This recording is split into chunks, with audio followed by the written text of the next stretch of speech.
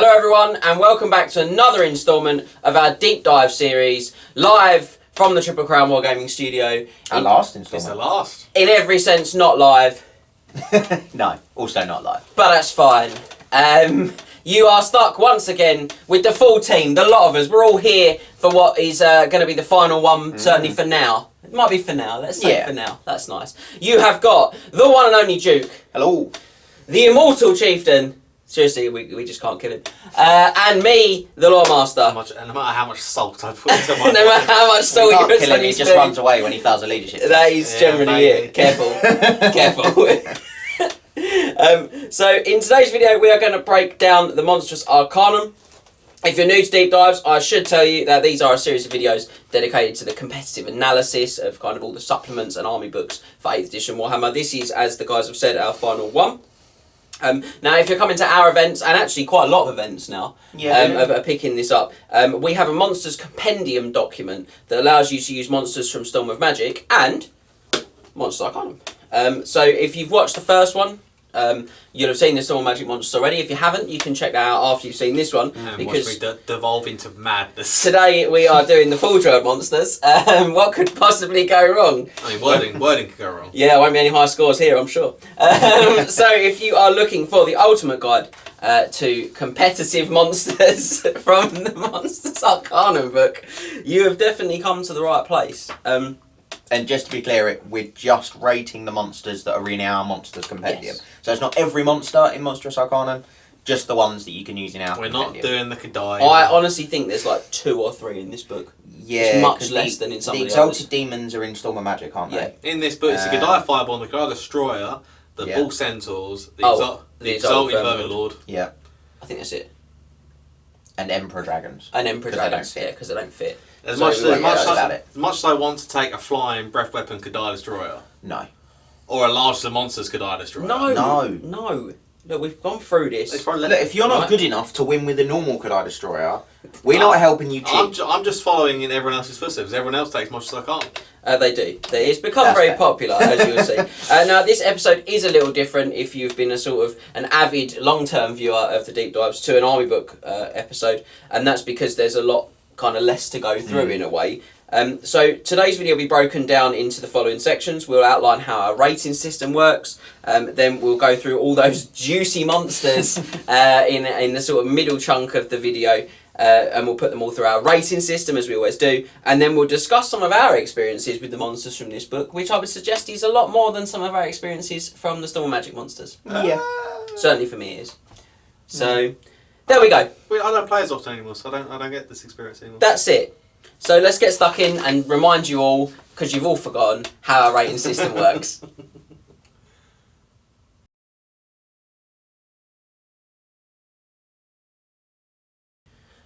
You didn't press skip. You didn't go to the next timestamp, which means you want to know the brief explanation or recap of the Triple Crown Wargaming rating system that we use on these videos. It's just there. Just press. They might not have seen it. Shh.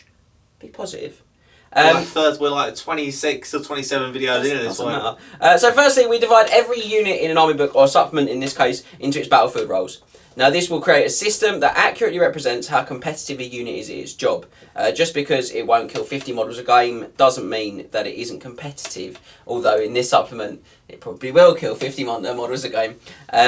Kill 50 models in a turn. Yeah, sometimes. So the battlefield roles are as follows. Battle line, these are the regiments that form the kind of fighting line, blocks of your army. Flanking units, those shock units that you use for hitting enemies, unsurprisingly, in the flank. Ranged units, I think you've worked that one out. Those are the shooting units. Chaff units, so that's those units that you use to kill lone targets, hit war machines, or sacrifice for battlefield advantage. Support units, those kind of uniquely Warhammer units. And then finally, characters, which is what it says on the tin, but not in this video. There's only 2. Yeah. There are 15 different criteria for scoring. However, each of the battlefield roles are scored on the 6 that are most relevant to their role. Now we'll outline which criteria are used for each battlefield role, and full details for each criteria and how it's broken down can be found in the rating section of triplecrownwargaming.com. So I think the link's posted below the video. I always have that noted here. I hope it is. I've never checked. It's pretty in-depth stuff and well worth checking out if you want to get a better picture of how we get the numbers that we come up with. So each of the criteria is scored out of 4 points, which means that a model can get a total of 24 out of 24 if it really packs the mega punch. Doesn't happen very often. Hold tight. What I think what you mean is hasn't happened very often so far. So far, yeah. So the higher that number, the more competitive something is its job. And the battlefield roles in today's video are only flanking and chaff units. So I'm not going to go through all of the others. I'm just going to tell you. You didn't put these guys in battle line? No, they're flanking. Flanking units are scored on strength attacks, number of attacks, special rules, manoeuvrability, survivability, and cost. And your chaff units are scored on their manoeuvrability, their number of attacks, their special rules, the slot they come from, their survivability, and their cost.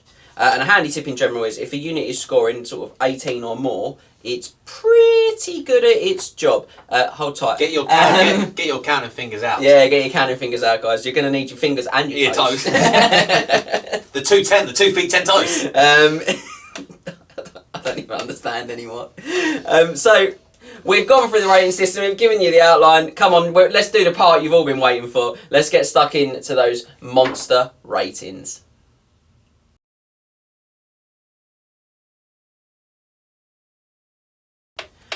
Okay, so almost all of the options in this book are going to come in as flanking units. I think we've got one, just one for chaff. So it's the Magma Dragon, isn't it? Yeah, the Magma Dragon's chaff. I often throw them away. I can't wait. I can't wait to see you read this list. They're cheap enough.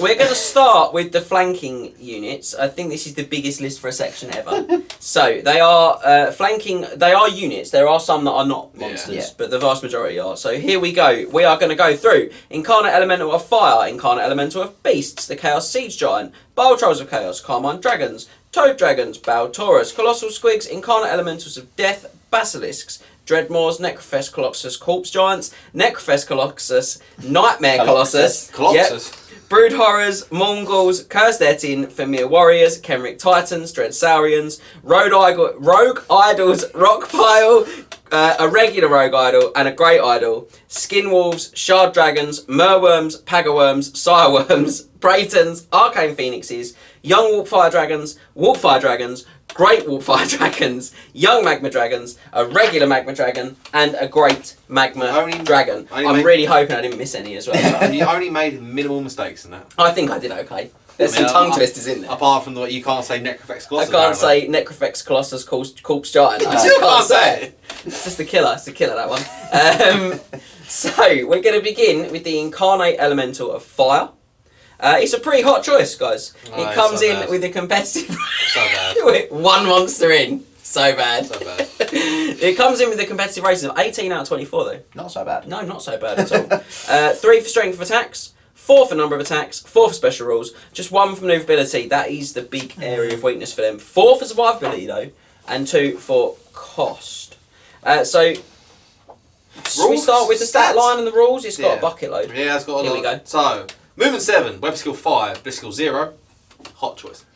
Strength 5, toughness 5, 5 wounds, initiative 5. There's a lot of 5s in there. It's all the 5s. The initiative 5's hot for a monster, though. Yeah, that is good. How many times do you get hot at this? It's as many as you want. 4 attacks, leadership 7. It's 275 points.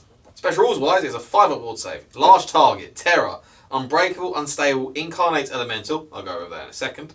Ashes to ashes, gift of fire, and flaming attacks. It's close combat attacks, but not as fun as some. Also, multiple points D3. I like the fact they specified it's not his Thunderstomp, Yeah. even though Thunderstomp specifically say special rules don't apply to them. Forge Road! Thanks, Full Road. So, shall I Which go... also technically means its thunderstorms aren't flaming. Aren't flaming. Yeah, that would be great. So, shall I go Incarnate Elemental? Yeah, I mean, and then we'll do all the wildness with it. So, Incarnate Elemental, there are 3 in this book, as James has said. You've got Death, Fire, and Beasts.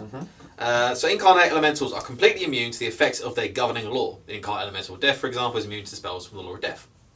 As an embodiment of magical force, an Incarnate Elemental is subject to any particular effects that cause additional harm to demons and undead, such as the Law of Light's exorcism power, Law Attribute, for example. Why is it called power? Yeah, I know. Except for caused by spells that are governing a law. Which they'd already covered. Yeah, they can't be effective.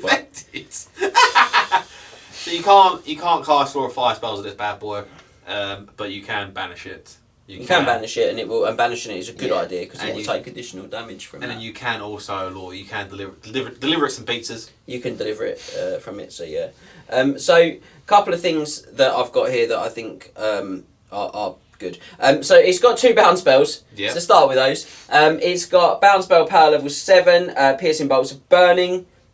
Trash spell. It's not great. It's not great. It's okay. It's okay. The next one's even better. Honestly, I'd probably just prefer Fireball. Yeah. Cascading Fire Cloak comes next. Bound spell power level 4+. Now, why is this an issue? Because it's totally immune to the effects of its governing law, and Cascading Fire Cloak is cast upon the bearer. Yes. On the Law of Cast Fire. upon the wizard. So I think that, just so we're clear, at our events we would just allow you to cast Cascading Fire Cloak on it. Yeah. I don't think there's an issue there for myself. No, but I mean, clearly you can see when we said to you guys there's going to be some fun to be had. Here one we monster are. in. One monster in. Yeah, I'm looking forward to the bound spells that the Incarnate Elemental of Beasts has. It doesn't. Does it not? That doesn't Oh, have okay. any. At least No, they no, didn't no. get that wrong as They well. didn't get that one wrong, no. So a few things that are worth pointing out. Ashes to Ashes is a really good special rule. Yeah. So The charred body of the incarnate elemental fire is a living pyre, radiating appalling heat and difficult to harm. Non-magical attacks suffer -1 to hit against the incarnate elemental fire, and is a 2-up ward save against flaming attacks. so I really like this because it's immune to Law of Fire. Mm-hmm. And then if you think there's quite a lot of other magic missiles that are flaming. Shem's burning gaze. Yeah. You've got actually it might not be a lot. It might just be Shems. It's Yeah. just Shem's. Searing Doom, but Searing it's not Doom. got an armor save. It's not got an armor save. But it's got the Law of Shut. That's got Law of Shut. Burning That's Wrath. Sorry, no, I don't think Burning Wrath is flaming enough. It's just D6 strength 6 hits. Brilliant. Either way, the extra protection against flaming is really nice. Yeah. You've got a key magic missile. It's going to ignore. You've got protection against skull cannons, which is quite big. Yeah, flaming cannons. Yeah. And there's a lot of flaming artillery because you've Yeah. got Screaming Skull Catapult. Dwarf cannons are often flaming. Chaos Skull Dwarfs. cannons, Chaos Dwarfs. There's Yeah. quite a lot of flaming artillery. So Yeah. I like that rule. The -1 to Hit. hit. It's a weird one. It's usually -1 to wound. Yeah. With this sort of idea of a rule. What's its weapon skill? 5. That's pretty good. Yeah. Yeah, that is pretty good. So it's pretty decent. I like that special rule quite a lot. Gift of Fire. It's an interesting one. The very presence of the incarnate elemental fire can be enough to set off powder and shot and kindle flame in wood and tinder. This is banner. At the start of the magic phase, roll D6 for any war machine or building within 12 inches of the incarnate elemental fire. On a 6, it suffers D3 wounds, no arm saves allowed. The war machine used the black powder misfire chart and is destroyed by this attack. All other models in D6 suffer strength 3 hit. So yeah, it gets some stuff hot. It's a bit of fun, that one, I think. It's not incredibly long range. It's a bit of a short one. I think the big killer for this model is just that movement 7. It doesn't have sort of swift stride or anything like that. It's not bad, but it's not the fastest. Yeah. If you can hover, because it does look like it's hovering in the picture. Yeah, the model actually looked like that as well. But let's be clear, that multiple wounds D3 with flaming attacks at initiative 5 He's is tearing apart trolls. amazing. Yeah. Oh, yeah. Because it's going to go before the vast majority of a lot of armies' other units as well. So to strip the regen. So just please avoid those 2-up ward saves against flaming. big fan. I would say I think the reason you don't see it all that often is because in our Monsters Compendium we make you take a level 3+ wizard on the Law of Fire. Yeah. Because we're fluffy like that. To access it, and I think that's why you don't see it, if I'm honest, because people don't want that 3+ on fire. Yeah. But I do wonder if there's like an angle in there where you take like Kairos and then drop it in. Because Kairos has got a lot of... Or Teclis. Yeah, got a fire spell, haven't they? Yeah. So let's move on. We'll stick with Incarnate Elementals. We'll go for Beasts this time. Sorry, Okay. or Wandering Liberation Slan. Wandering Liberation Slan. 6 Slan. Yeah, get him in. I was about to say the Wizard Hat, that's only level 2, unfortunately. Yeah, it's not enough. Big Need sad. 3. So this one is a slight improvement. It's a 19 out of 24 this time. Did you say the name? Yeah, Incarnate Element Beasts. Lovely. Actually, no, I couldn't remember if you did or not. Strength of attacks is 4, so this one's much stronger. That's the difference. 4 for number of attacks, 3 for special rules, 2 for manoeuvrability, 4 for survivability, and 2 for cost. So I like these a lot. They're real brawlers. They are real brawlers. So movement 7, web skill 5 again, bliss skill 0. Strength 7. Ooh. Toughness 6, 5 wounds, initiative 4, 6 attacks, leadership 7. Got a bit of an improvement on stat line. The initiative's gone down a little bit. Only But by 1 though. that's it. Yeah. Everything else is 8 or higher. Yeah. Yeah, from the incarnate element to 5. Same points, 275. Same points, 275. Rules wise, 5 award save, large target, terror, unbreakable, and stable incarnate elemental. Impact hits D3, and Howl of the Great Beast and Swift Stride. Swift Stride is big though. That is big. Movement 7 with the Swift Stride. These guys really get in and they really beat face. I really wish I could get the model because the model itself looked lovely. Yeah. But now people want extortionate amount of money for the model. Really do. And then, shall I just go? Howl of the Great Beast. Howl of the Great Beast. So long as he's not already engaged in combat, the Incarnate Elemental may unleash a piercing howl in the shooting phase that freezes the blood and fills those who hear it with mortal fear. All enemy units within 12 inches must take a panic test in response to the howl. If the unit type is cavalry or beast, the panic test is taken at -2. Ooh. The usual provisions for panic tests apply. And that's not once per game. No, it's every turn. Oh wow! And it's every turn per incarnate. Yeah. If you take 2, you can have 1 on each flank doing it. It can be quite harsh. I've got here 275 points means that they're a much improved brawler for the price of a Gorgon. If you think of the cost of a Gorgon, they're way better than a Gorgon for the points. I was running for a bit of 2 of these instead of 2 Gorgons on a Beastman. In a Beastman army, I do like it. They do quite well. I've also put here not being affected by Laura Beast. Actually, not that sad for him. No. Doesn't need because really he's only looking for Wissons as the only positive. Yeah. Means he's not being hit by, say, Flock of Doom if you want Amber to do Spear. that. Amber Spear. Is a big one. Curse of Amber here. Mine's hit. Yeah, it's not a big deal for him. Yeah. Whereas I think for the fire one, it is a bit harsher. Yeah, she's got Flaming Sword. Because Flaming Sword is so good. Cascading Fire Cloak, but particularly when you're strength 5, Flaming Sword is really sweet. Yeah. Whereas this guy strength 7, toughness 6, you just don't need the Wissons. Yeah. I think if you're already taking a 3+ on a level 3+ wizard on the Laura Beasts, this is something you should be considering. I'm thinking ogre armies, beastman armies. I really like this as part of their setup. I could see them being really good in there. I don't know why we haven't seen more. Perhaps it's a model thing. It's the model issue. Yeah.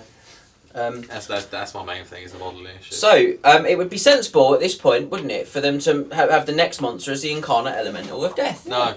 So we're going to look at the Chaos Siege Giant. I'm going to have to read more giant rules. So if you've seen our Tamakan deep dive and the Chaos Dwarf deep dive, and no, I think that's the only Storm two. Magic? No, he's not in the Storm Magic, the Siege You're Giant. not? No. It's the 3rd time. Then you're about to see exactly the same thing again.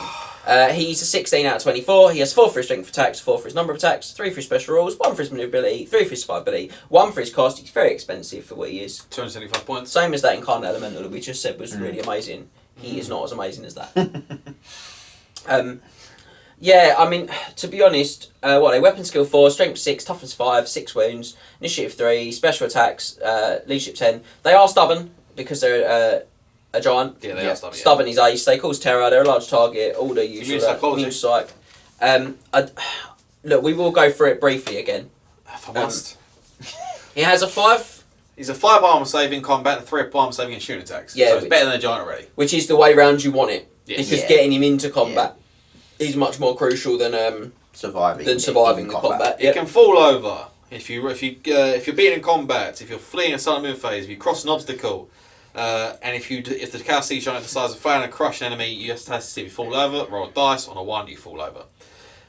It says, plays Fallen Giant template, which is not part of this book. Handy. It's half a flamer template, there you go. Yeah. Half flame, it's a bit wider though, so you've got the width of the shoulders. No, it's about, if you line them up, it's the sort of top half. It's about of the flamer template. take the fat end of the flamer template about halfway down. So you roll scatter dice, put the Fallen Giant template down, anything underneath it, say strength 7 hit, multiple wounds D3. Terrifying. This is actually dirtier if it dies than if it lives. Anything else? It's when you fall over, it automatically falls in a random direction. Falls in a random direction. If you fall over, you automatically suffer a wound. Doesn't say you can't take your arm save against it. Brilliant. If you're on the ground, you can test it. You can just get up. You just can't move that phase. If you lose combat while you're on the ground, you immediately die because you get swarmed by the enemy. Everyone climbs over you and kills you, which is good. It's got scaling spikes, which are a bit fun. If it dies against a building, it is treated as a ladder, basically. Yeah, if you pay 10 points, scaling spikes. If you perish and falls over an obstacle such as a moat, ditch, or wall, they're not things in the game. Walls are. Moats and ditches are. No, but they're obviously. Yeah. I mean, that's a really good point. Improvise, guys. Yeah. Feature. If you fall over any such obstacle, you place the Fallen Giant template, leave it there, and then you can use yourself as a bridge. Yep. Additionally, if the Chaos Siege Giant dies at the foot of a building or a fortification, allied models assault in any garrison, across the location's body, gain a special +1 bonus to the combat race. Use him as a siege tower. Yep. Brilliant. He's basically like that. What's his other upgrade? Runes of Hate, 25 points. Gains Berserk Rage, see Frenzy, the worst part of Frenzy. Yeah, the bad bit where you have to chase stuff. Yep. In addition, whenever siege giant players calls upon a roll for a random number of attacks, the result may be rerolled. The second result must be used, even if the worst is. Yeah, I don't think I'd bother. And then it's got a giant. It's got the giant's chart, which I think is Giant attack chart. Yeah. Big things. So as per normal with giants, they don't attack as per normal. Big thing, use the chart and fight monsters, monstrous infantry, monstrous cav, chariots, war machines, anything else with large target except buildings, and all characters riding any of the above. You get leg breaker, smash with pick, headbutt. You're on D3. 1, 2, 3. Going up as the cascading order. If you're man size or smaller, use this chart and fight anything that's not covered by the big things chart. You got yell and ball, smash and pick, smash with pick, not smash and pick. Flail and crush, ripping blades. That one goes 1, 2, 3, 4, 5, 6. Yeah. I'm going to quickly go through these as fast as I can. So he doesn't have any of the pick up hand stuff? No, because his hands are covered in his spikes. hands have got like blades on them. Was one? No, one's got a flag and a blood by the looks of it. Oh. Yeah. So no automatic. His hands are full. Yeah. Hands are full of hate and metal. Right, so leg breaker. Where we start there. Chaos Siege Giant, you see pick someone in base contact. The target unit is base contact. Chaos Siege Giant and his victim roll D6, add their strength. For each point in which the Chaos Siege Giant beats the victim score, it inflicts D3 automatic wounds, no arm saves allowed. Ooh. In addition, regardless of the result, any models other than Siege Giant inflicting the attack in base contact with the victim must pass an initiative test to get out of the way or suffer an automatic wound from the struggling foes. So I think leg breaker is a big thing. So it's only for like you're in combat with, say, a monster and a unit. Yeah, but that's alright. Yeah. Or monstrous imp. Or monstrous imp. Smash your pick. May There's so much damage to monsters. choose a single target model and the enemy in base contact with. The target may attempt to avoid the blow but pass an initiative test. If the test is failed, the monster suffers 2d6 wound, no arm saves allowed. That's a tree man killer right there. Yeah. If a double's rolled, the Chaos Siege Giant's pig has embedded itself in the ground and cannot attack at all in the following round of the same combat. Same combat. That's where it's dirty, because if he kills it and just overruns, he's fine next time. Headbutt. The target single enemy model from the target unit that is in base contact with it automatically inflicts in 1 wound, no arm saves allowed. The victim is wounded but not slain. The victim is dazed and loses their subsequent attacks. If the victim has not yet attacked in the close combat, they'll lose their attacks this round, or if they've already attacked, they may lose all their attacks in the next round. Yeah. That's quite good. So usually those ones. Not bad. Alright. Yell and ball, classic. Win a combat 2. Combat 2. If both sides have a giant that yells and balls, combat's a draw. Right. That's just yelling in each other's face. Flail and crush. You have to test if you see it fall over, as I specified. Siege Giant remains on its feet. Select a target in base contact. That unit sustains D6 strength fates, automatic hits. It's basically like a thunderstorm Yeah. sort of thing. So you will get your thunderstorm afterwards. So Yep. D6 strength 8 and D6 strength 6. Resolve wounds and saves as normal as the armoured bulk of Siege Giant batters him into the ground. Alright, Ripping Blades is the last one before we get to the building attack. Where are we starting here? Select a target unit in base contact. Unit suffers 2d6 strength 6 automatic hits. Resolve wounds and saves as normal. If a double 6 is rolled, as well as inflicting 12 hits on the enemy, the Siege Giant must immediately test if it falls over. If a double 1 is rolled, something very unfortunate has occurred. If this happens, no damage is inflicted on the enemy units. Instead, the Siege Giant suffers D3 wounds, no saves, and immediately falls over. So you're probably going to die because you've fallen over and probably going to lose the combat and get swamped over as is anyway. The chain is wrapped around his neck. They've managed to stab themselves, something equally unpleasant has occurred. And then the last one is Wall Ripper. No matter what you're doing, if you're attacking a building, you can choose to do this. Siege Giant always attacks a building with Smash with Pick and is not needed for all for random attack type. The building has to take an initiative test or suffer 2d6 wounds. It takes 2d6 wounds. Buildings cannot take initiative checks. They don't have an initiative value. So they would be considered to fail automatically. That is the last giant from Deep Dives. There's no more giants in this book. No, there's... What giant? There's no more giants. The PTSD is real. There's no more giants. Oh, we're breaking ourselves. I mean, we need to up the enthusiasm. So let's move on to another big score. It's Bile Trolls of Chaos now. The second time they appear in a deep dive. Whoop whoop. They get a 14 out of 24. Sorry. I like The exact same as what they got last. Yeah, 3 for strength attacks. I excited too early there. 4 for number of attacks. 2 for special rules. 1 for maneuverability. 3 for survivability. 1 for cost. Really expensive. Yeah, that's their main. 60 points. They got Downfall. max unit size as well. You can't take 18. Oh no, Yeah, you can just take 9. You take 9 of them. that does feel like a random number. 3 ranks They of come 3. in 3s, don't they, though? Oh, I suppose. Boxes of 3, Yeah. so 3 to 9. Yeah, I suppose. Yeah. 30, then put 10 on there, wouldn't it? That's it, you're doing your 30, But they're the exact same from So, Tamacon, aren't they? stats, in case people haven't watched Tamacon, Yeah, movement 6, weapon skill 2. We'll get Scott involved at some point in this deep dive. you're here, mate. Don't worry. Movement 6, weapon skill part of 2. In spirit.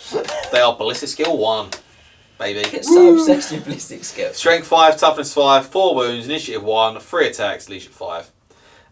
Fear, stupidity, poison attacks, regen 5+, mark and nurgle, and infected vomit.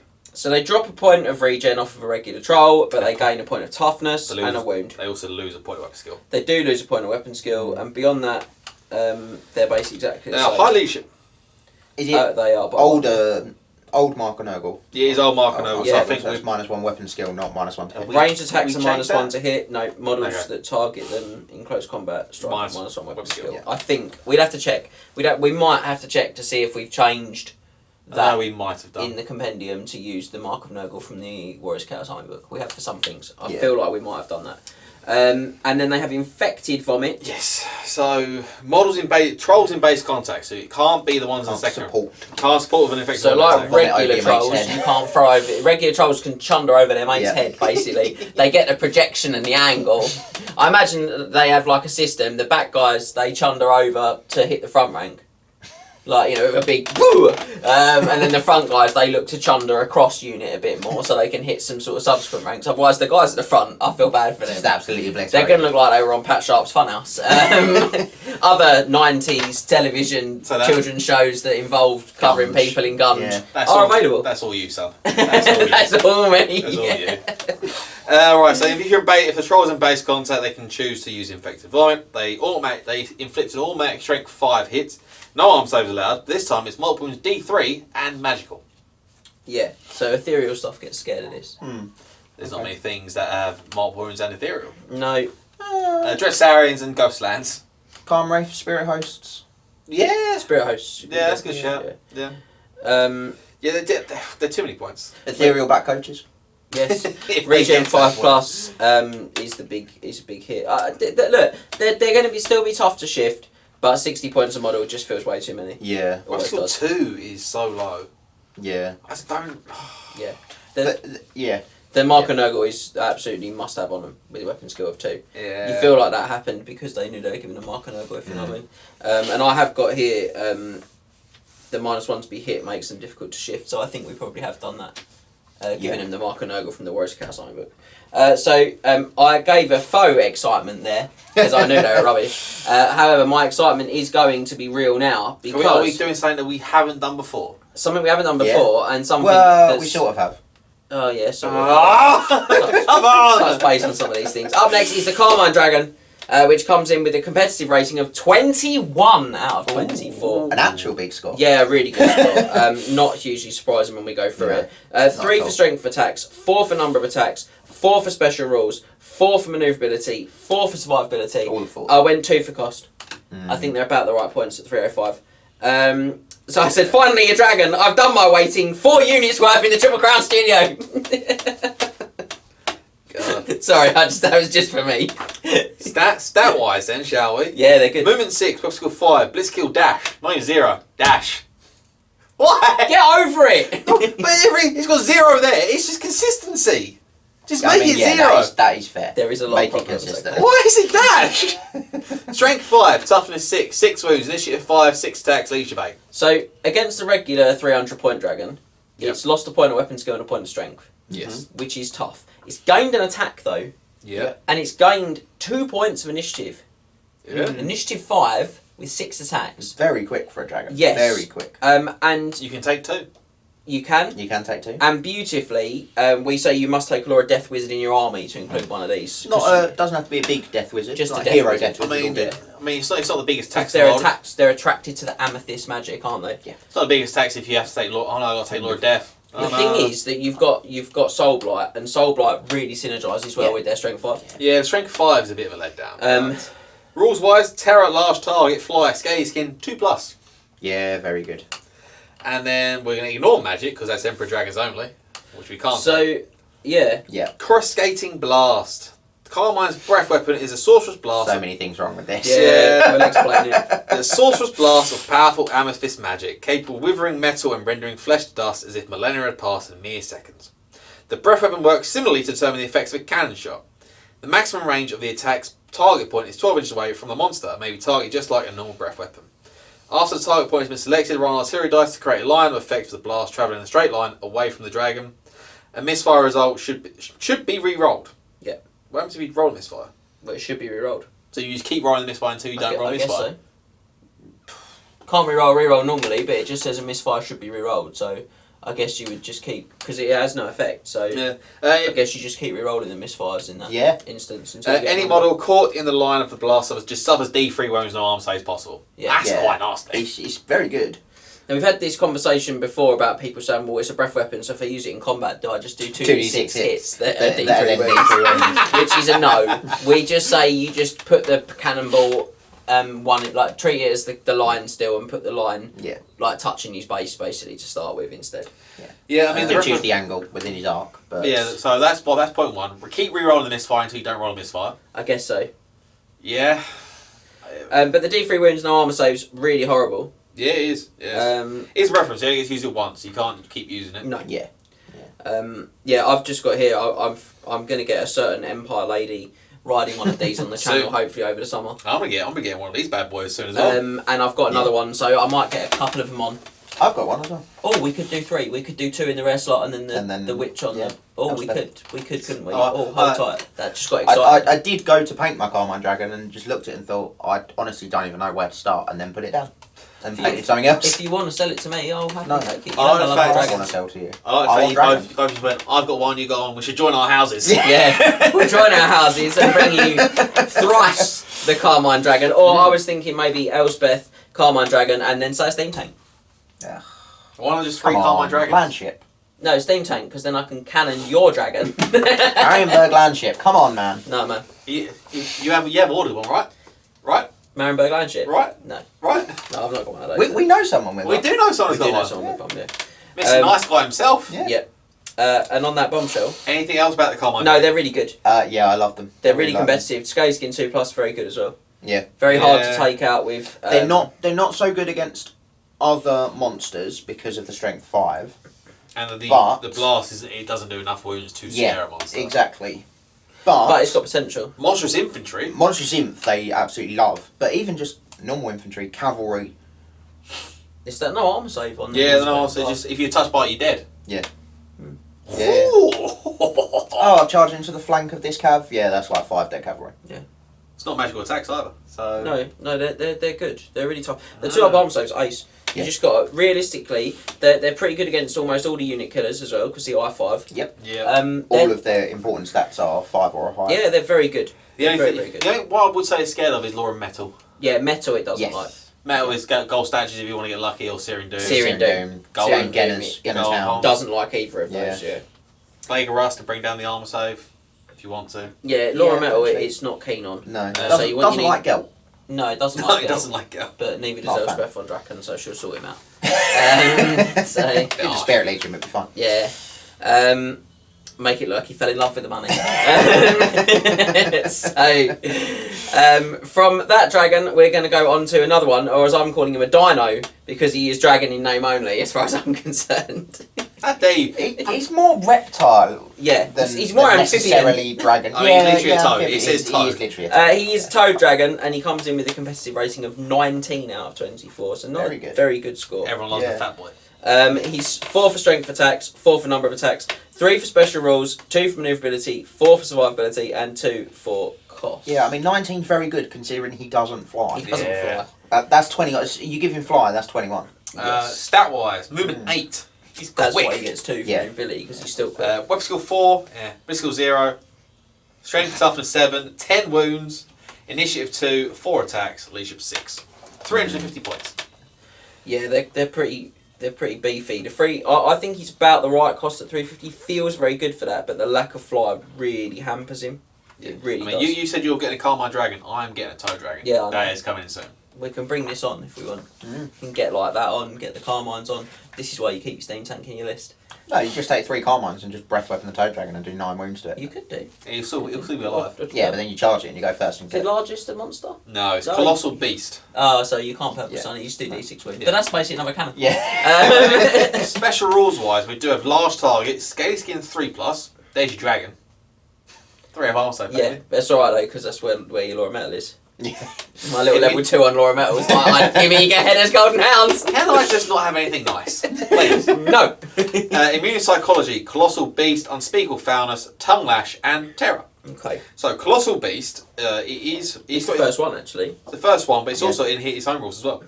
Oh, There we go. that's nice of it. That's handy. Such as the vast size of the beast, it is uncommonly hard to kill by normal means. Its bulk and resilience is such that arrows and blades are a little more account than pinpricks, and even cannon fire powerful magics must strike at the vitals of such a creature in order to slay it. So the creature may only be wounded by attack strength 4 or higher. We remove We that. get rid of that. We bit. get rid of that bit. So you can completely ignore that one.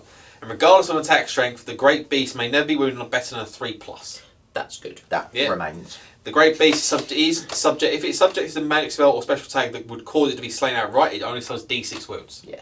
Very good.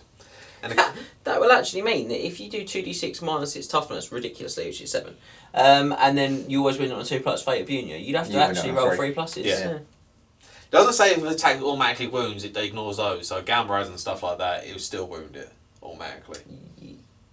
It says, regardless of attack strength, the great beast may never be wounded or better than a 3+. You don't roll to wounds. You don't roll to wound. That's a tricky Whereas one. the only thing I can think of is the armor of Morcard Warborn Arcanum, which specifies attacks automatically wound. Oh, if it Similar to specifies, then I roll. guess Okay. you'd ignore Yeah. that. Yeah. Don't get around it. Uh, Yeah, because poison would get around it. You wouldn't roll to win with poison, would you?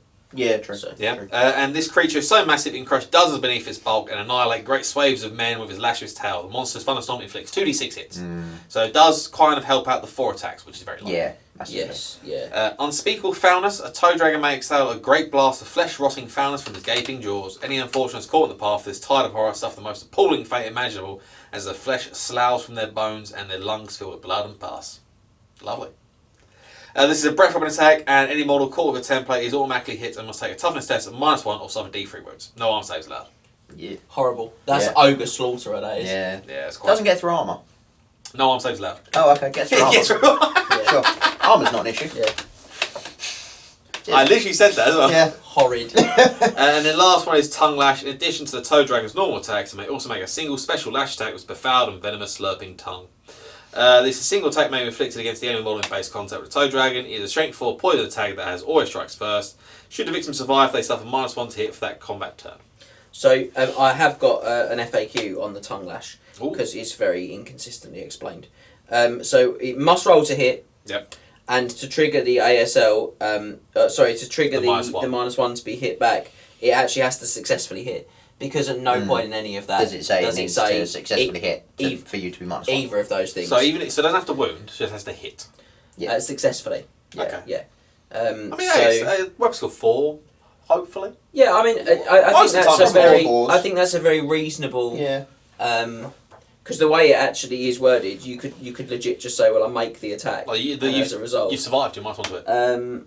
Yeah, it says a single attack may be inflicted against an enemy model in base contact. So inflicted is normally wounds, so that's normally after hits, which is really unhelpful. But then it does say it's got poison attacks, which would suggest you roll to hit. So because you then get a 6. we just clarify that. So you got to roll to hit, and you got to successfully hit, but not successfully wound.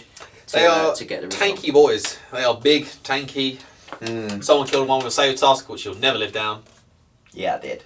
It's a big moment. Still didn't win that award. No, Ridiculous. a vampire got that for killing 10 goblins. No, it was 10 silver helms that got off their horses, but it's arguably worse because Scott's always said it's a vampire. It was a vampire that killed 10 goblins in a building. I thought it was 10 silver helms that No. got off their horses and walked upstairs because they Goblins. charged the building. Goblins.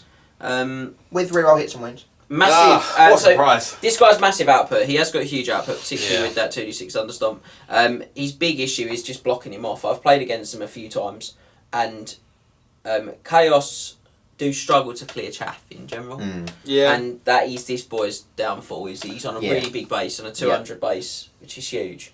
The challenge is not a Terrorgeist base. 200 mil, no, he's way too big for a I'll terrorist have, base. to, I'll have to make one of that. Yeah, he's He's he's the big huge. boy. Big. Yeah. Yeah, he's massive. He's on 200 square. He's massive model, and so you actually it becomes so difficult to get him in I also where you want him. I'll just have to stick him on the peak horse movement tray. Why not? So I find him just on the edges of too expensive in that way. But those games where he gets in, he's absolutely dynamite, and you can't ignore him. So If you can't stop him, then he'll cause some issues. very, very strong. So yeah, that is the end of the Tamakan stuff, really. Yeah. Yeah. Is it all new stuff?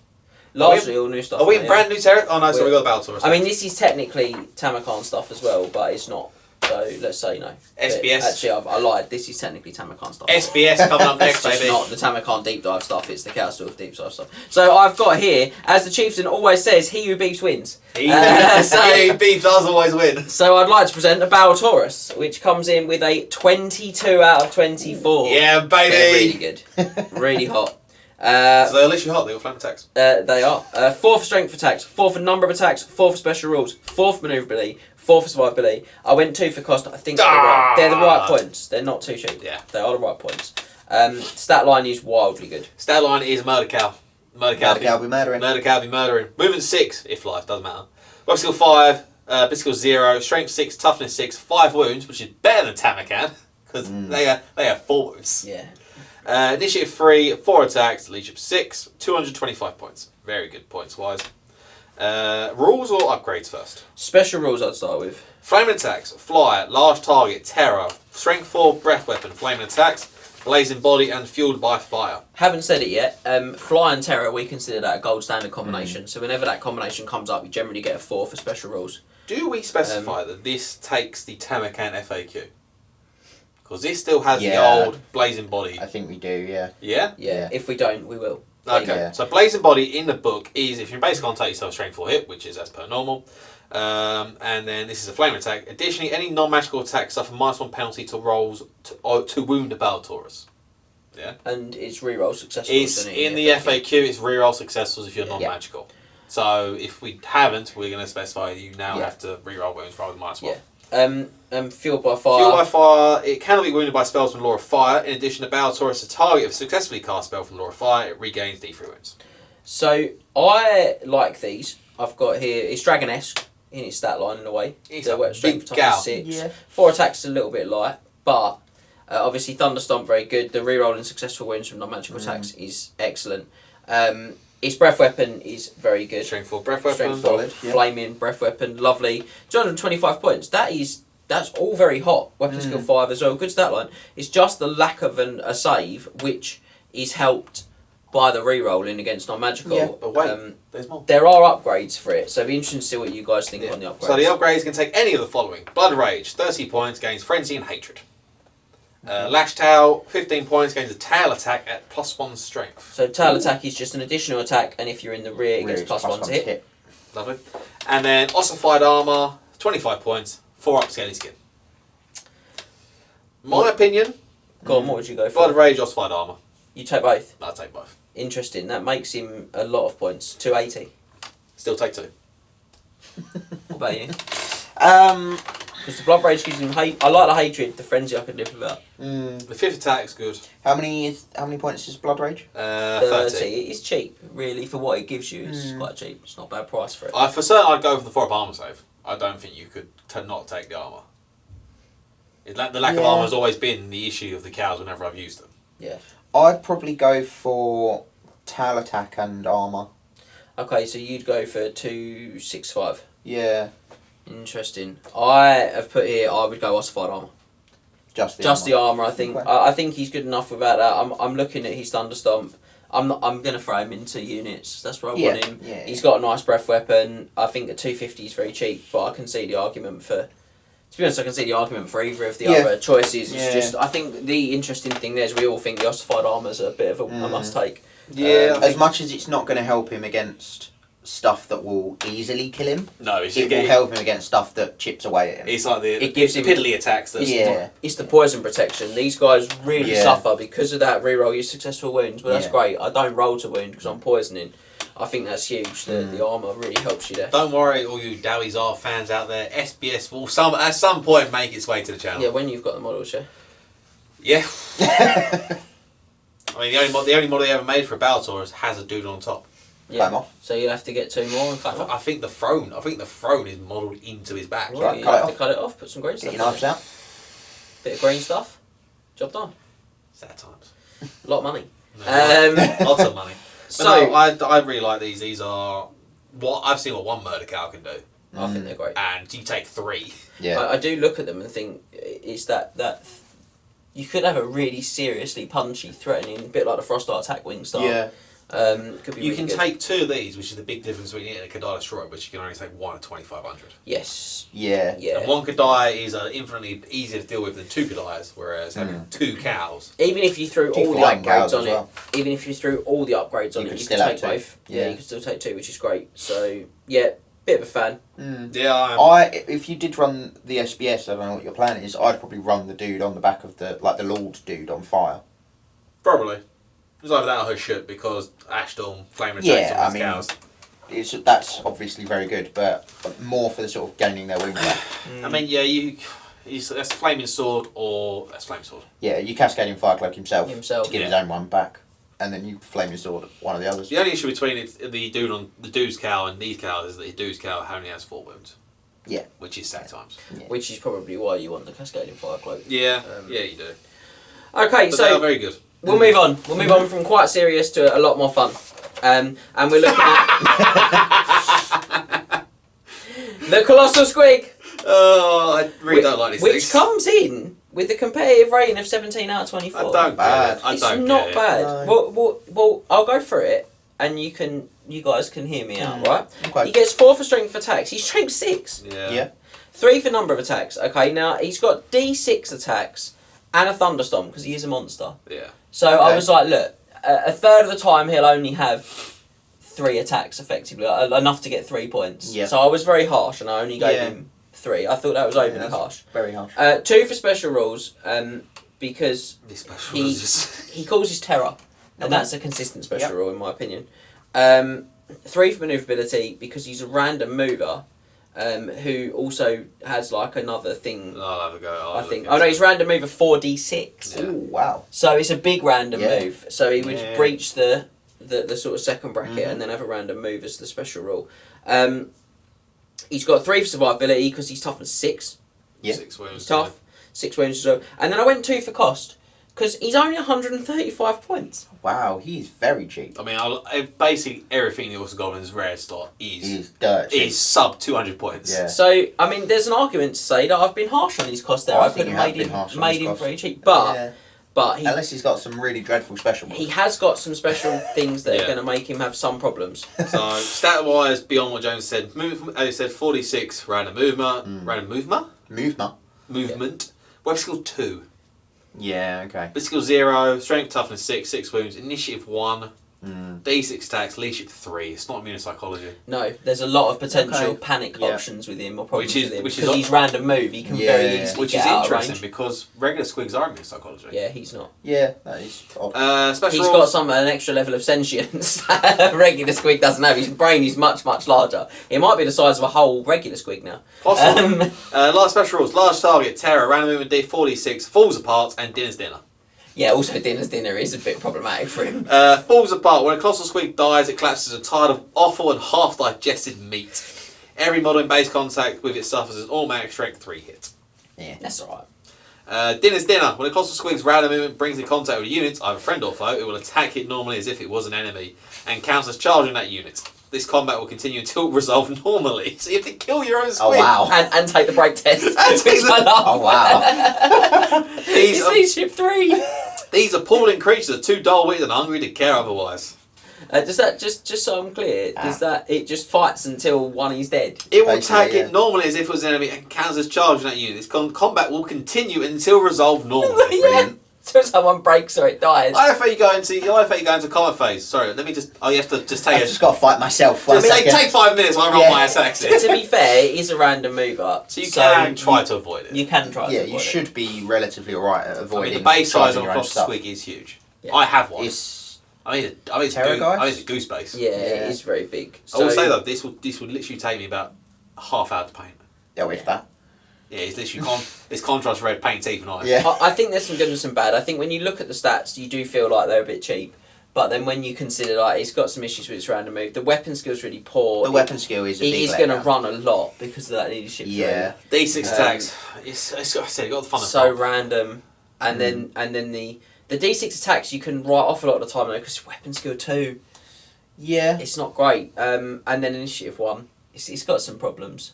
But I said it's 135 points. It's still 17 as well. Yeah. It's cheap enough that you just don't care. Yeah. Oh, there we go. It's more the opportunity cost as well with him, because that's my Doom Divers, my Rock Lobbers, my Pump Wagons, it's my... It is, but they're all so cheap. You can probably take 2 of these and take 2 of a lot of the other stuff as well. Yeah, you can, yeah. What, it's just everything's sub 200 points. Cheap. Apart from the troll, Ragnarok. the Ragnarok and the troll units. Yeah. So yeah, there you go. And the trolls can be taken in singles. Brilliant. Yeah, they can, weirdly enough.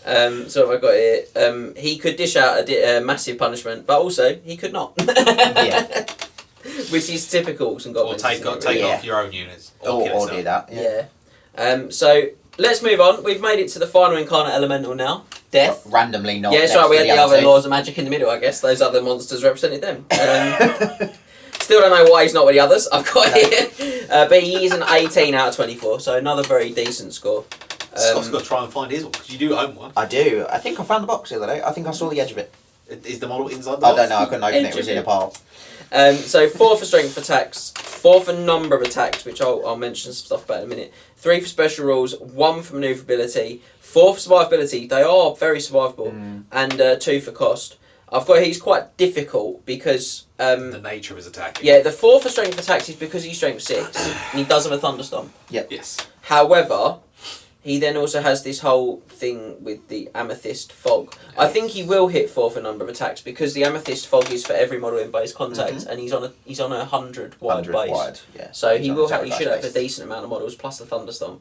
Yeah. Stat wise, stats? Yeah, go on.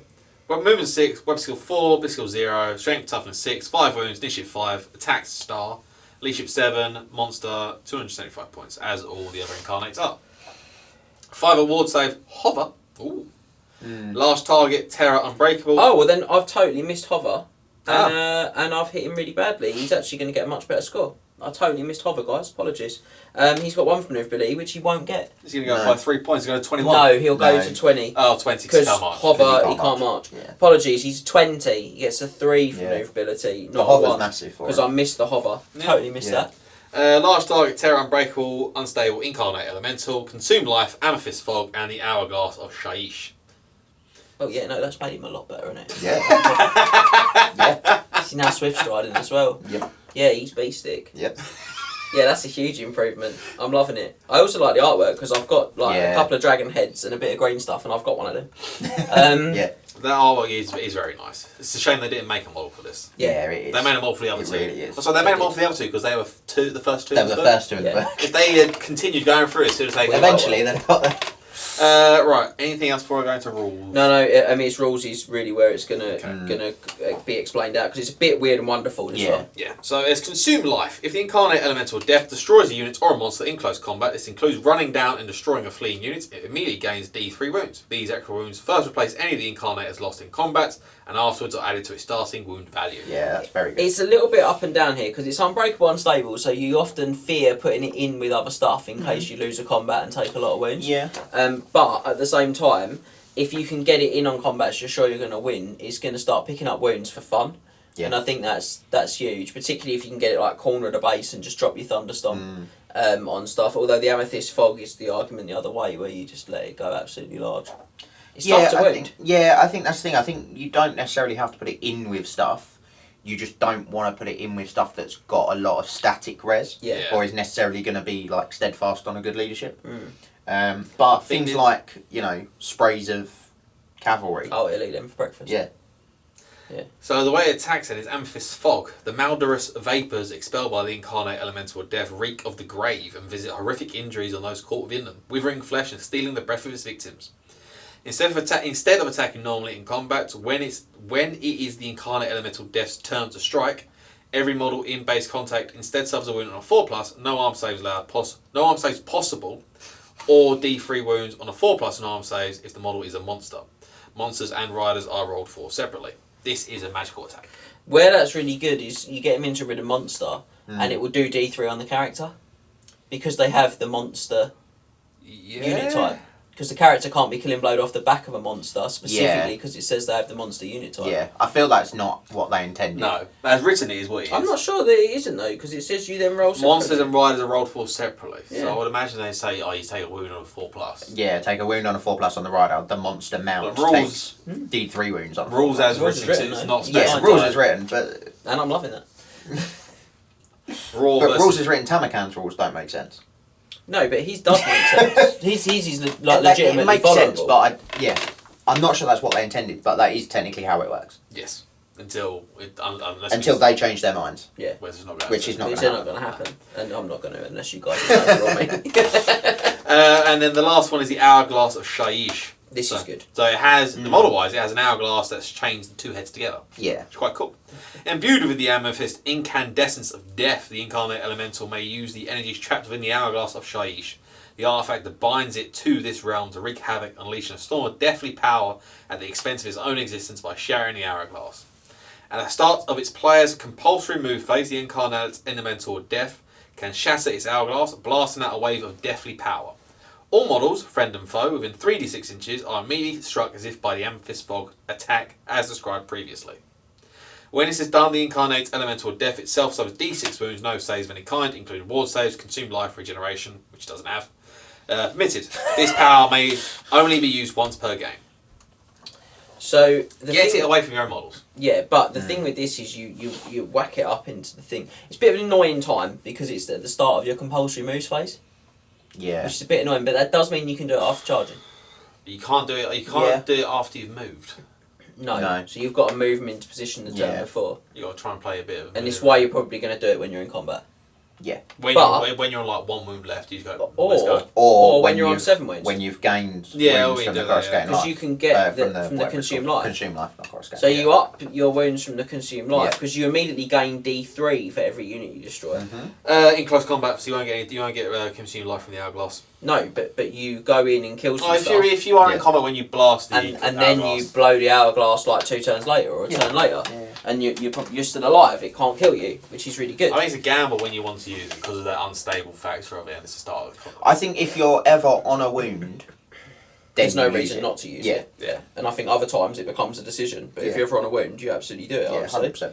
100%. 3d6 range is big. It's a lot of potential damage. And you can devastate units because it is just multiple. It's just 4+. 4+. You're dead. Yeah, big fan. I have to say as well that for me, the incarnate rules are the best on him by a country mile. Yeah, because death is Death doesn't have a single augment, No. so there's nothing you're going to cast. Aspect of the Dreadnought. Well, he already causes terror. So yeah, sorry, apologies. Death doesn't have any worthwhile augments, Fair.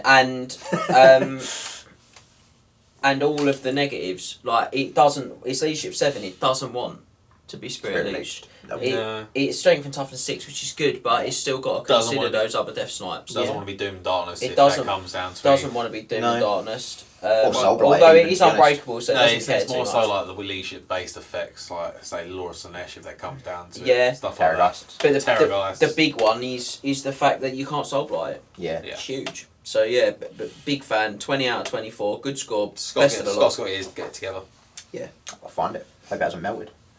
That would be That would upsetting. be very upsetting. So another great full drive model next. I actually really like this full drive model. I think do. It's very close to the art, bit creepy Yeah, looking. it I is like very how close to the art. weird it looks. And this is the Basilisk, which comes in with an 18 out of 24. We had a Basilisk on the channel. Wasn't like the full drive model. Was like a snake? certain large movie franchise's Basilisk. Yeah. Enjoyed it. Scott particularly enjoys. Yeah. So this one gets a 3 for strength of attacks, 4 for number of attacks, 3 for its special rules, 3 for its maneuverability, 4 for its survivability, and 1 for its cost. Shall we go stat line? Stat wise, movement 8, web skill 4, ballistic skill 4, makes a difference this time. It does. Strength 5, toughness 6, 6 wounds, initiative 5, 5 attacks, leadership 6, 325 points. He's pricey. Yeah. It is. Yeah, it is. The T6 is big. The strength 5 is a pain. Yeah. I mean, there is an argument to say that it's a 1 for cost, not a 2. Which I gave it, to be fair. Yeah, I thought you gave it a 1. Yeah, gave it a 1 because I think it's too many. Yeah, I'd say it's a bit too many points where it does. What you can do is quite funny, but... Special rules? Special rules, Scaly Skin 4+, Terror, Swift Stride, Poisoned Attacks, Forest Strider, Cold Blooded, Aura of Vitriol, and Maleficent Gaze. This is another one of those times where they write rules for something and they're like, yeah, let's make it high movement and give it Swift Stride so it gets into combat and can chase stuff down.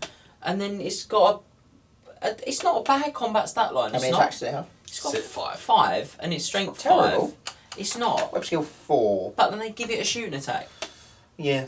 I think you want it in combat not because of its attacks, because of what it does. The aura. So firstly, it has Cold Blooded, and it specified the Cold Blooded. Basilisk rolls 3d6 for all leadership tests, discard them highest. It's absolutely massive because it's only leadership 6. Yeah. And then it's got Aura of Vitriol. So the Basilisk aura taints anything that draws near, destroying weapons and killing men. Its deadly power increasing with exposure. Roll a d6 at the beginning of each round of combat for every model participating in a combat which the Basilisk is involved in, including your own friendly models. On the first turn of combat, with the Basilisk, a wound is inflicted on a roll result of a 6. Second turn is a result of 5, and so on until the maximum of 2+.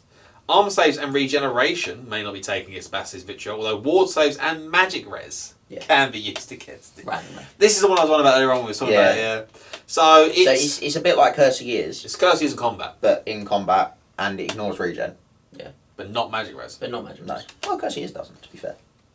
No, because you do get magic res, Curse of Years. So I do think that's good, but it's just... I think it's pretty good. It's trying to keep this thing in combat without any of your own models getting hit by it to give it combat res. Yeah. I think that's the issue. It's finding something that it can go into fight that it's got a reasonable chance of keeping winning against, because it's that strength 5. Like, it needs to avoid cavalry, which is a shame because it feels like it's quite good against cavalry. It can't thunderstomp the cavalry. So no, but if they're strength 3, they ain't gonna hurt it. Like if he charges them. Yeah, if he charges them. Movement 8 Swift Stride. He's got a yeah, reasonable chance. I think there's potential in him. Yeah. I'm not saying there's not. I just think he's got to be careful because if he starts losing combats, there's a very real chance he's going for a jog. Yeah, because usually the issue, because if you're against like just straight up combat res, it's hard. Yeah. It's hard to keep it going. Like I say, you want your own combat res in there, but you don't want your own units being hit by Aura of Vitriol. I think this is the problem. I think you will get a lot of good results with him, but the combats will be over before the Aura of Vitriol's really done a lot, because you probably only get 2 rounds. I don't know. I'd be interested to see if other people have had a lot of success to him. I mean, I chopped him up for Kenrick Titan. You did. So, I mean, that will chop most things up, to be fair. Unless you get this into like a unit of Skaven slaves. That's where yeah, but then you're like, I've put a 325 point monster into this 80 points of slaves. Yeah. Like, I don't want to be horrible. Anything in this book could probably go into a unit of Skaven slaves and bash it. Yeah. Yeah. And then it has its shoot attack, which you want it in combat, but you also want it to shoot. Yeah, it's half Martha stuff. Maleficent Gaze. The Basilisk focuses dark malice upon a single target. Its gaze blistering skin and metal and flaying the target with its tainted power. Once per shooting phase, the Basilisk may select one model within 18 inches, line of sight, and not in combat. This may be a single model within a unit so long as it's in the front rank, or may otherwise be clearly seen. Roll to hit against the target as normal for a shooting attack. If this is successful, roll a d6 and use the following table to determine the effect. So my first point is that it's not sniper. Yeah, that's the effect without the minus. The minus. You won't get hit. The -1 to hit it. So the roll on d6. If you roll a 1, the target is able to avoid the Basilisk's gaze and there is no effect. 2 to 3, target skin is blistered and burned by the Basilisk. -1 to initiative score for the rest of the game. 4 to 5, take a single with no arm saves. Big 6.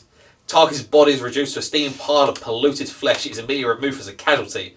Regardless of wounds, if it was part of the unit, then the rest of the unit must take an immediate panic test. No saves of any kind allowed. Yeah, it's a bit gimmicky, this, I think. Yeah. You always remember when you roll a 6, though. That's it. You'll always remember when you roll a 6. 50% of the time would be pretty decent. But then it's like, am I going to keep him out of combat for that? And he's already Vitriol's better in combat. Because 4's not great. I can't really make out how I'd want to use him.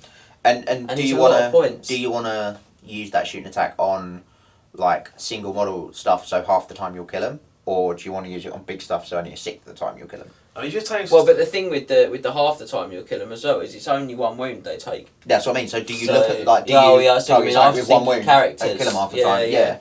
If I'm taking it to the same Warriors, I think I'm targeting unit champions just for the Eye of God stuff. It's a very niche sort of thing with it. That's. And then you got to think you got to hit. He's not quick to fire or anything, so he's probably almost always going to be hitting on a 4 at best. Yeah. If there's no cover, if there's no. It's only 18-inch range as well, isn't it? Yeah. So probably if 5. He's short range. You know what I mean? So. Yeah, I don't know. Overall, I just think there's better monsters for 325 points. Yeah, 325 is a lot. Yeah. But as I said, you're always going to remember when you rolled a 6. Yeah. And it's going to be one of those things. I killed like a big monster, big dragon. Yeah. Yeah, I was concerned that I was going to get 6 on it every time. No, take D6 wounds. Yeah, I was concerned about that. Are you concerned you're going to take D6 wounds? Yeah. There ain't much that puts D6 wounds on one of them. They're absolutely mental. They'll just grow. They'll just take the wounds back because they've got special. There's spell that can do it. Yeah, but it's really slow. There's 1 a turn. So yeah you're not going to. So from something that we feel is maybe a bit of a not sure about to one that I feel is massively overlooked. Yeah, it's a surprise. This one. I think the Dreadmore is a massively overlooked monster. That's my hot take, and we'll discuss it and see what you guys think. 20 out of 24 is what I gave it. Good score as well. Big score. 3 for strength for attacks. It is only strength 5. Yeah. 4 for number of attacks though, and this is going to be a bit weird, but you'll see how we get there. 4 for special rules. 4 for manoeuvrability. 3 for survivability and 2 for cost. Yeah, this is an odd one. He's a bit wild. So if we do his stat line, I've got here on paper looks a little bit short in 1 or 2 areas, but we'll go through it and you'll see why. Stat-wise, movement star. Good start. Weapon skill 2, but skill 0.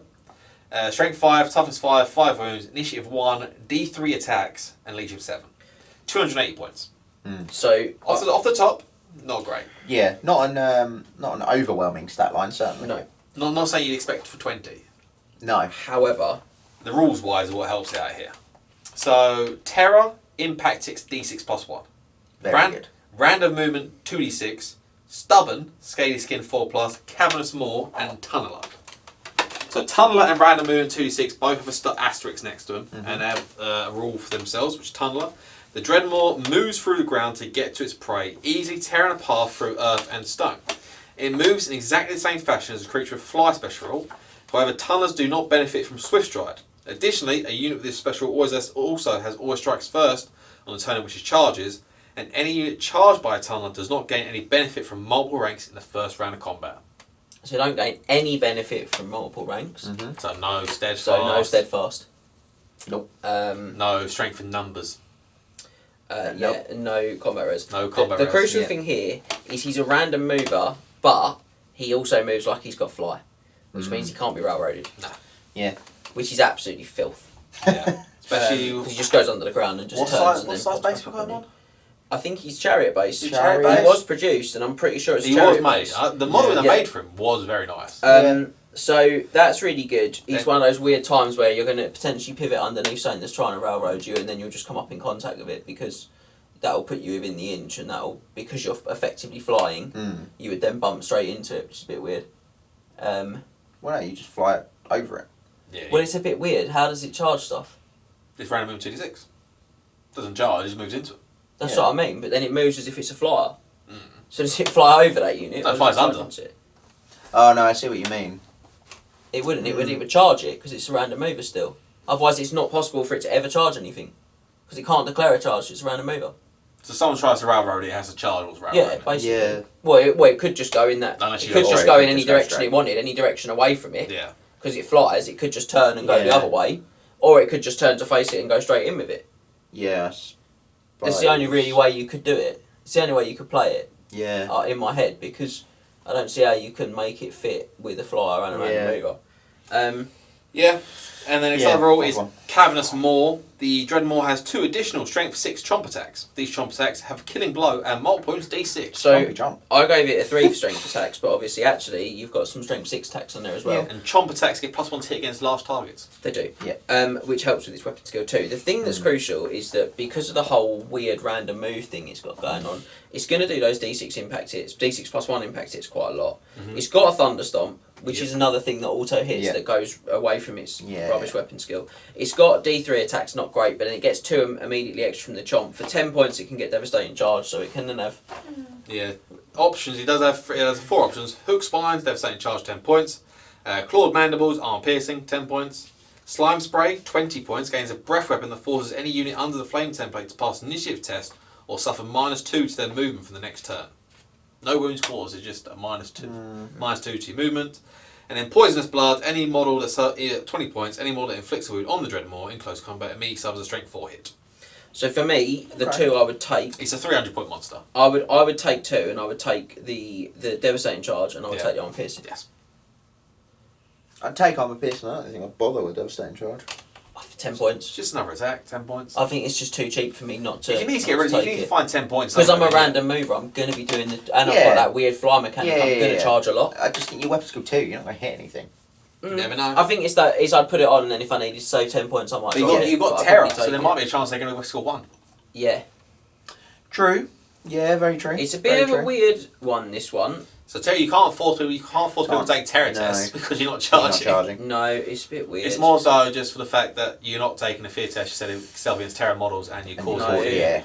It is stubborn as well, so if you can keep your general around. Stubborn 7 space.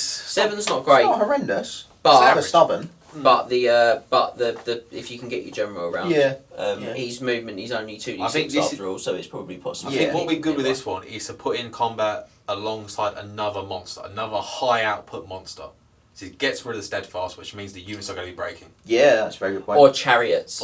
Yeah. Whack a couple of like chariots in and the Dreadmore. It's not loads of damage from the impact hits, and then doesn't go with units. It goes with other monsters or other lone models sort of thing. Yeah, that's a very good point actually. And then you've got that with the chariots. I like that a lot because you've got the Swift Stride on the chariots to catch the fleeing unit as well. I do think, as you said, this is an underrated monster. I think it's a bit of a miss. I think tactically it's going to be hard to use.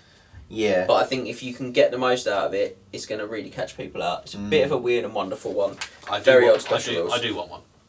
I want one now. Yeah. As is normal for these sort of things. Oh no, I did give. I gave the. Oh no, sorry, I was looking at the wrong thing. Kind of long paragraph. Yep, that's fine. That's fine. I don't think the breath weapon's worth it. No, not at all. And I don't think the other one, blood. Poisonous Blood's that great either. If I'm honest. No. How many wounds has it got? 5. So like realistically, at best, you're getting 4 strength 4 attacks out of it. Yeah. Or hits. Well, you'd get the 5th one, wouldn't you? Because it's done. Is it a hit? Any model that inflicts a wound. Yeah. So okay. Yeah, you get 5. You do 5, yeah. But probably not worth it. He's overlooked. Yeah. Yeah, I think he's a little bit of an underrated gem, personally. Yeah. So let's move on to some undead now, or at least undead in the story. Let's look at something that's actually making a bit of a return. Yeah, they have made some appearances of late. So we're going to begin with the Necrofex Colossus Corpse Giant. He said it right. Which comes in with a competitive rating of 18 out of 24. Ooh, good. Not bad. Yeah. 4 for strength attacks, 3 for number of attacks, 3 for special rules, 1 for manoeuvrability. They are slow. 4 for survivability, but 3 for cost I went for here because I think there's a couple of exploits that people haven't seen yet with this one. 18 is a good score. Stat wise, movement 6, breath skill 3, breath skill 0, strength 7, toughness 6, 6 wounds, initiative 2. Star attacks, I always love it when that's there, because that means something's going to have to be read. It's monster, 275 points for the baby, the corpse. It's leadership 8 as well. Leadership 8 is really good because it means it's thinking about protecting it from those spirit leeches and things like that. It's got a lot of special rules. Yes, yeah it does. Lovely. Right, so Terror, Unbreakable, Unstable, Special Attacks, Vortex of Death, Enchanted Attacks for this one only. Yeah, so stop there. We'll come back to the others. It's not undead. It's not undead. It's not. No, but its Vortex of Death does basically make it undead for the negatives. But it can march. Yeah, it can march, yeah. So I don't know if you take into account his manoeuvrability there. Yeah, it's a 1 because it's movement 6. It's less than movement 8, but it can still march. So, enchanted attacks, its close combat attacks are magical. Vortex of Death. Necrofex Colossus is an abomination against the natural order of the world and a lodestone of dark forces which sustain it and renew the countless cadavers that make up its body of unholy power. Because the picture of it is basically just a boat with bodies. Yeah. I want to do one like that. I want to make It's just a boat with zombie corpses in it. I love it. It's mad. Genius. Anyway, Vortex of Death. It gives you 4 additional special rules. Necrofex Colossus has a regeneration 4+, except against flaming and magical attacks. Yeah, you lose it against magical attacks, but yeah, it's good. It's T6 with 6 wounds. It's good. It is T6, 6 wounds. Power amplification. Any wizard attempting to cast spells either from the Law of Death or Law of Vampires within 12 inches of a Necrofex gain +1 to their casting. Who has both laws? Well, this is good. Who's a law master in both laws? This is really good because you could then use a Mortis engine because they're only 275. Yes. And now you can have +3 to cast on those laws. Yeah. Your level 1s and now level 4s. Which is, it starts to get potentially really unpleasant for the amount of spells you're going to get off that turn. Which I think is pretty cool. Good in the sort of zombie horde spam the invocation list. But I mean, even things like a Ghoul heavy list, you could see some real wins there because you can be getting so many Ghouls back potentially because it's that one dice, like to keep the numbers up rather than to go down. But I think you're right. The obvious place is to raise above starting size. But again, Master of the Dead Necromancers could be really strong in that list. Yeah. Power Disruption. Any wizard attempting to cast spells from either Laura Life or Laura Light within 12 inches of an Necrofex suffer -1 to their casting attempts. It's not bad. Yeah. And in Undead Vulnerabilities, a Necrofex suffers extra damage from any specific spell or attack noted as causing additional damage to undead. Yeah, so it doesn't like undead things. And it has special attacks. A creature of nightmarish power and massive stature. Necrofex can make one of a number of attacks in close combat. You select which one you want to do. Rather than roll it, you select it. So, Batter and Slash. You choose one enemy unit in base contact. That unit suffers D6 +1 attacks. Attacks. Okay. Not hits, yeah. Impales a single foe of its Mishappen Claw and tries to rip the soul from their body. Oof. Misshapen. Misshapen, yeah. Mishappen. Not mishappen. Mishappen. Misshapen. Select a single model in base contact. That model suffers a single attack with HKB special rule. Yeah, it's not great. Ah! To be fair, its special attacks are where it falls short, in my opinion. Yeah, and then Screams of the Damned selects a single enemy unit in base contact, roll D6 +2 for the Necrofex Colossus and add its leadership value to the result. If its opponent then rolls D6 and adds the highest leadership value in the target unit to the result. If your Necrofex score is higher, the number in which the target score has been beaten by is the number of wounds inflicted on the enemy. No arm saves may be taken. Units which are unbreakable or immune to psychology are immune to that attack. That's the problem, is the unbreakable immune psych bit. But you're basically D6 +2 +8. At least you're D6 +10. You're almost D6 +10, really, D6 +10. is good. Yeah. It's because obviously you could reduce its leadership, but yeah, I mean it's decent. Yeah. The Batter and Slash is okay. That's probably the second best one. What's its weapon skill? 4. Its okay, weapon that's skill's not bad. Yeah, that's no, not 3. bad. 3 for the baby one. It's still not terrible. It's not dreadful. Causes terror, so yeah, you could be. This is where it gets interesting, though, is the options. Its options are the better part of it. Yeah. So, Scythes and Barbs, 10 points. The dice roll for the Necrofex Colossus' Thunderstomp and Batter and Slash attacks may be re-rolled if desired, but the result of the re-roll must be kept. So I think that's not bad. Yeah, I'd probably take that. It's worth thinking about. Yep. 20 points, Corpse Killers. Initiative step 1 of each close combat phase. In addition to its other attacks, every enemy model unit in base contact with the Necrofex suffers D6 strength 2 automatic hits. Wouldn't bother. D6 strength 2, yeah. Because of low strength. Yeah. Vampire Blood, 30 points. This is the one a lot of people take for it. Yeah. Necrofex increases regeneration provided by its Vortex of Death power to 3+, but must always attempt to charge an enemy if one is available. I don't mind it, though, because the 3+ ward I quite like. Regen, sorry, I quite like. But you don't get against magical attacks? No, you don't. No, that's true. Random. And then Dark Soul. On a rare occasion, Necromancer or Vampire is themselves bound with the Necrofex, creating a monster of truly frightening power. The Necrofex Colossus may be brought up to 4 wizard levels of 35 points each. If this is done, the Necrofex Colossus player must choose the spells from either Law of Death or Law of Vampires. Note that the Vortex of Death special will then benefit the Necrofex itself. However, should the Necrofex suffer a miscast and survive, in addition to the other effects, the Necrofex permanently has its toughness value reduced by 1. As a backlash of miscast damages the very fabric that holds the horror together. So you could even use this. You could even use this as almost like a self-sustaining magical party, if you like, in terms of it's getting. You can give it the +3 to cast in the combo we talked about. Yeah, it can't give itself wounds back. It can't give itself wounds back. No, but it can dish out. Invocation. Or obviously, Laura Death is really horrible on it. Yeah, Laura Death is. I think the main one people go for with the bigger one, the Nightmare Colossus, and they just go 1 level on Death because it's leadership 10 and just go Spirit. And you get +2 to cast. Yeah. So yeah, I do see that. I think I'd save the wizard levels for the more expensive one personally, but I think there's an argument for it. A leadership 8 Spirit Leech isn't terrible. No, the baby one's not bad. Let's point out the baby one is not bad. Another channel. No, they're cheap. 275. Yeah. They're not expensive. Not Yeah. really. Not as cheap as a goose though, which always winds me up.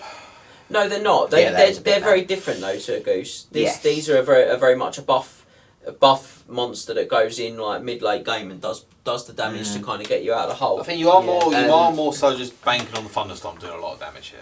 Yeah, I think you are. But then it depends what you're fighting and what you're up against. Yeah. Don't forget that you can also whack the enemy's leadership down with Laura Death and make that scream do a lot more damage. Do darkness. Yeah. So overall, I think these are pretty decent, which is why they got 18. The bigger one! And lots of options. The bigger one then, the Nightmare Colossus, which is 19 out of 24. So bigger in this sense, he's always slightly better. Strength of attacks is 4, number of attacks is 4, special rules is 3, 2 for maneuverability, 4 for survivability, and 2 for cost. So it's got 1 more on maneuverability, is that the difference? The difference is... Maneuverability will be.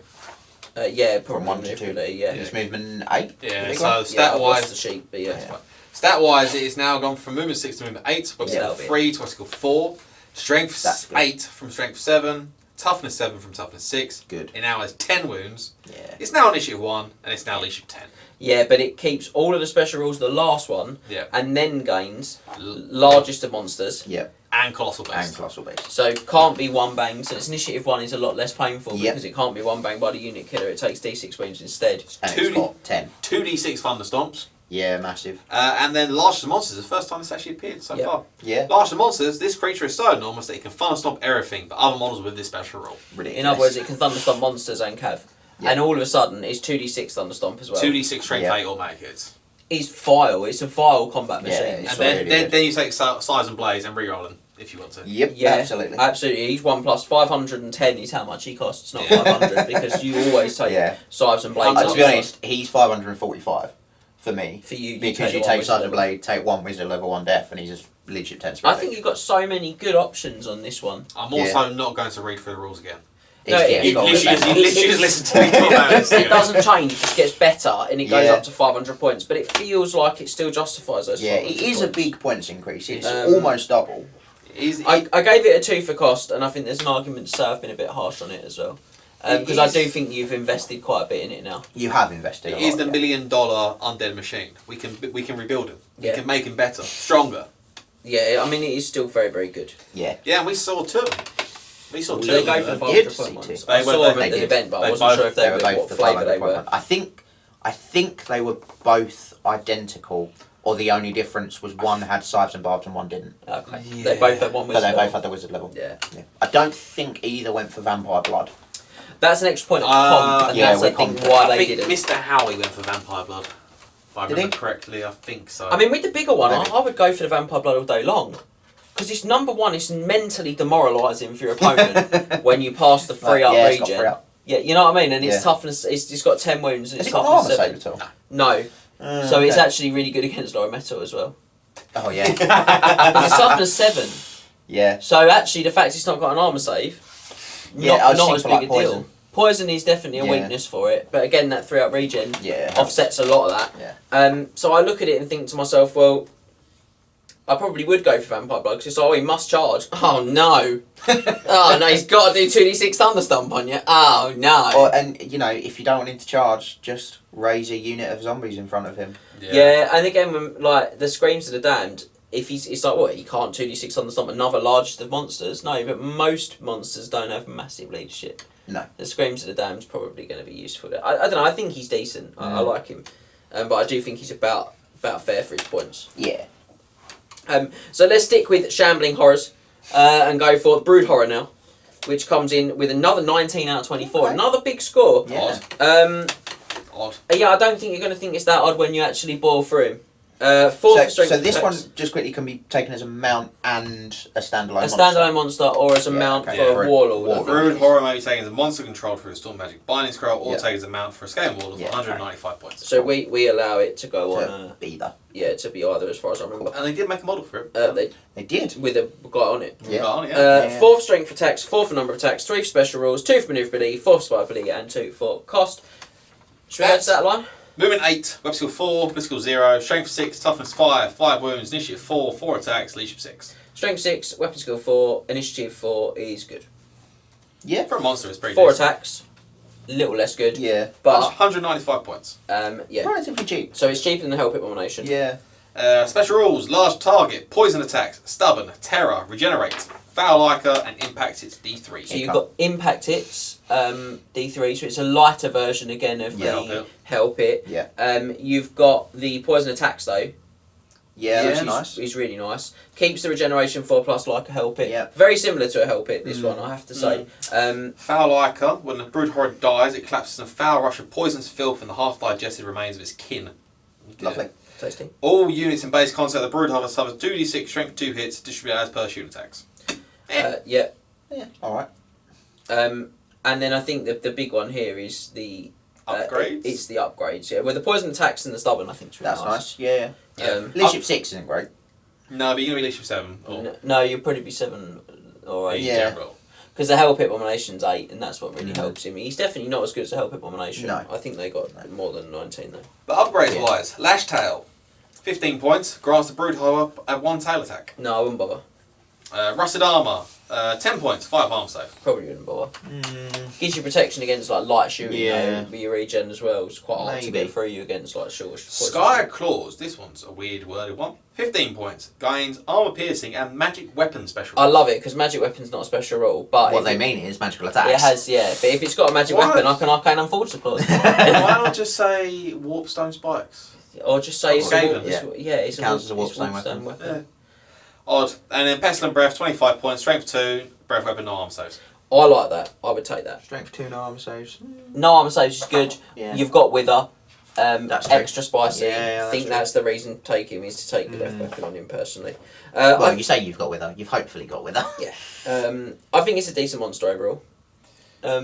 It's competing against Yeah. Help It, and I think that's where you'll probably just take 2 Help Its. But if you were doing trying to do like Highlander type thing, Yeah. where you wanted to do sort of one of each, or that breath weapon might be the thing that you consider. Maybe. The I mean, pump I quite like is the different. Skyer weapons, the Skyer claws. The magical attack. Yeah, magical attacks is probably not going to make a difference, but the armor piercing is nice. Yeah, strength 6 armor I mean, piercing, yeah. not bad. Movement 8 means that you can get into a good breath Pretty weapon quick as sort well. of position. Yeah. Allows you to get into some decent flanking charges. Yeah. Yeah. So it's True. quite good. I don't think it's bad.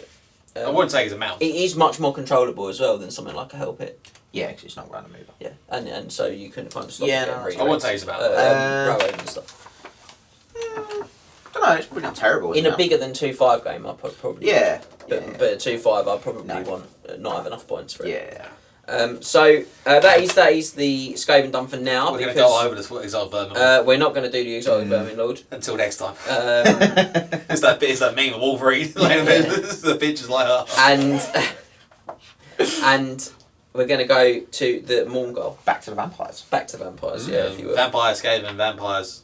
Guess what's on the next page? Is it Skaven? Skaven. It's Skaven! They're coming much later because they're not part of this part of it. So we've got the Mongol, which is a 17 out of 24. A little higher than I think some of us felt it might get. And we might be saying it's a little generous for the points, but let's see how we go. He is strength 5, so he gets 3 strength attacks. Yep. 4 for number of attacks. He's got 4 attacks, Thunder Stomp. He's got impact hits as well. A Chomp attack, sorry. You've got a jump attack. Yeah, so Yeah. 5 attacks. So Yeah. there's plenty going on there. 3 for special rules. Go through that in a minute. 2 for maneuverability. 4 for survivability.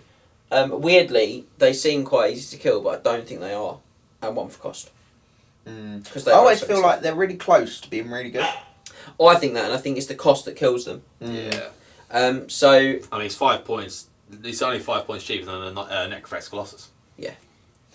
yeah, which is where you get the problem. Blows my mind. It's movement 6, weapon skill 5, so it's good weapon Yeah, skill. solid. Strength 5, toughness 5, 5 wins. Solid. Initiative 3 is okay.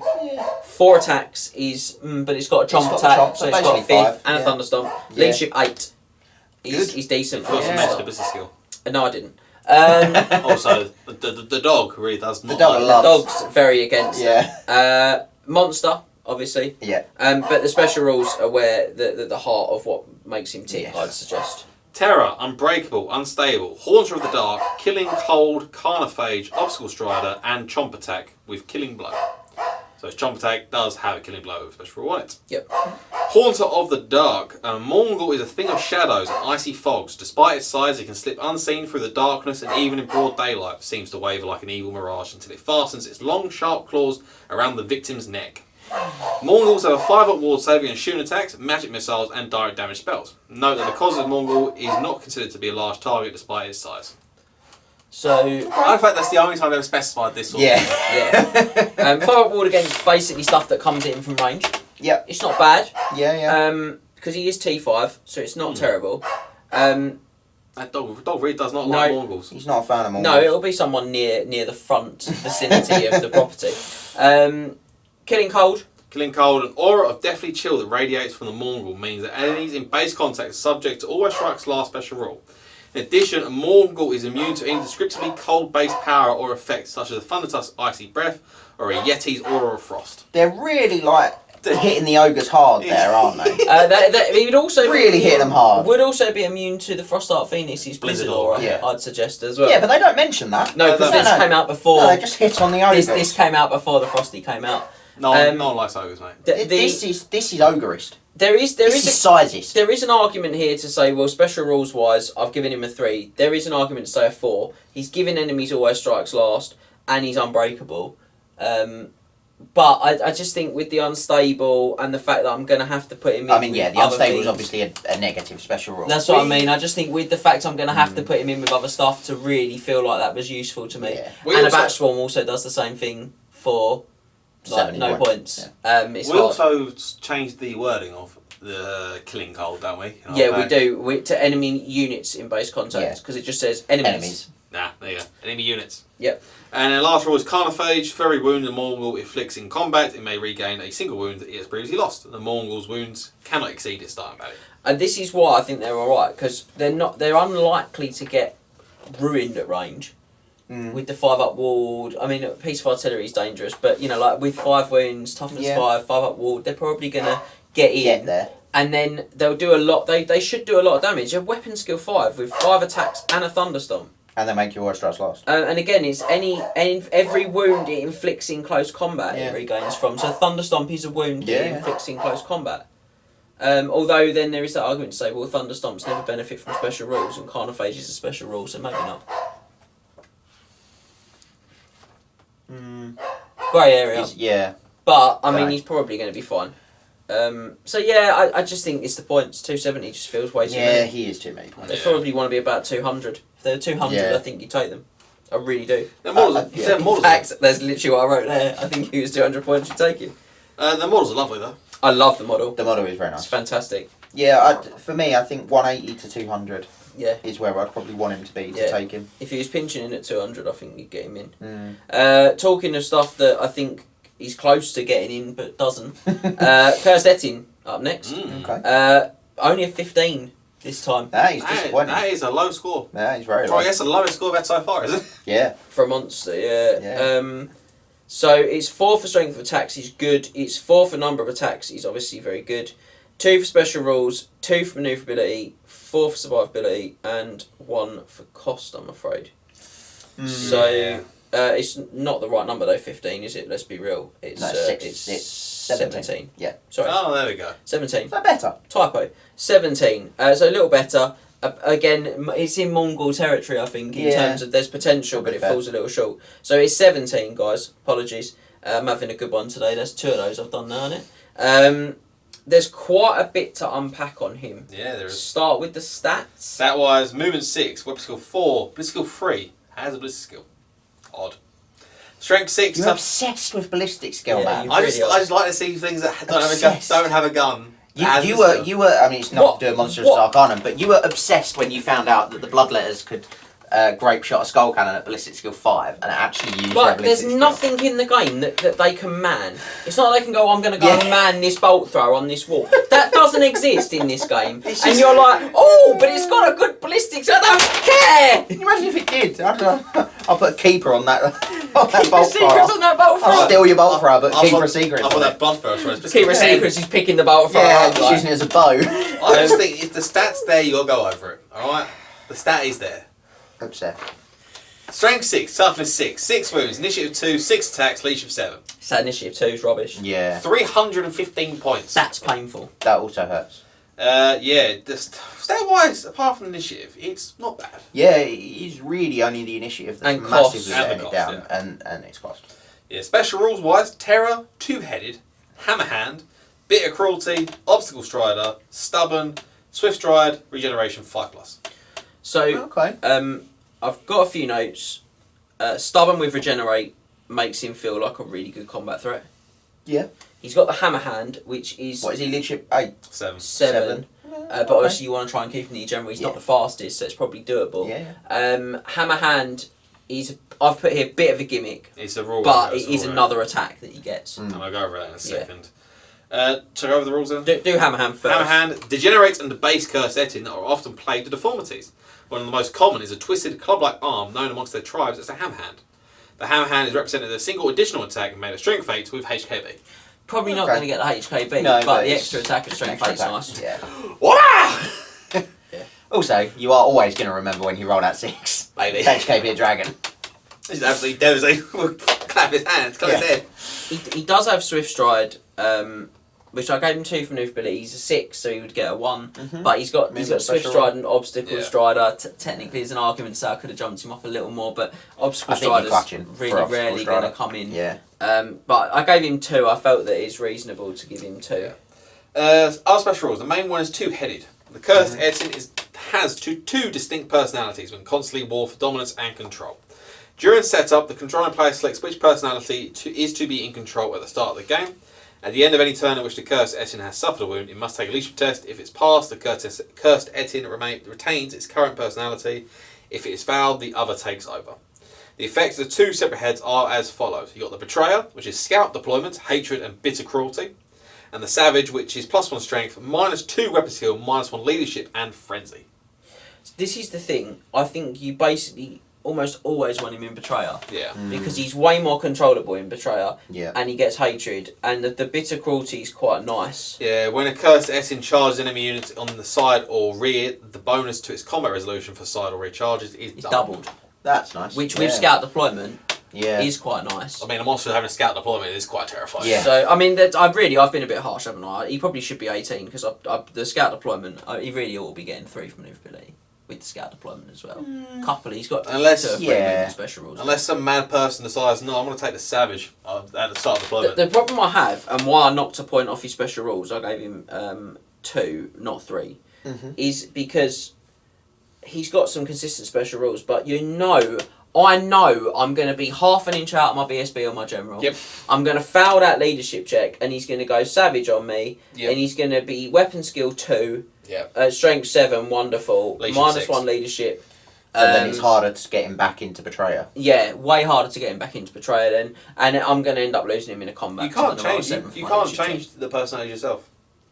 No, you can't. No. Not allowed. No. Sorry, it'd be easier to get him into Betrayer. Yeah, if you take some Sorry. wound, yeah. Yeah, if he's in the Savage, it'll be easier to get him back into Yeah. Betrayer. Yeah. Sorry. But you've got this whole issue with I'll tell you what you could do. You could, if you're in the Savage mode, you give him hysterical frenzies, takes a strength 3 hits, and then you. I hope it But- wounds but- him. Oh, wounds him day later. this is what I mean. If he's in the Savage mode, Yeah. that's probably going to be the turn you lose him in combat. Because Mm. you're thinking, oh well, I get the frenzy, I get the extra attack, and I'm Nah. strength higher, but your weapon skill 2. Hatred Yeah. is better than extra attack. Well, weapon skill 2. Yeah. Yeah. That's the killer, and that means he's getting hit a lot more by his opponent, Yeah. and he's only leadership 6 that turn, which massively kills his stubborn. I just feel like that rule is such a kick in his teeth. Yeah. He's too Although sensitive. I think I probably was a bit horrible with the not giving him the extra arm for manoeuvrability because of the scout. Because Yeah. you will select that at the start. Yeah, of the game. there's no There's no benefit reason to not selecting to. the other. So realistically, really. he's probably an 18, right? He has an entire raft of options, though. He does. You can only select one of these, though. So, you got Gibberer. One of the Cursed Etin's head has devolved into an infantile imbecility. I think that's meant to be gibberer. Gibberer? As in I say Gibberer. Yeah, it would be gibberer. gibbering. Gibbering. Yeah, Gibberer. Gibberer. Gibberer. All enemy units. Gibberers. All enemy units within 8 inches of the Cursed Etin suffer a -1 modifier to leadership value unless it's immune to psychology. I think that's decent. Yeah, that's alright. How many points is that? 15. With scout deployment, that's I not think bad. that's decent. Yeah. But it's not like you could see like maybe that and a Hell Cannon and some funky options there. Scaled Horror. Amongst those curse-setting clans living closer to Chaos Waste, some are born covered in scabrous scales, while their blood has become rancid and poisonous. Should a curse-setting suffer an injury in battle, his foes are rewarded with gouts of poisonous ooze. The curse-setting gains a 4-up scaly skin, and whenever it suffers an unsafe wound in close combat, the unit which inflicts the wound suffers D6 Strength 2 poison attacks. These attacks are immediately resolved with obstacle 2 and do not affect combat resolution. The 4-up armor save is nice, but... Yeah. 20 points. Yeah. I think the next one is one you take, though. Maybe. Okay. Man Cipher. Less common than a hammer hand, a Man Cipher has one or both arms covered in wicked bone spikes or long calcified talons. The cursed Etin loses hammer hand but gains D6 plus 1 impact hits and plus 1 attack. I don't mind that. Yeah, probably. It's 15 points, which is not too bad. Yeah, I quite like that. 15 And points. then Rune Considering you pay 20 points for plus 1 attack on a magic weapon. Yeah. And impact is D6 plus 1. Yeah, that's what I mean. Rune Caller. Some curse Etin retain enough intelligence to recall the secrets of the role tribal magic and are branded with a series of magical runes. Cursed Etin loses hammer hand but becomes a level 1 wizard using either shadows, death or beasts. I think this is where the problem comes in though, because I think we were just talking about Mansider being great, but now I've got the option to get Laura Beast in my Warriors Chaos Army, so I'm not going to take Mansider, I'm going to take that. Yeah. Should the cursed Etin miscast, their personality will shift with no leadership test required. Are they just a level 1 wizard on that? Yeah. Just a 1. Yeah, okay. Yeah, there's only a 1, so So you take it on beast and you go wizards. I think so, unless you roll Savage Beast. Yeah, You roll roll, Savage Beast. get Savage Beast or take Wistons. But I just feel like he's still loads of points. He is a lot of points. Yeah, when you compare him to, because he's mainly going to be Warriors of Chaos, when you compare him to like Skull Crushers, Hell Cannons, Yeah. stuff like that, Chaos Dragons, we've seen those in Yeah, Small so Magic, not bad. Incarnate Elementals. Incarnate Elementals, Yeah, I don't know, for me, Dragons. like maybe. I say, I was probably over harsh on him. He's an 18 guys still with the 3 for manoeuvrability, and you know he is good. He's still good. Nothing in here is not. The raw Not really, stats no. of stuff he's really powerful. Yeah. But it's just deciding what the right call for your army is. Be really interested to see if anyone's used one or they feel there's some real mileage in a cursed Etin that we've maybe not seen. Yeah. They're interesting. They are. I think they're a real quandary choice, and I think that's never a place you really want to be competitively. You know what I mean? If you've got a clear plan, maybe, but I don't know. Should we move on? Let's move on. We've really waxed on. Are we going? Familiar Warriors. Actually got a Next. unit. It's a unit. Ooh. 15 out of 24 for these guys. Yeah. Are you sure this is 15 this time?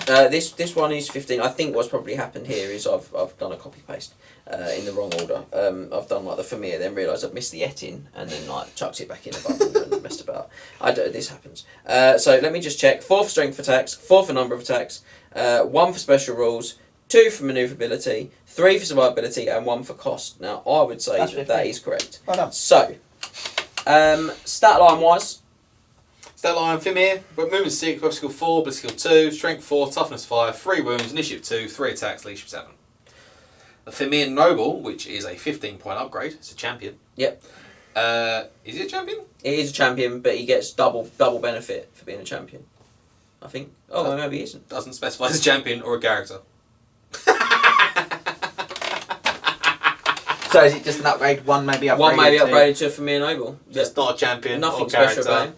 But he... That is, stat line is better. It's weapon skill 4, but skill 2, strength 4, toughness 5, 3 wounds, initiative 2, 4 attacks this time. So he's a champion, all but name. He gets a point of leadership. And a point of leadership, yes. That's what you pay 15 Okay. for. It's leadership 8. But then. he's not a champion. He can't issue except challenges. No. No? Cool. I guess not. He's not a champion. Yep. Yeah. The other upgrade, because this is free, is going to quickly say it. Unless we're... Are we being idiots there? No, because they say Characters. character Yeah. or champion, don't they, Yeah. normally? Yeah. No, he's not. Lovely. The other upgrade is free, I'm just going to say it now. They can swap out their great weapon, because they have great weapons and heavy armour, combined with a scaly skin. They can swap the great weapon out for two hand weapons for additional attack. Okay. So, with strength 4, I'd almost certainly keep the great weapon. Yes. Well, they initiate 2. Yes. Yeah. I'd just keep the great weapon. Yeah. They've got a 4-up armour save because of the combination of their equipment and their Yeah. scaly and stuff. Yep. Yeah. Special rules. Yeah, there are a few. Scaly skin 6 up. Swamp Strider. Tail attack strength 5. So they have 4 attacks They apiece. get an extra attack, yeah. Nice. Ambushers. Oh god. Yeah, that's a shame. Cold-blooded and From the Mist. So Cold-blooded's really nice because they're leadership 8. Yeah, cold-blooded, as we know, 3-6 leadership test, take the 2 not likely lowest. to go anyway. No. Ambushes is Garbaggio. Yeah, it's not great. And that's why I gave them 1 for special rules. Yeah. Because they get the ambushes, just takes away the really nice I stuff. think it's not that they get ambushes, they suffer from ambushes. They have to have Yeah, ambushes. they've got it. And then they have a bounce spell From the Mist. I do think there are times ambushes can be okay. I think we really slate ambushes on the channel. We do We slate really it hate on it. And Yeah. I do think there are some times that it can be okay. I think small units of things like Glade Riders, or I do see people take really big units, and in an all avoidance list there is an argument to say it's worth taking if you go in pure avoidance. Yeah, absolutely. I think there are times it can work. I think miners, we talked about them being something that can work with ambushes, but a choppy block like these guys, these are a proper classic flanking block. No command, just raw, get them in and do the damage. Well, they've got a champ. No, It's not a champ. It's a fake champ. It's a champ from Wish. we also haven't said how much they cost per model. Yeah, and They this are is the other thing. 75 points a model. They're a lot. They will do 75! damage. They will do a lot of damage. Yeah. And they are really good, I would say, monster killers. Yeah, but that is a lot of points They're to the spend same. on a unit to not turn up when you need it to. That's the problem. They're- They're a proper fighting force for that. And I can't afford to not have them with the turn I need. Stat-wise, they're pretty similar to an Iron Guard. And they're going to come on I don't know, the extra toughness, Toughness is the big. better armour, additional attack. I haven't gone through balance spell yet. better weapon skill. So From the Mist is a balance spell. Balance spell, power level equal to 4+ for a unit of 3 or less, or 3+ if the unit is larger than 3. Okay. Remains in play. Feels unnecessarily complicated. If the spell is successfully cast, and all ranged and melee attacks targeting the Famir suffer an additional -1 to hit modifier. And the Famir can force any unit declaring a charge against it to reroll the charge distance. The thing that's good about that is they can force them to reroll the charge distance. Just means if you want them in and they fail, you can make them charge. No. Have Just re-roll another that. go. Have another go. I just think the problem is they're going to come on 6 from a ball edge at some point. And that is rough. Yeah. And that's all it's going to keep coming back to. I've given him a very generous 2 for manoeuvrability because of the Swamp Strider, I said. That is very generous. I think the bounce spell's good. Yeah, I like the bounce spell. Easy. Easy to dispel, but There's a lot of wrong stuff in here. They're just... I think, unfortunately, honestly, they're a if they very didn't have- saturated market, Monstrous Infantry. Yeah. There's a lot of it out there. If they didn't have ambushes, They'd be good. they'd be a really good unit. Yeah. I agree. Really good unit. I agree, and I think you'd see them a lot, but you're Yeah. not going to because of ambushes. No. So The dog, once Shame. again, does not like ambushes. Not a he's- fan of ambushes. No, and he's very much part of the team. We've got to get him on at some point.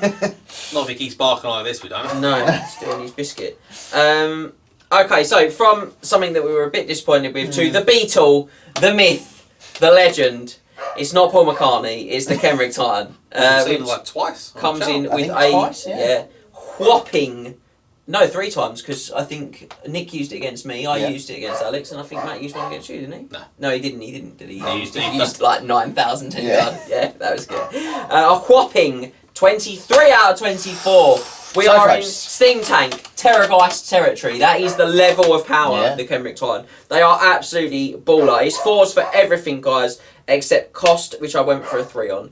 I don't feel that they it's are... just not quite undercosted. I mean, there's an argument. They're 25 points less than the big Kenrick, than the big Colossus, and they do fly. Yeah. So I could be being a touch harsh, but I think the rare slot is competitive for Tomb Kings. Is where they get Yep. so much good stuff, Yeah. and you can't at 2-5 in particular. You can get a casket, yes, but you can't get a Horror Titan.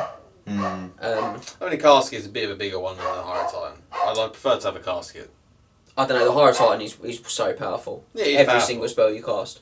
Yeah. And it's really good. I just think the fact that I'm going to have to make choices in my rare slot when my special slot is not as good as it could But, be. you know, there's the same argument for vampires with the next There is, so, you know, maybe, although we gave him a 2 for correct cost. Yeah. So, I think he's probably exploitable. I'd stand by the 23. Yeah.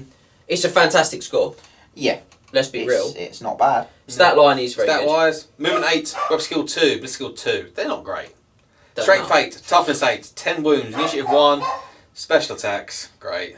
Leadership 10, 475 points. Big points, Big points. and a lot of special rules. A lot of special rules. Yeah. So, a page worth. yeah. A whole page. Please, the dog needs to stop, please. Always strikes last. Scaly skin 3+. Desert Strider. Fly.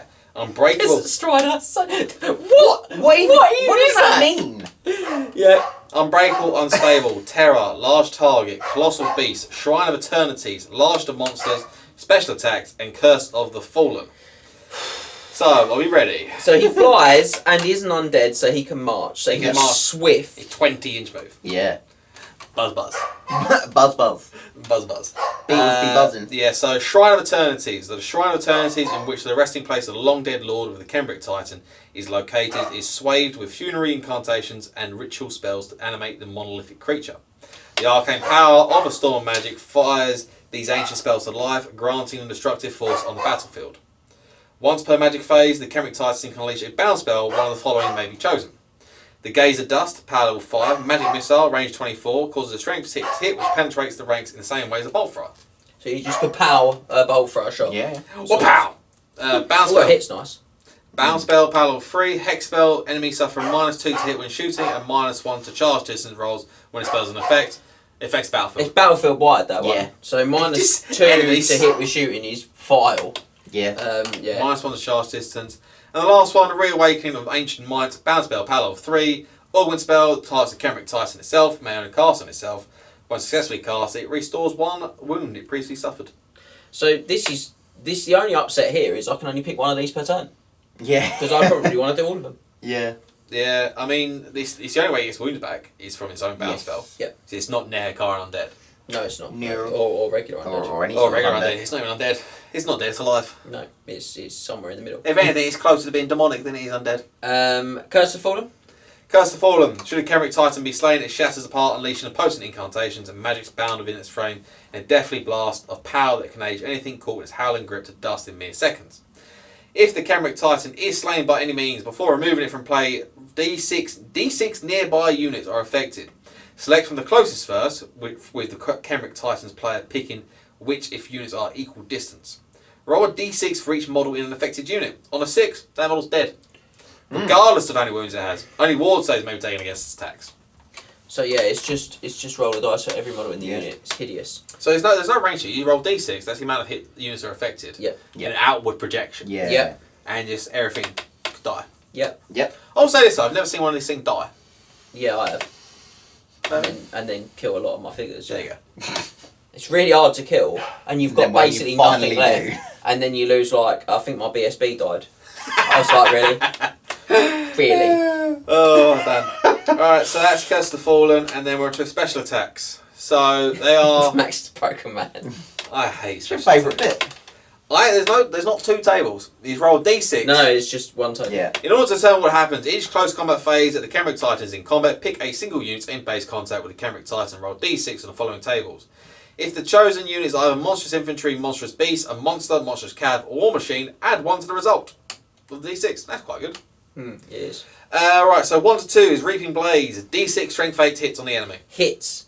No need to roll. So vile. Which 2 is non-existent. And then your 2d6 thunderstomp. Yeah. And your last Unless you're a War Machine, can't thunderstomp. Oh no, you can because it can thunderstomp anything. It's large large monsters. Doesn't matter. 2d6 Strength 8 Thunderstomps on top of that. So Yeah. that's Just 3d6. roll 3d6, 3d6 Strength 8. And they go at the same time because it always strikes last. Well, we do specify in the FAQ that you need to do the attacks first. Yeah. Flesh-eating scarabs. It is a 3 on the result. The Khemric Titan inflicts 3d6 strength 2 armor-piercing attacks on the enemy unit. Now that one you do roll for, and what's really upsetting about that is if they're a monster, you are more likely to get this now than you are to get the D6 strength 8 automatic hits, which feels a bit odd. But I mean, to be honest, you're an equal likelihood of getting this to the last one. yeah. to be honest, if you're going to be killing the monster with the 2d6 strength 8 Thunderstorms. You'd hope so. Yeah. Breath of Night, the Khemric Titan does not attack, but instead automatically wins combat, ending that phase in which the enemy counts as having lost the combat by 2. And this is why we do it in that order, Yeah. to say you can't thunderstomp them and then auto win by 2 at the same time. That just feels really dirty. Devouring Jaws, this is a funny one. Pick a single enemy model in base contact, that model suffers a single strength 8 hit, which counts as magical, and the HKB. It's another one that's an auto hit though, so when I Yeah. said that weapon skill 2 doesn't matter as much. I love the fact that I've only ever helps. seen this thing work once, was against your handmaid the Queen. So, and I think she only had one wound left as well, I think. So it seems literally like, really, it's so petty, and he rolled 6. It's like super petty. And then the 6th result is Soul Slaying Hunger. Resolve attack as if it's a breath weapon using a flame template. Oh, it just gets so much more upsetting. All affected models must roll a d6, and the result of 5+ suffer d6 wounds, no arm saves allowed. This is a magical attack. So you replace the template. Place the template. Because it's a bit weird. Yeah. Otherwise you're having a mess. You're having a mess there. And so then everyone under it on a 5+ takes d6. And in that same game, I think I saw your What, BSB D6 dice today. D6 wounds. D6 wounds. Just wounds. No armor saves. So yeah, really, I've got here 2d6 on someone everything, which is why he's got a 4th number of attacks. Terror, fly, can march, absolute animal, toughness 8. Beast, 10 wounds. Beast can restore lost wounds. Good armor save. It's vile. You love to see it. You love to see it. Yeah, I need to make myself easily one. like poison it to death or anything like that because of the armor save. I need to make myself one. On to the infamous Judge, as he is known around these parts. The Judge Dredd. The Judge Dredd. The Judge Dredd Saurian. He comes in with it. I'll never forget when your brother came out with that. He's the judge. He's Judge Dredd. Judge Dredd Saurian. Judge Dredd Saurian gets a 20 out of 24. Ooh.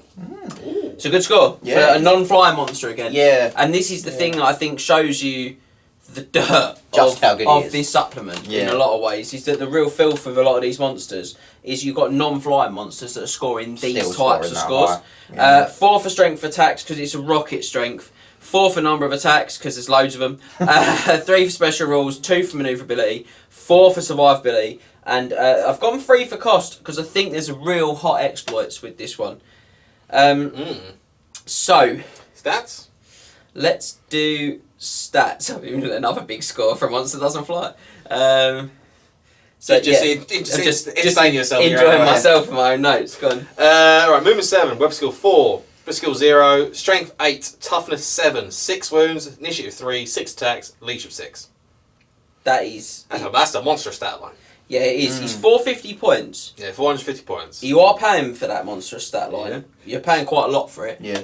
Special rules, it has multiple wounds D3, so 6 D3 wounds if it does get them all through. Yeah, at strength 8. That's strength 8.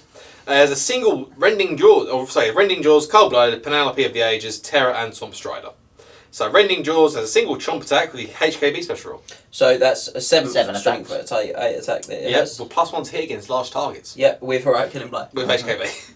Cold-Blooded, as it usually is, 3d6 leadership test, pick to lowest. Do you know what I really like about this as well? It itself doesn't really doesn't find chomp attacks that scary. No, because it isn't a large target. Not a large target. It's massive and it's not a large target. It's I mean, we always joke about how it just crawls on the floor like that. Yeah, Basically slithers. slivers around. And then it has Penelope of the Ages, bedecked in ancient ceremonial armour, fused to its hardened scales. The Dread Saurian has an arm save of 3+.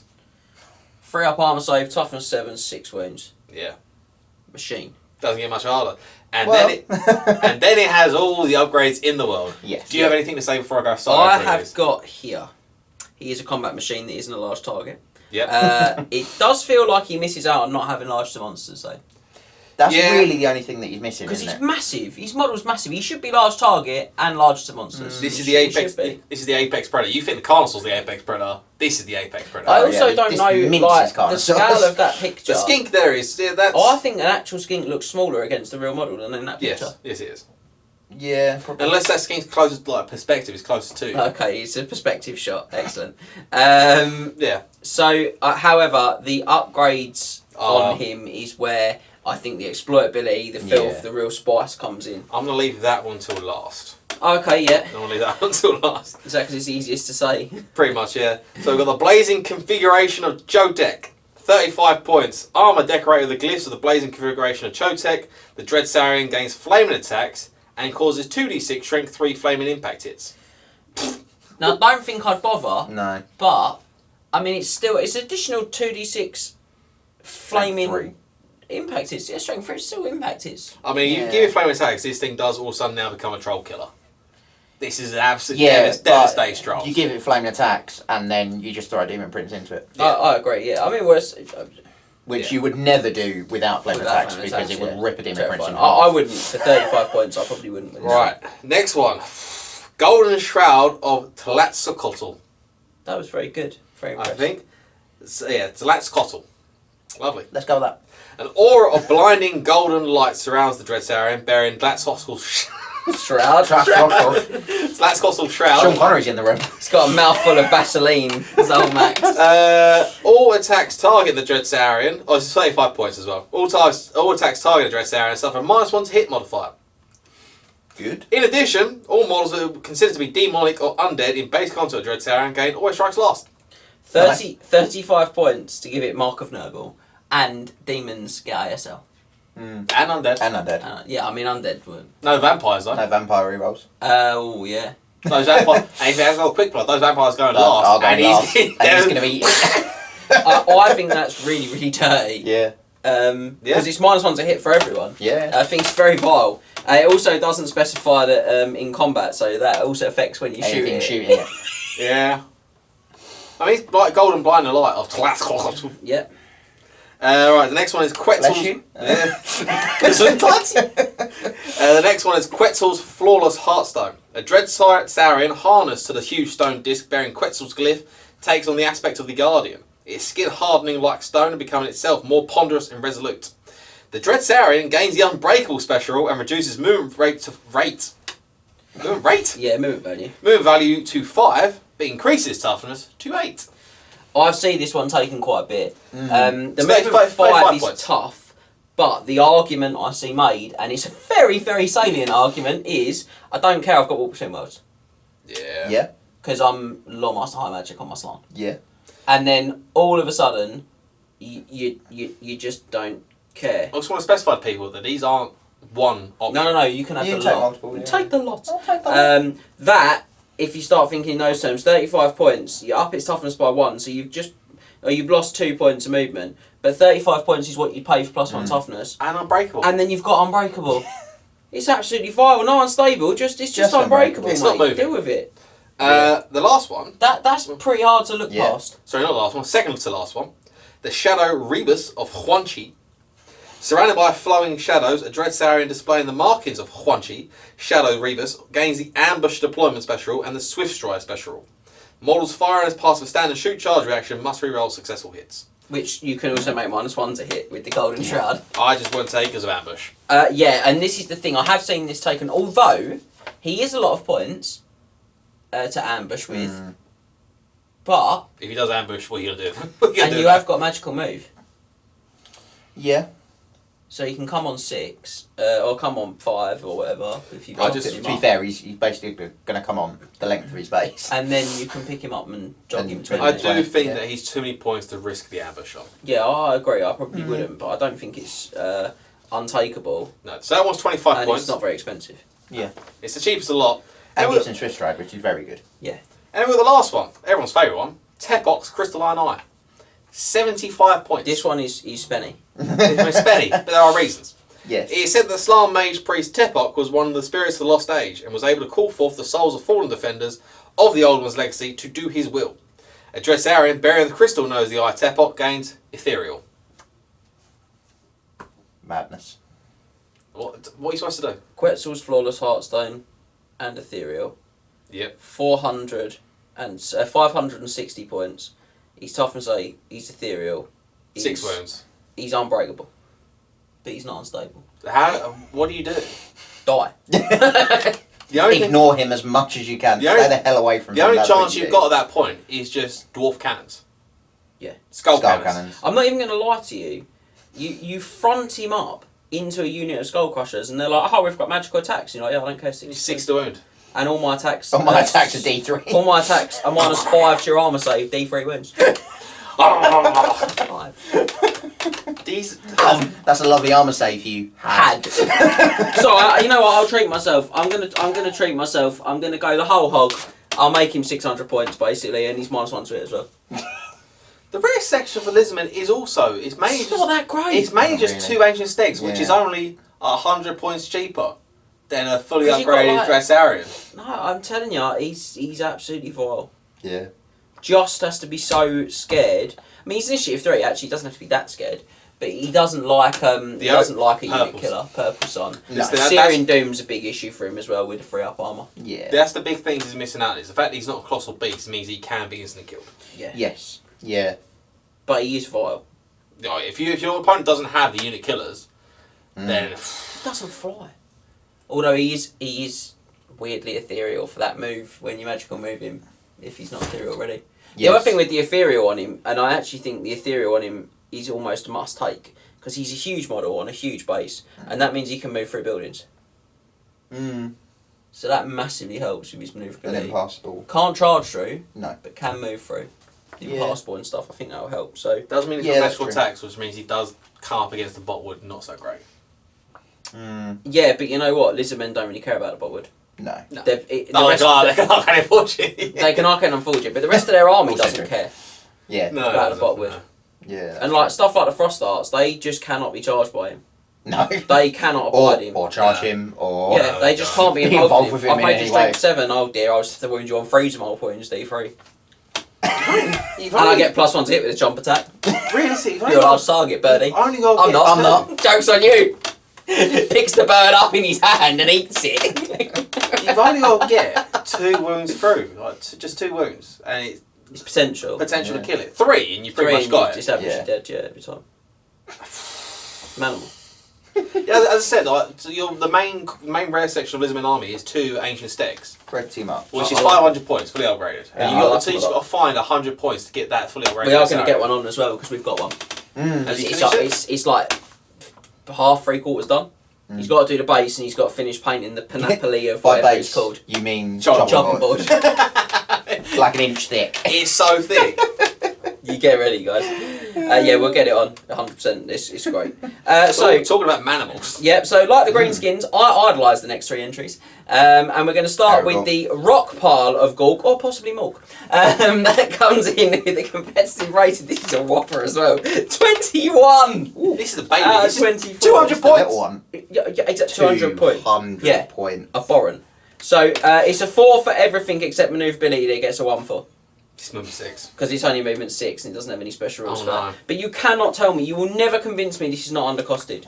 Yeah. Right, You stat, will never convince me. stat wise, for a rock pile, movement 6, web skill 3, web skill 0. Strength 7, toughness 6, 6 wounds, initiative 2, 3 attacks, leadership 8, 200 points. 3 attacks is rubbish. Right? Yes. Yeah. It is worth saying 3 attacks is a bit rubbish. But then look at his special rules. Special rules, large target. It's not dress arrow. Yeah, it's not just Stubborn, terror, yeah, stubborn. Killing blow, just add killing blow. Scaly skin 2+, D6 impact hits because of rock pile, and that's it. And it's also got the big un. The big un, yeah. Which all 3 have. So I am not going to read that because that's just all fluff. If it's possible for rogue idols to charge enemy units, it must do so. However, if multiple targets are in charge range, its player may pick which to attack. At the start of any turn that a rogue idol, that includes rock pile, rogue idols, great idols, he's not able to charge or is not already in combat, its player must roll a d6. On a roll of a 1, it must charge a friendly unit if one is available to charge. And a single round of combat is fought as normal. Or if no friendly units are available, rogue idol bellows and stomps, but otherwise may do nothing this So turn. you just put everything a quarter of an inch behind the front line of its base. You just don't put anything in its line of sight of yours, and you're fine. Yeah. His 3 attacks is a bit rubbish, so you've got to watch what you put it into, basically. Yeah. But if it goes into infantry, it's just ridiculous. They're Yeah. never going to wound it. It's toughness 6 with 2-up armor save. Yeah. Very 6 little wounds. actually wounds it. It's got 6 wounds. It thunderstomps you to death, and even if it does die, it was 200 points. Yeah, it's once again, Strength 7. in keeping with a lot of the Orcs and Goblins rare section, it's cheap. It's just Yeah, not dirt expensive. cheap. Yeah. So, Shall we move anything on to- else have I got here? Not That's for the rock sexy there? pile. 200 These points, combat monsters, powerhouse. 2 of them with 2 doom divers and 2 rock lobbers is possible at 2,500 points. Sorry, 2 of them with 2 doom divers, or 1 of them with 2 doom divers and 2 rock lobbers. Jeez. It's doable. I mean, it's mad. I'm trying to think, is there any other possible combo? 2 of them with probably a doom diver and 2 mangler squigs, I Yep. reckon you could get in. There's 65 points on pop. 130 points. Yeah. Yeah, 90 points for doom diver, yeah, easy. 2 manglers, 2 of them, and a doom diver. Ridiculous. Mad. Unreal. Yeah, just don't fight Laura Metal. Yeah, don't follow him out. Yeah. And this one can also be combined with the next one. You can have one of each You flavour can. Yeah, you at can. 2-5, which is dirty. The next one I think is possibly the most vile of the lot. No, I think the big one's. I think the big one's better, but I think the points cost on this one. Oh yeah. Is what makes it so hot again. So the next one is the classic rogue idol of Gork or possibly Mork, which comes in with another 21. Shockingly, it's exactly the same as the last one. Yeah. So movement just cost. Just cost. Just a manoeuvrability of one. Sorry, yeah. So movement 7, weapon skill 4, weapon skill 0, strength 8 now, toughness 7 now, 8 wounds now, 4 attacks now, leadership 10 now. I think this is a nice sweet spot. It Initiative is initiative 2, so it has got to be scared of the Purple Suns. This one gets D6 plus 3 impact hits instead of D6. Absolutely outstanding. And it's 400 points. So again, 2 Doom Divers and this, or this 2 Manglers and a Doom Diver, 2 Rock Lobbers and this. Twin Gobblers and some combinations. Yeah, multiples not in Pump Wangers. Yeah. Doesn't really matter. It's vile. Strength 8. It's got 4 attacks now, which I think is just about enough attacks. But with the D6 plus 3 and the Thunderstorm, 3 as well, randomly. It's rank. Movement 7. That's quite a nice movement. Yeah, I don't think the rules are as per orcs, crude but simple. Yeah, and wounds 8 now. 8 wounds. Randomly 8 wounds. Okay, It's now like a 3-4 cannon problem. Yeah. Oh, we ain't even on problems yet, baby. So, and then this last one, I think you fought against it. I have. How was that? Absolutely horrendous. It rolled a double 6 charge, but we'll get onto that later. Yeah, more of that later. So we'll finish then this section of relative rock-based disgustingness with the Great Idol of Gork, or possibly Mork, that comes in with a competitive rating of 22 out of 24. Oh, so it gets better. It does, because it gets 1 more for manoeuvrability instead of 1 because it's movement 8 now. Movement 8. That's not the only improvement on his stat line. Who knew? Weapon skill 4, blitz skill 0 still. Strength 9. Toughness 8, 10 wounds, initiative 1, boo. 6 attacks, leadership 10. But special rules the wise, initiative 1 doesn't matter anymore. Nope. No. So special rules keeps large target, stubborn, terror, killing blow, scaly skin 2+. It now has all the attacks got killing blow as well. It's now got 2d6 impact hits. 2d6! 2d6 impact hits, but not only that, it now has large monsters and colossal beasts. So doesn't care about the Purple Sun anywhere near as much as it used to. Nope. And now will do 2d6 Thunderstomp on everything. So the turn it charges, it will do 4d6 automatic hits plus 6 attacks. At strength 9. At weapon skill 4. Weapon skill 4 is good. Yeah. And not even that, just imagine just hand a Gork in this thing. Pick up, it's going to be on your plate now. Imagine here we go in it. Imagine here we go in it. Can't even go, it's not an orc unit. Oh, is it Here we go is orcs only. I was going to say for the reroll hits on the 4 attack. Yeah, and a Gork in just... Yeah. He's there now. Oh no, you've charged me. I'll leave. No, he's there now. He's there. You can turn a face in, which I'm going to charge you and get 2d6 impact hits. And 2d6 Thunderstorm. And 2d6 Thunderstorm. Because you're not going to do my toughness 8, 10 wounds to Two a arms save in 1 turn. That is a ridiculous I don't think Carl Franz could. Yeah, he could.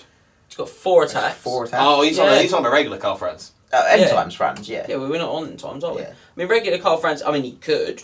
Yeah. He's probably not going to. No. And then 3 times. And then I'm going he's to put out. all 6 of my attacks on him, and if I roll a 6 and he He's fails dead. his ward save, I'm going to... And if he doesn't, I might just kill him with the volume of attack. That's he's not on Deathclaw. He's on Deathclaw. He Thunderstorm Deathclaw. Yeah. If he's on Deathclaw, I'm not sure he even attacks. 2d6 strength, 9 hits. Randomised. There's a chance that you just don't even... He doesn't even attack. You just rip the bird apart. When he impacts it, just rock through him.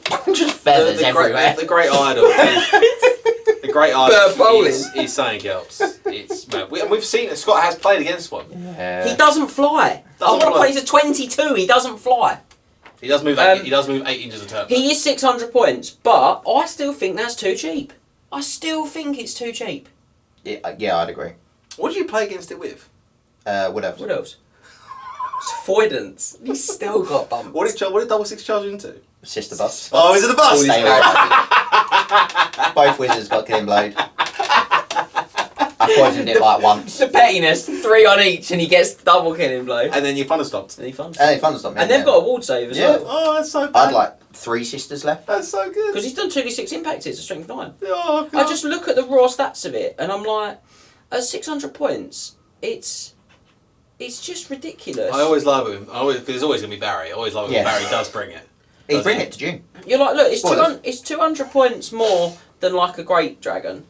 Alright, it's lost the weapon skill, but it's gained 2 points of strength and a point of toughness. It's gained 3 wounds. It's lost 1 point of initiative. It's got the same attacks. Which doesn't matter. It's got the leadership 10. It swaps the breath weapon for the impact hits and the ability to thunder stomp on everything. So the great Dreaming! And a 2-up armour. This is killing a great dragon because it's thunderstomping it.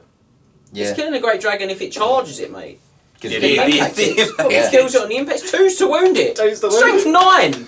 It's this giant. There's basically nothing in the game it doesn't 2s to wound. Other than a Kenric Titan. Or ethereal stuff. Yeah, but my money would be on it doing a Kenric Titan as well. Oh yeah. That'd be a scrap I'd like to see. That would be a great scrap. But yeah, I'd agree. Especially if that charged. Kenric Titan is. Yeah. I think the idol beats the Kenric Titan. Yeah, if the idol charges, I think it does. No, even if none of them charge, the Kenric Titan doesn't have enough attacks to do it. But they can't thunderstomp on each other. No, I have 6 attacks. I can just beat you and unstable you. I think because if he rolls their right killing blow and gets it on the idol just straight down the middle of the rocks. It's only D6 wounds. Oh yeah. It's only D6 wounds. I mean, the idol's hitting on 3s, winning on 3s. I mean, if the great idol charges, it's GG. Oh yeah, it's GG. Game over. I think they're ace for their points. They're really horrible. The models are goofy looking because I love them. They are really good. I love the model as well. Doesn't look anything like this one. Well, it's not too dissimilar. No, it does. The head is actually more distinct rather than being part of just the body. Yeah. Yeah. It's not a bad little rendition. No.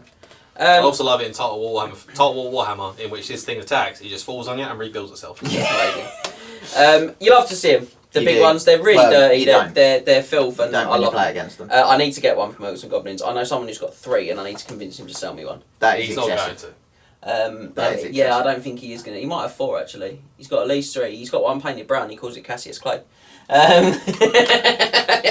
He knows who he is. Absolutely. So, let's take a moment to calm down after all that 22 excitement.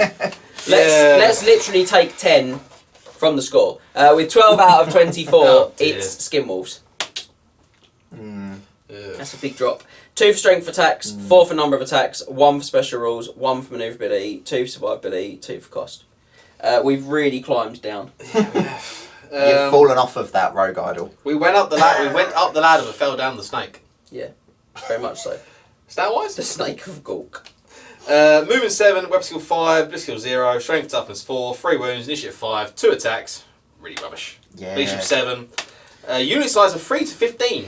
Yeah. Can't even hoard them. No, I've given them 2 for cost. I think 45 points. They're probably just about 45 points. They have frenzy, so they do have a 3rd attack. And stomp. Yeah, but they're frenzied.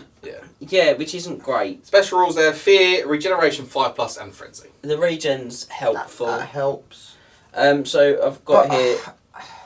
They're very average monstrous infantry. Frenzy is upsetting but necessary because the lack of basic attacks. 1 for special rules, as I just don't think the frenzy helps them at all. No. In terms of special rules. Why just give him a 3rd attack? All of the marks that they can take a mark of chaos. There's 4 marks of chaos, and I actually think all of the marks have a place. They do. And if Max wants to go through them, then I'll tell you what I think. So Mark Khorne, 5 points per model, +1 strength, so strength 5. Marcus Zinch, 5 points per model, regen's increased to 4+ regen. Mark Nurgle, 2 points per model, is poison attacks, and Master Nesh, which is 10 points per model, is always strikes first. So I've put here. What's their initiative? Sorry. 5. Okay. I've put here that I think for me Khorne and Zinch are probably the ones I'd go for most. They're 5 points, which I think is more than I want to pay, but workable. Yeah. For strength 5, huge, or for the 4-up regen, really helpful. Yeah. I also think for 2 points, the Mark Nurgle seems ludicrously cheap for giving poison attacks. Yeah. I'm not sure why that one is randomly less than all the others. The Sinesh one's really got value because they're initiative 5, but with only 3 attacks, 10 points a model. I'm paying 3 points per attack, strength 4. and I'm paying less than a point per attack for poison. I don't really get that. I don't think strength 4 is enough. I'd go Khorne. Yeah, I think Khorne or I think Khorne, Nurgle, or Zinch are probably all. I'd go Khorne. Yeah, I think the strength 5 is needed. I've put if you take what a mark, you can add 1 to their competitive rating to 13 because basically it'll improve They're almost anything by 1.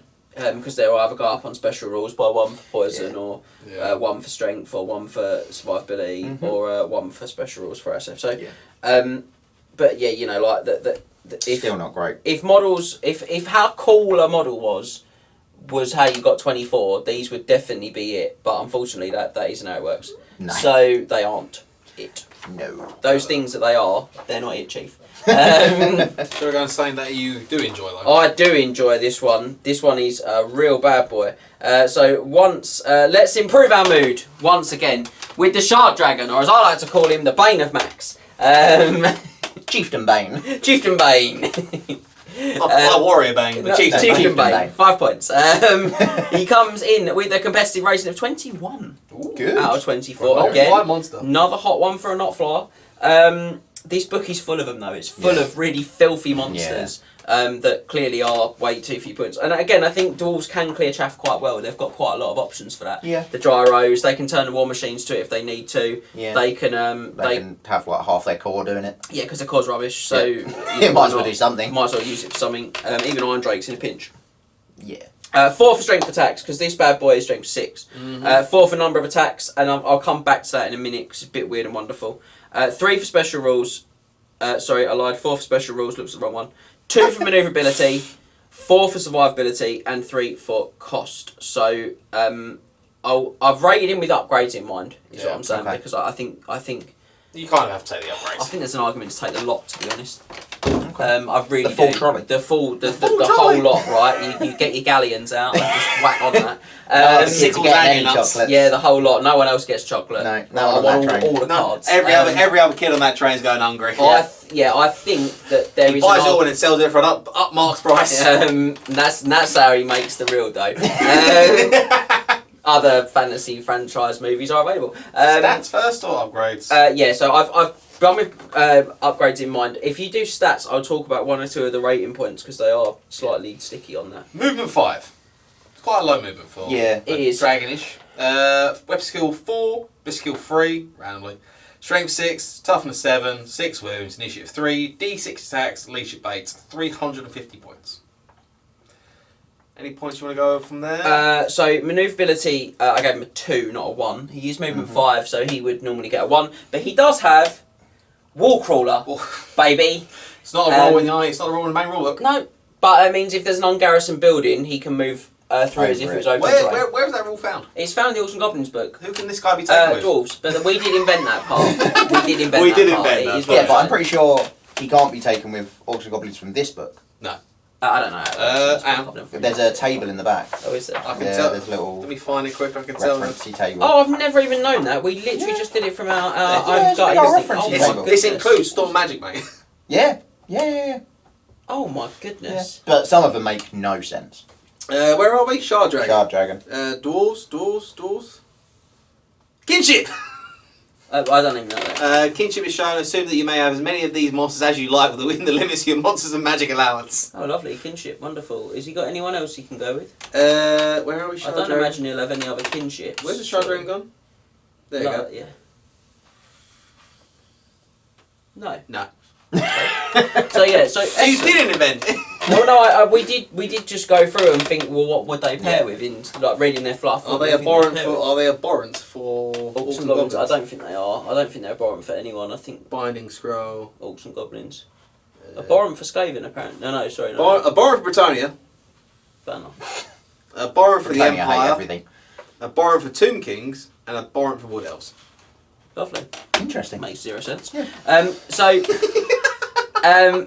I gave him 2 because of Warcrawler. I actually think Warcrawler's pretty good on him, because I mean well, my one's on a chariot base, and I think that's pretty reasonable.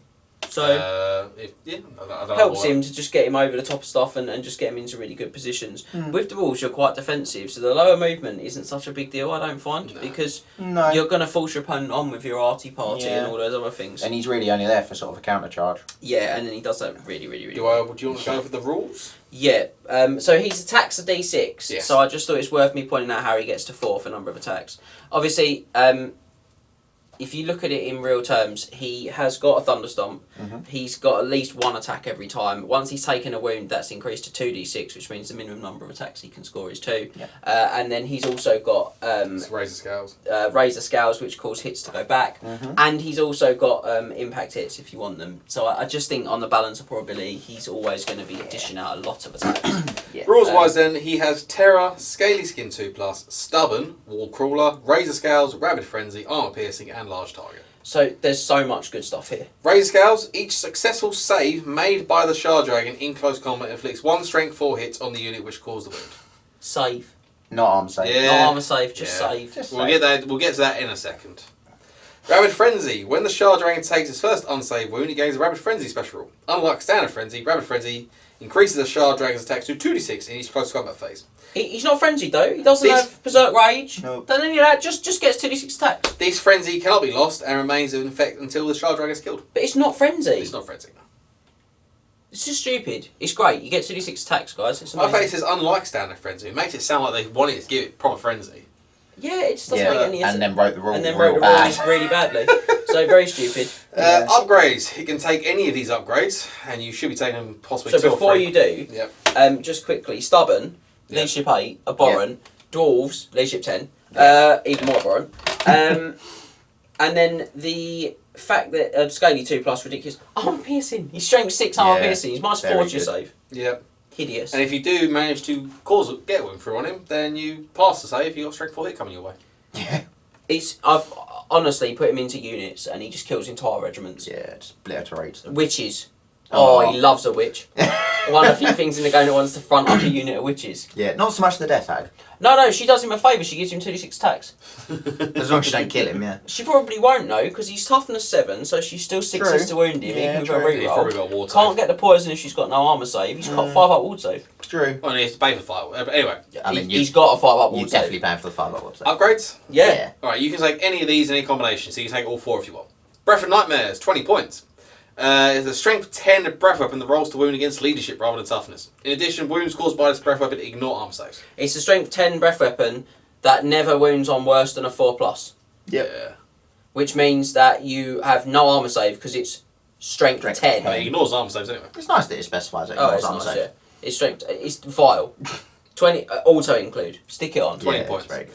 Rock Burner, 20 points. Poison attacks, D3 impact hits. So this is the one that I think you could leave off. Mm. The Rock Burner for 20, I think, is the one that you could go without. Yeah. But I actually think Poison Armour Piercing is a lovely combination. Yeah. And yeah, you know, it's nice. It's good, isn't it? Yeah. It's nice. Runic Collar, 10 points. Magic Res 2.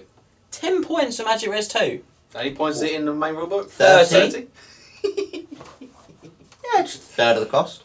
Ben. To have it on a dragon who's got a 2-up armour save, who That's you would tough be for searing dooming. And then No more. 20 points. Gromwell Half Scales. Firewall Ridiculous. save. Ridiculous. 20, so that's 10 points less 10 as well points than a cheaper. standard Yep. firewall. But you now have a model that's got a 3-up ward save Against against Cyrodiil. Against Cyrodiil, that searing doom. which is the thing that you were banking on, Yeah. right? Not anymore! Oh, gosh. These things are mad. They're brutal. Yeah. They're absolutely brutal. The only time they struggle a bit is if they can't thunderstomp you. Yeah. But If they've not lost a wound and they can't thunderstomp you. But you know what? If you go rocking in once you've lost a wound, but even then you're still stubborn. Yeah. You go And rocking you're still doing in. the strength 4 hits back. Yeah. You go Whenever rocking you into pass a the unit of save. enemy cavalry and you drop that strength 10 breath weapon. Yeah. Oh, it's beautiful. Think of beauty. They're really good. They're Yeah, really they're dirty. mad. Chef's kiss. Yeah, they're really dirty. I think that 400 to 420 is the correct price for them as well in terms of giving them in terms of the With their upgrades you buy upgrades. them. I think that they are very exploitable for their costs because dwarves just don't have anything like that. And they You are taking out your rare slot, which is coming out of your organ guns. I ran True. a list on the channel and I had a cannon, a grudge thrower, and an organ gun in one.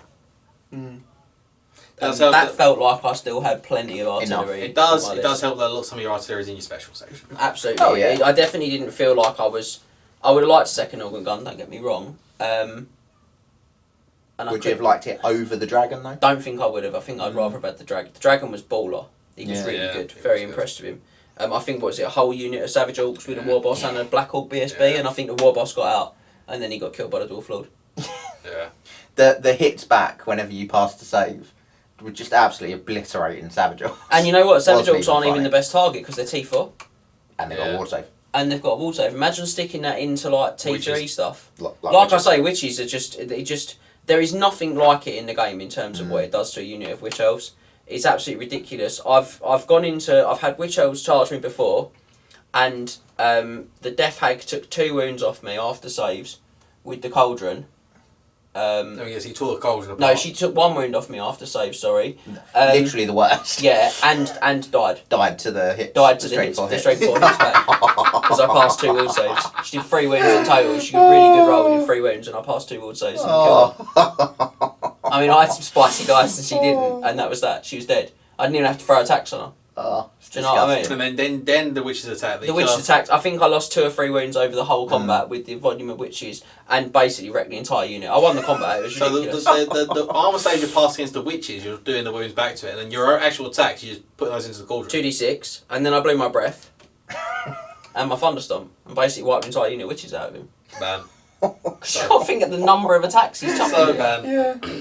It's beautiful. The number of attacks they chuck at you just decks the unit for you. Yeah. And the number of wounds they get on you that you save And you're like, on a 2+. Yeah, you're like, you got some misses there, mate. You having another go? Because they're poison as well. Oh, it's poison 6, is it? Oh, let's take those wounds. Because you get a ward save afterwards as well. Yeah. And, It gets something like executioners as well. They wound when they eventually wound you on a 5.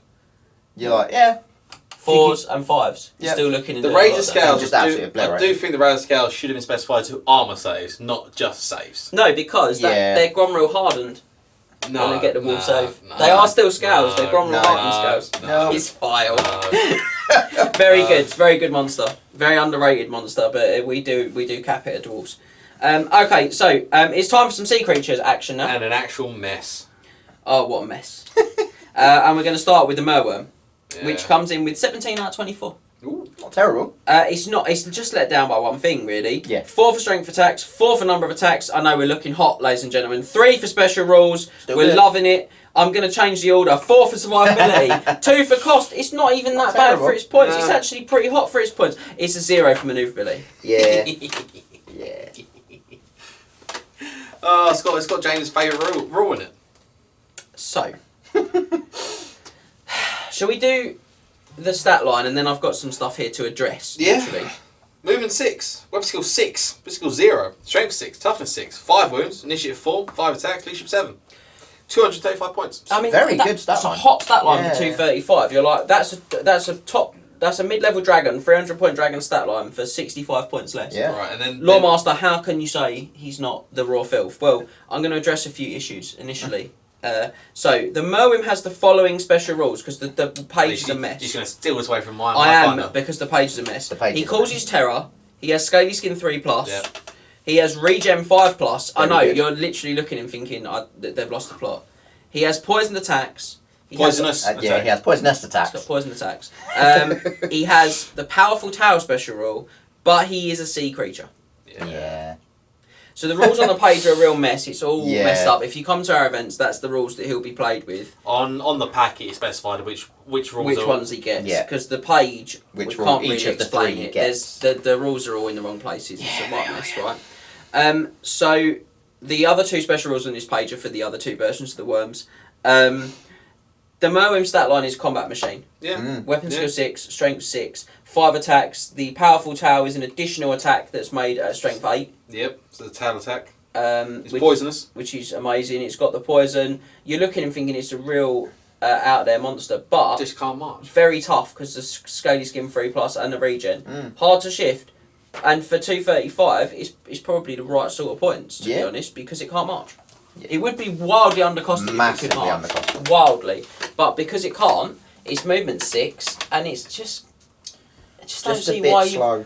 you've got to fight it. Also doesn't like Syrian Doom. I'll tell you what, No, this he is the doesn't. thing that's really interesting. We've seen so many more monsters come into the meta. We've still not seen the artillery start to appear. No. And we've also not We seen were chatting about that. the weren't lore we? of... If you wanted to join in that video that Yeah. day, mate, we could have Sorry, had a man, I was discussion. sick. Apologies. Not good enough.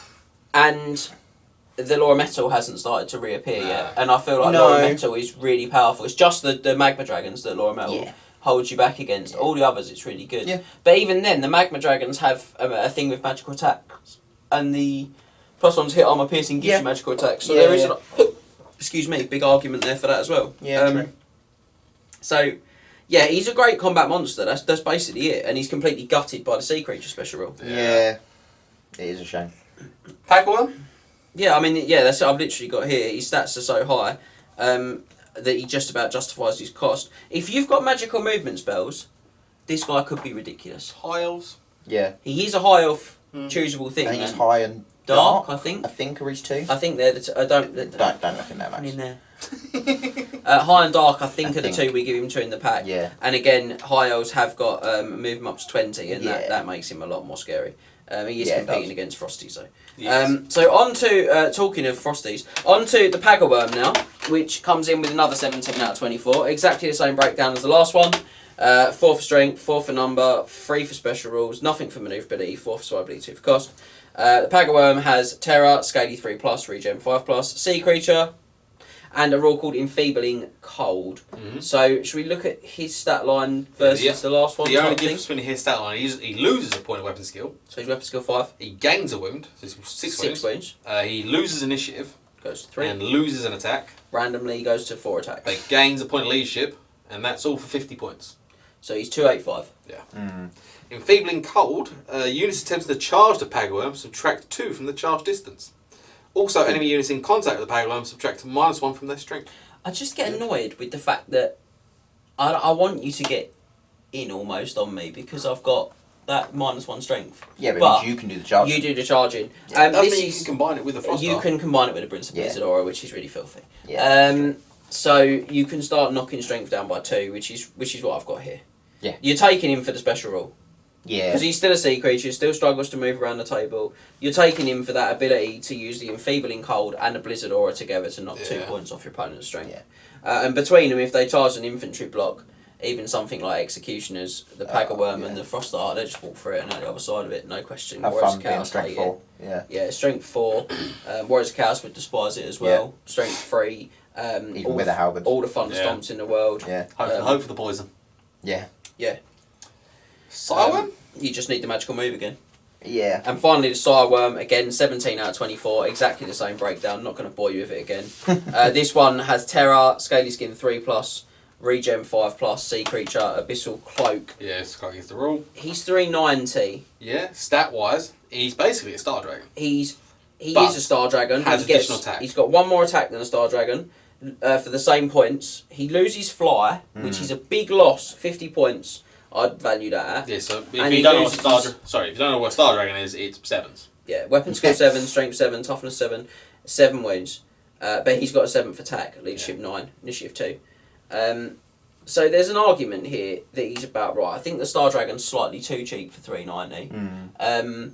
He loses kind of 80 points worth of equipment off the Star Dragon, if you like. He loses the breath and the fly. Yeah. But he gains Regen 5+, which I'd value at 30 points.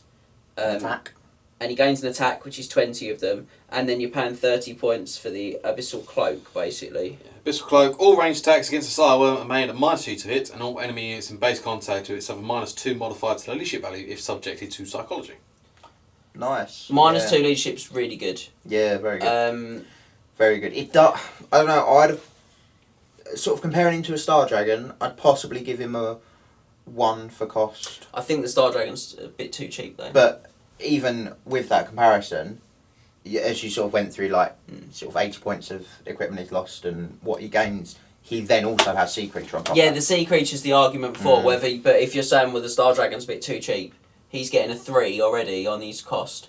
So 400 points is a lot to spend on a monster that can only move I 6. think you can argue there's a 1 on him. Again, I think if you're going to take him, you've got to have Magical Move built into your list or a plan for Magical Move.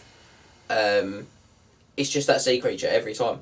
Yeah. And I think on the basis you could say 1. You have a defensive list. I think he works very well in a defensive list. Yeah, lots of shooting. Because he doesn't get shot back easily with the -2 to be hit.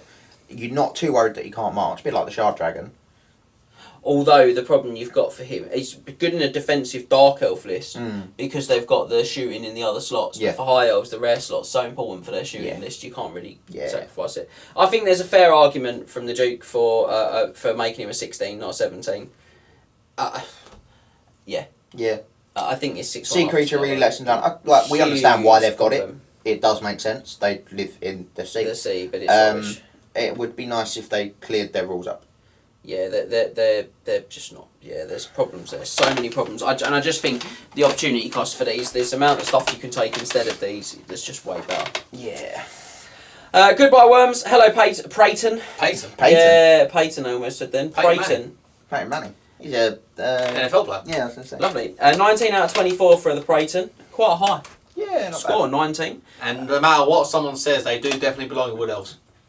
Dude, Wood No Elves matter what you say. Wood Elves are bad and good now. They're a bit of both. 3 for strength attacks, 4 for number. I do get the argument. 4 for special rules, 4 for manoeuvrability, 2 for survivability, and I've gone 2 for cost. So stats. Stat-wise, movement 6, physical 5, physical 0, strength toughness 5, 4 wounds, initiative 5, 4 attacks, leadership 6, 165 points. So they're the stats of a Griffin. Yeah. With 15 points more, but they come with impact hits D3, which a Griffin doesn't have. They have consuming hatred, endless Malice. malice, and hatred.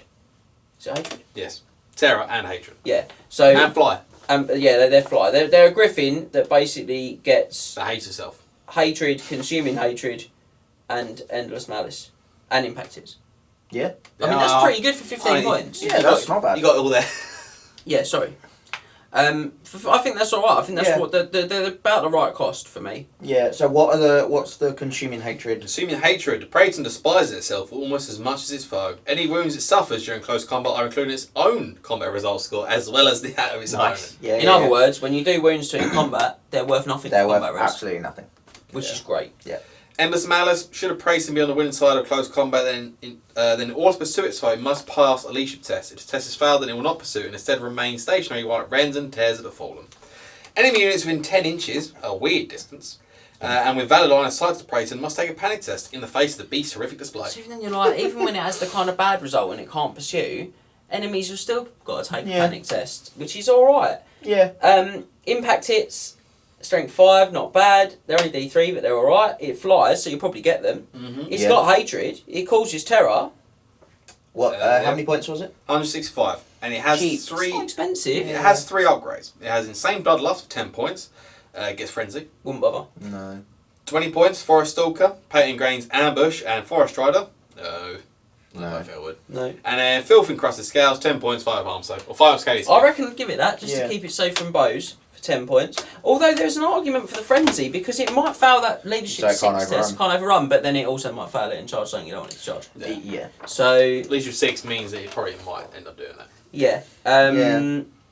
But I do get people's argument that it shouldn't be in Wood Elves because it is an abomination of nature. Yeah.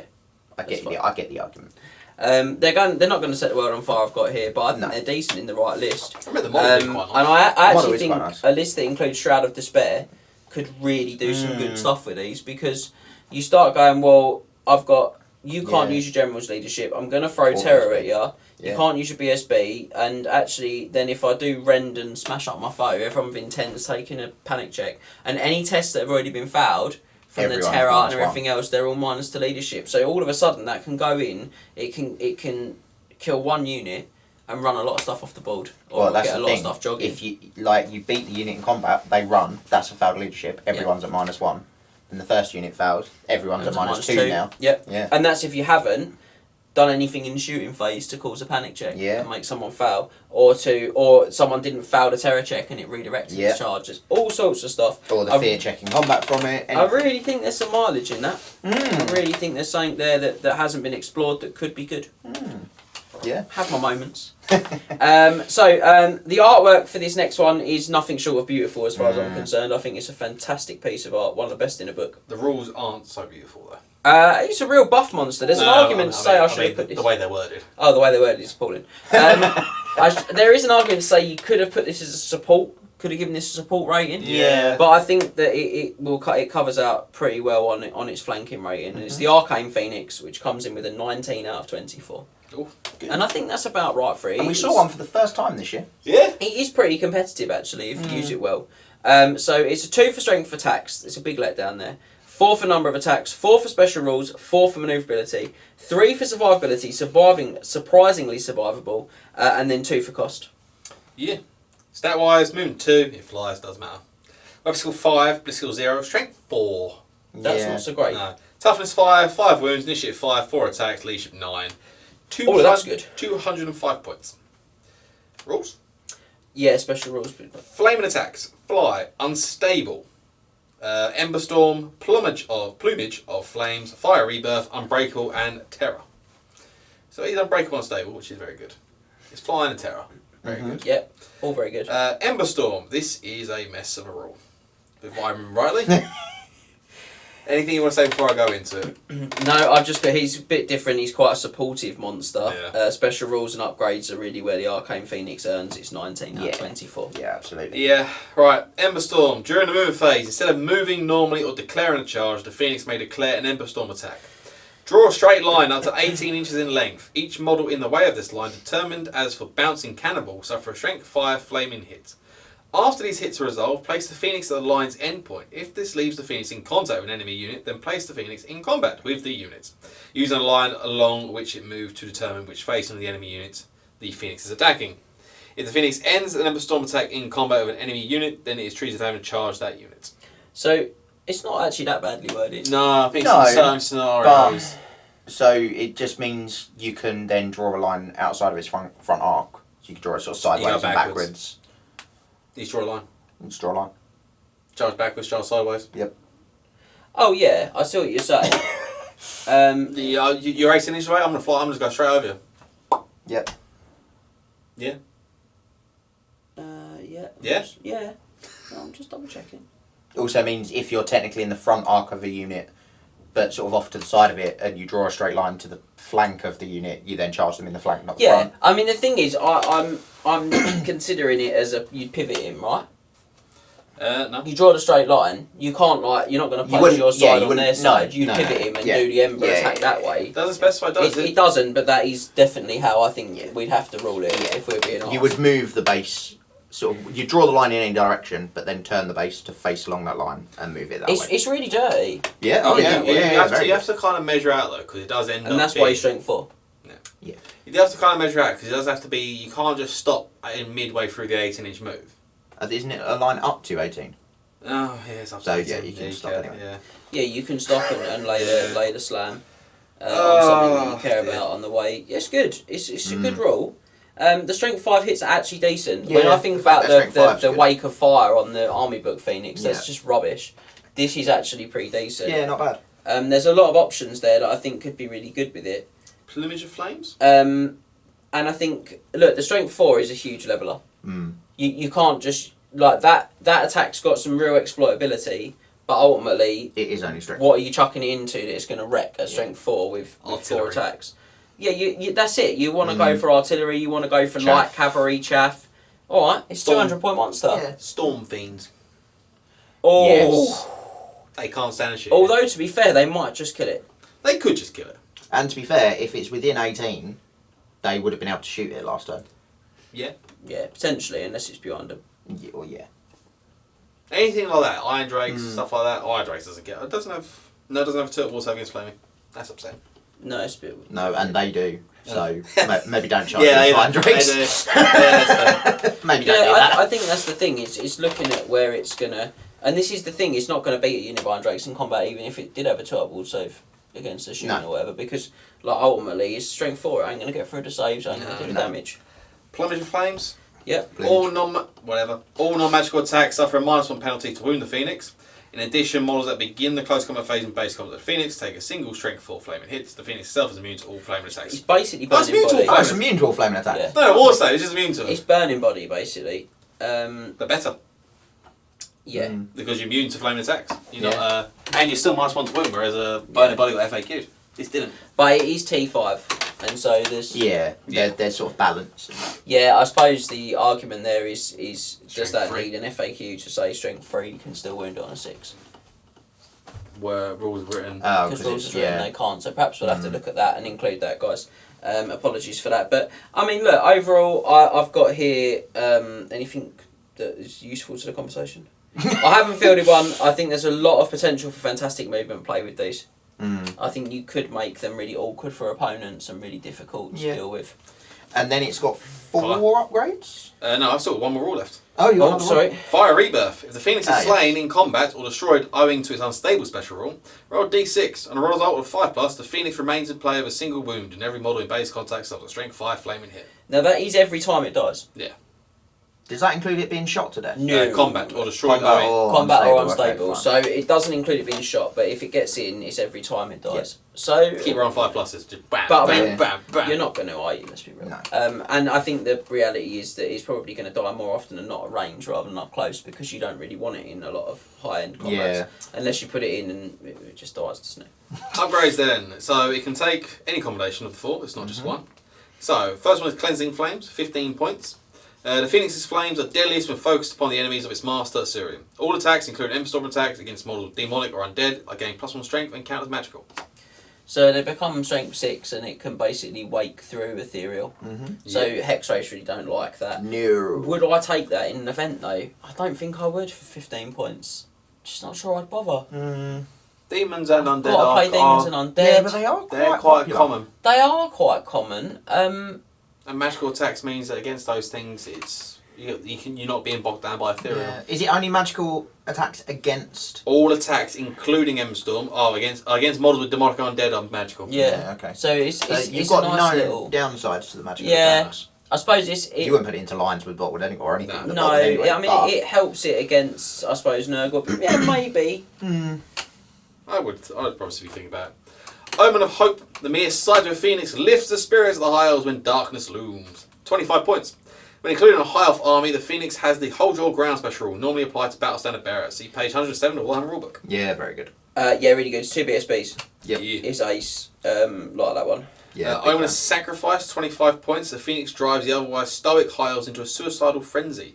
All High Elf units within 10 inches of the Phoenix during the close combat phase gain the Frenzy special rule for that phase, but take D6 strength 3 hits after combat results have been determined. I don't hate it. You get the best of both of us. You're not getting Berserk Rage. Yeah, you are taking some hits, but yeah. Yeah, it's So just they like gain the frenzy special rule during that close combat during phase. that close combat So phase. during the movement phase, you so don't there's no psychology for them that phase, and they Yeah. do get to throw the extra dice. It's pretty hot. That it's a Yeah. decent rule. And then the last one is Blessings of Assyrian. The Phoenix bears with it the blessings of the most powerful of elven gods, Assyrian the Creator. Phoenix gains always strikes first. 15 points. I think for 15, I find that hard to look past. Strength 4. I don't know if I'd bother. The thing though then is I've got a fly-in, weapon skill initiative 5, always strikes first flaming thing that can take the regen off of something for like my Possibly. grey weapon units because Yeah. otherwise that's the same initiative. And so I'm possibly. not getting the benefit. I don't think it's Possibly. bad. I think it's got a lot of good upgrades. I think We you've got to saw- work out what you want to do with it. Yeah. I didn't see exactly what upgrades the gentleman had bought it he had It was Omen of BSB and Definitely had Frenzy. Omen of Hope. Yeah, Only he Frenzy. had the Yeah. Honor Sacrifice, and I did see it work quite well. Yeah, I believe he also played another High Elf player and everyone got Frenzy. It's not friendly High Elves, it's just High Elves. All High Elf units intended to defend. Yeah. So everyone got Frenzy. But he did kill some of his opponent's Reavers with the hits. Oh yeah, those are the two I'd possibly go with. 50 points. So Yeah. do go to 255. Yeah. Maybe the always strikes first if I'm playing around the great weapon sort of thing. Yeah, I think there's a lot in there. I think even the Emberstorm's got an argument. I think all of them. I think all of them have An argument, but I think it gets too many points then. I think at 285 it's possibly a bit too much. I think there's some tough no real choices there. save. Yeah, there's some tough choices there. It has no So, save. No save. No, you got to look after no it. real save. It has no save. Again, Laura Light Magic is a big argument there for it. Yeah, but in a High Elf army, you've probably got Apotheosis. Yeah, and you've also got the ability to make it magical move, which I think has a lot of potential for getting it into good sort of slots on the table. Okay, so we are going to finish this section of the video. I know we've soldiered on for some time with no less than 6 dragons on the bounce. Yep. We have 6 dragons left to go. There are just fantastic ratings all around till the end now, guys. So hold on to your hats. And we're not actually lying this time. They are Get all very good. It's very ridiculous. We're going to start with a young Warp Fire Dragon, 22 out of 24. Abhorrent. This is the little dragon. This is the baby. The worst of the lot, I hasten to add. 3 for strength attacks, 4 for number, 4 for special rules, 4 for manoeuvrability, 4 for survivability, 3 for cost. Ridiculously exploitable these dragons become, these Warp Fire ones. It's a really hot score for a 5's dragon. Yeah. But let's chew it apart. Stats. It's literally just a 5 dragon. It's just 5. It's just 5's dragon. Yeah. Women 6, physical 5, physical 0, strength 5, status 5, 5 wounds, initiative 4, 4 attacks, leadership 7, 285 points. So he's 50 points more than a 5's dragon. So I know what you're thinking, James. How can it be possibly exploitable for those points? Let me tell you its rules. Fly, naturally. Scaly skin 3+. Dragon. Terror, naturally. Enchanted attacks, Warp Fire Aura, Explosive Demise, Warp Fire Blast, Large Target, and Regeneration 6+. The regen 6+ is just regen? cheeky. Yeah. It's just a little The amount cheeky of times thing. I played your Terrorgeist and you've passed 6-up regen. Oh, it's great when you do It that, saves the one wound sometimes. Yeah. You know when you're like, and then at the end you're like, it's survived by a wound or whatever. It's massive. But, yeah. Yeah, shall I read out some rules? Please do. Alright, so Warp Fire Aura. A Warp Fire Dragon exudes a baleful radiation that can kill by mere proximity and distorts and deranges the flow of the winds of magic in its vicinity. At the beginning of each close combat phase, every model, friend or foe, within 3 inches of the Warp Fire Dragon must pass a strength test or suffer a single wound. No armor saves may be taken against this. A Warp Fire Dragon also gains a 4 ward save against weapons that have the Warpstone Weapon special rule. In addition, any magic spell directed against them will miscast on any roll of a double 1 in addition to failing, as well as the usual double 6, which also results in irresistible force. The whole in addition to failing thing feels like that doesn't really make sense, and he's from an earlier edition. It is, because you used to always fail on a double one in previous editions, and that was you miscast. Yeah. You miscast and failed. But thanks to that line, in addition to failing, if you roll a double 1 on your spell attempt cast against one of these, I guess you fail. Rules is written. Because it says... Yeah, in addition to failing. I don't... It says, in addition to any magic spell directed at them, will miscast on a roll of a double 1 in addition to failing. Rules is written. So as written, it's saying in addition to that, it fails. As intended, I don't think so. Probably but not, written. but as well as the result of a double 6, which will also result in irresistible force, obviously, double 6. Yeah. I would have to. To make a decision on that, but as it is written, you'd have to. Yeah. You'd have to rule it out as just the 12,000. just don't attempt spells against it. But that's disgusting. Yeah. So just don't attempt spells against. It's disgusting, eh? I mean, I wouldn't. That wouldn't stop me trying to spell it. Which means if No, you're 100%. I'd still. if you're a double 1 in that roll, then it's yeah, that is unfortunate, but that does it mean still wouldn't stop me. you lose concentration. It's the miscast that's dirty. Miscasting, losing concentration. Yeah. I don't think the losing But I concentration just don't think. dice left. I just don't think the risk of rolling, like the possibility of rolling a double 1, I is agree. enough to stop me casting spells at it. It's so they're going to not. hurt. The Warfire Roar is disgusting, though. Also, is that enemy spells? In addition, magic spell. No, any No, spells. I wouldn't buff it at all. Friend or foe, never buff it. No. Now, this is it's just uber. The take a strength test or take a wound, everyone within 3. Yeah. You could be looking at getting an average unit of 20 mil infantry taking sort of 18, 20 strength If tests. you're in combo with them, yeah. If you've charged them. And the average toughness of 20 If you're mil close, infantry. you probably still get 9. Yeah. If you're an inch away. Average strength of 20 mil infantry is 3. Half of those are taking away no up saves. Yeah. Well, and don't forget that they can all purchase wizard levels. These. Well, the reason I'm saying that now is because they can all purchase wizard levels up to 4, I believe it is. Yep. Yeah. Not even the big ones, just the baby ones. Just any flavour. 35 points per wizard level. And they take dark magic. Which has Word of Pain. Yeah. Oh, by the way, we should have said with the Shard Dragon Warcrawler, you need the Orcs and Goblins army book to find that special rule. Yeah, I think you did, to be fair. If you need this if you need this Law of Magic, you need the Wood Elf or the Dark Elf book. book. Treat yourself. What lore attribute do you use?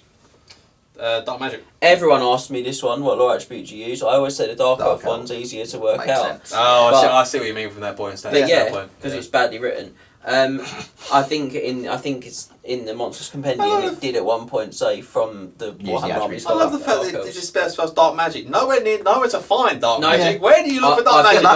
I think we did, and if we haven't, we'll have to put it back. We did at one point have from Warhammer Army's Dark Elves, but this gives you dark magic in armies that can't normally get it. Yeah. And you've also got a spell in there that reduces your opponent's strength. Doesn't Word of Pain reduce toughness? It reduces strength. Strength, not toughness. Not toughness. Weapon skills, strength, initiative, and... It's basically Malkoff's, isn't it? Yeah, but it's Movement. slightly different. No, it's not movement. I'm sure it's not movement. Weapon skill, Weapon skill, ballistic skill, Ballistic skill, initiative, initiative and strength. I was going to say, if it was toughness, then you just stick it with Ballistic scaling. skill's always the stat that we forget. Max seems to be obsessed with it, but... No, but that reducing strength and then making him take a strength test is just abhorrent. Yeah. But you have to think of that you wouldn't, because that's the start. That's during the magic phase, and the hex. That's spell- start of the combat phase, isn't it? No, combat phase. Yeah. Sorry, I thought you said magic No, phase. So you charge, Yeah. you're in, and then you're like, you know what, I'm I'll going to drop throw a all my dice at this. If I miscast, I'll do damage to you probably as well, because I'm in combat with you. No, if you die, then something else happens. Explosive Oh, it gets demise. better. Explosive demise. When a Warfight Dragon loses final wound and is removed from the table, all models, friend and foe, within 2d6 inches are engulfed in a blast of magical energy. All models. Yes. Models. Yeah. These models suffer a wound on a 4+ from the death of a young Warfight Dragon. Armor saves are taken as normal, so you do get your armor. Yeah.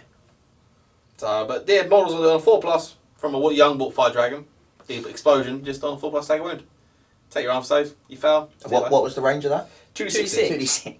So you throw it in. You throw it in. Yeah. Everything is about throwing this thing in. Just doing all the raw damage in the world. This is a fire and forget dragon. It's vile. 235 points. Absolutely mental 85. what you can do with it. 285 points. Mental what you can do with it. You can get 2 of these. You can, easily. Enchanted attacks. A Warfight Dragon's close combat attacks are magical. Lovely. And then there's Warfire Blast. This I'm going to paraphrase for Max because I love him. Yeah. It's a stone thrower. You Yes. don't have a normal breath weapon. It's not treated as a breath weapon. Just treat it as a Shoot stone it every thrower, turn. basically. Can't do the But you combat. can. I think you can move, but you can't march. This is a shooting attack rather than a standard breath weapon, and uses the following profile. So you would be able to move. Yeah. For the young one, it is 6 to 24 inch range. So it's got a minimum range. It's a strength 5 small round blast with strength 5 under the hull, strength 3 on the burst. It's multiple wounds D3. Doesn't specify that's under the hull, so that's the lot. Against ethereal special rule that units are classed as demons or undead, it's increased to multiple wounds D6. That's lovely, but it can't wound ethereal because it's not a magical attack. So clearly didn't think that through. If you're on a misfire on the artillery, I think to be fair, the fact they've put D6 against ethereal, Their intention was it was a magical attack. I would have personally ruled that it is a magical attack because it can hurt ethereal. Yeah, absolutely. I think the intention is, and I think it's again going to be something that we'll have to write on a FAQ at some point. and if you're on misfire on the artillery dice, you do take D3 wounds. Yeah, That's a that's shame. what it is.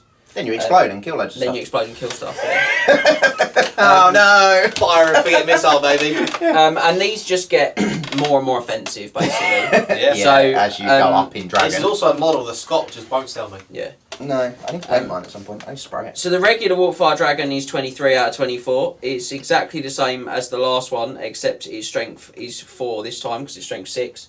Its strength attacks are 4, so it's 4 for everything except cost, which is a 3.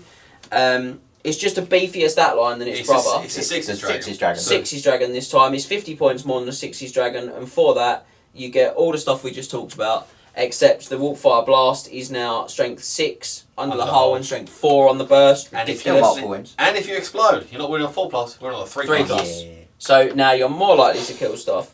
Ridiculous, really dirty. You can still have all of the magic it wants in the world, and still has the hull, reduces your might take strength test, take damage. Yep. I'm not going to bore anyone else more than that because we've really gone through it already. And that leaves us with the Great Warfire Dragon, which I gave 24 out of 24 to. The big 24. I gave it the lot. The first one. You'll take the He's lot. taken the lot. The first one is book. Yeah, first Yeah. in this book. Yeah. Not the last. Not the last. No. It's Ridiculously, I think before today, did we only have one, or 2. was it 2? 2, I think. For a start on Ariel. Frostart and Alario Incarnate of Life. Yeah. Right? In this video, there are more than we have had All in of the all of others. the other videos combined. In 2 years deep dives. Yeah. So, Hilarious. had to give it the 24. Got to give it a 4 for cost. It's a 7's dragon now. Mm. So it's It's the Star top line dragon. Still 50 points dearer. But it's Explosion now moves everything on a 2+. 2+. You kill it and you take off all your models on a 2+ per model. They get an armor save. 2D. No. How much stuff has got a good enough armor save to not care about that? Bretonians. Yeah, like knights. Yeah, Heavy cavalry. Heavy cavalry, yeah. Yeah, heavy cavalry. All right, fair. Or his chaos can somewhat just mug it off a little bit. Yeah, I mean, Warriors are cows. It just charges and kills, though. Yeah. I mean, it's toughness 7. Good luck. You're not going to win me. No. I'm going to make you take strength tests. Kill models. Don't jump down my front. They're ridiculous. I'm being devil's advocate here. It's alright, I've just got a strength 5 small blast. There's multiple wounds D6 under everything, and strength 7 under the whole. I'll just chuck that on your Warriors first. Yeah, the Great Wolf Fire's Dragon Shinozagi is strength 5/7. And my Doombolt. Well, I treat myself as a Doombolt because I've got 4 spells. You know what? I've just realised. Power of Darkness. You can Power from Darkness back at strength 8. but then you roll. Roll a 6? Yeah, and you take wound, blow yourself up. Yeah.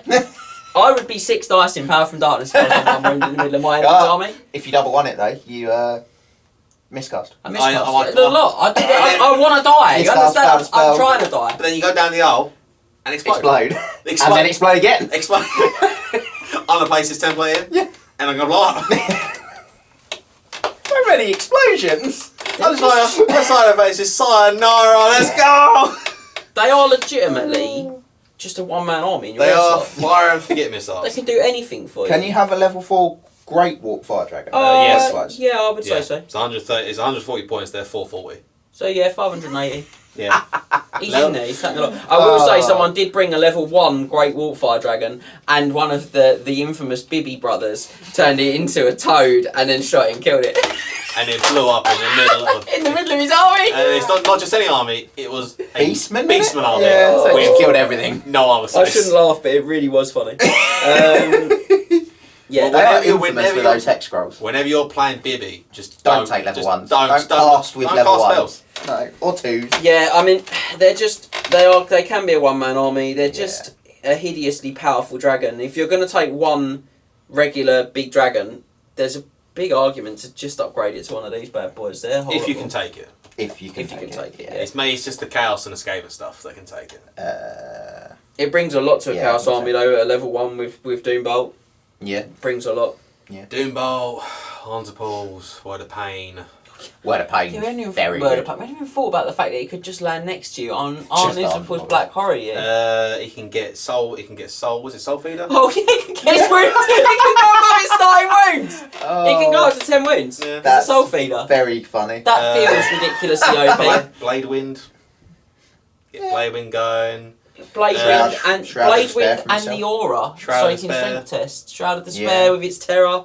Oh, they're just so vile. Scott, sell me a Wolfeye Dragon. They're so vile. Sell me a Wolfeye Dragon. Right. Okay. Do we have to do this now? We do. So we are taking a small dip in score. We're going to finish with arguably the most popular choice in the Monsters Compendium. Hands down, something that we keep talking about. Needing to look at again every year. We need to look at them again and again and try and... Yeah, it's odd because last year, whenever it was, when they were slightly higher in comp, you basically never saw them. I disagree. I think there was 3 or 4 still again. A lot of the cast. And this year was ridiculous for the number of them. This year, yeah. And I just think they do. They've always been there. Even the first years when we first used the compendium and people weren't really dipping in. The one thing people dipped in for was these. Yeah, fair. Fair.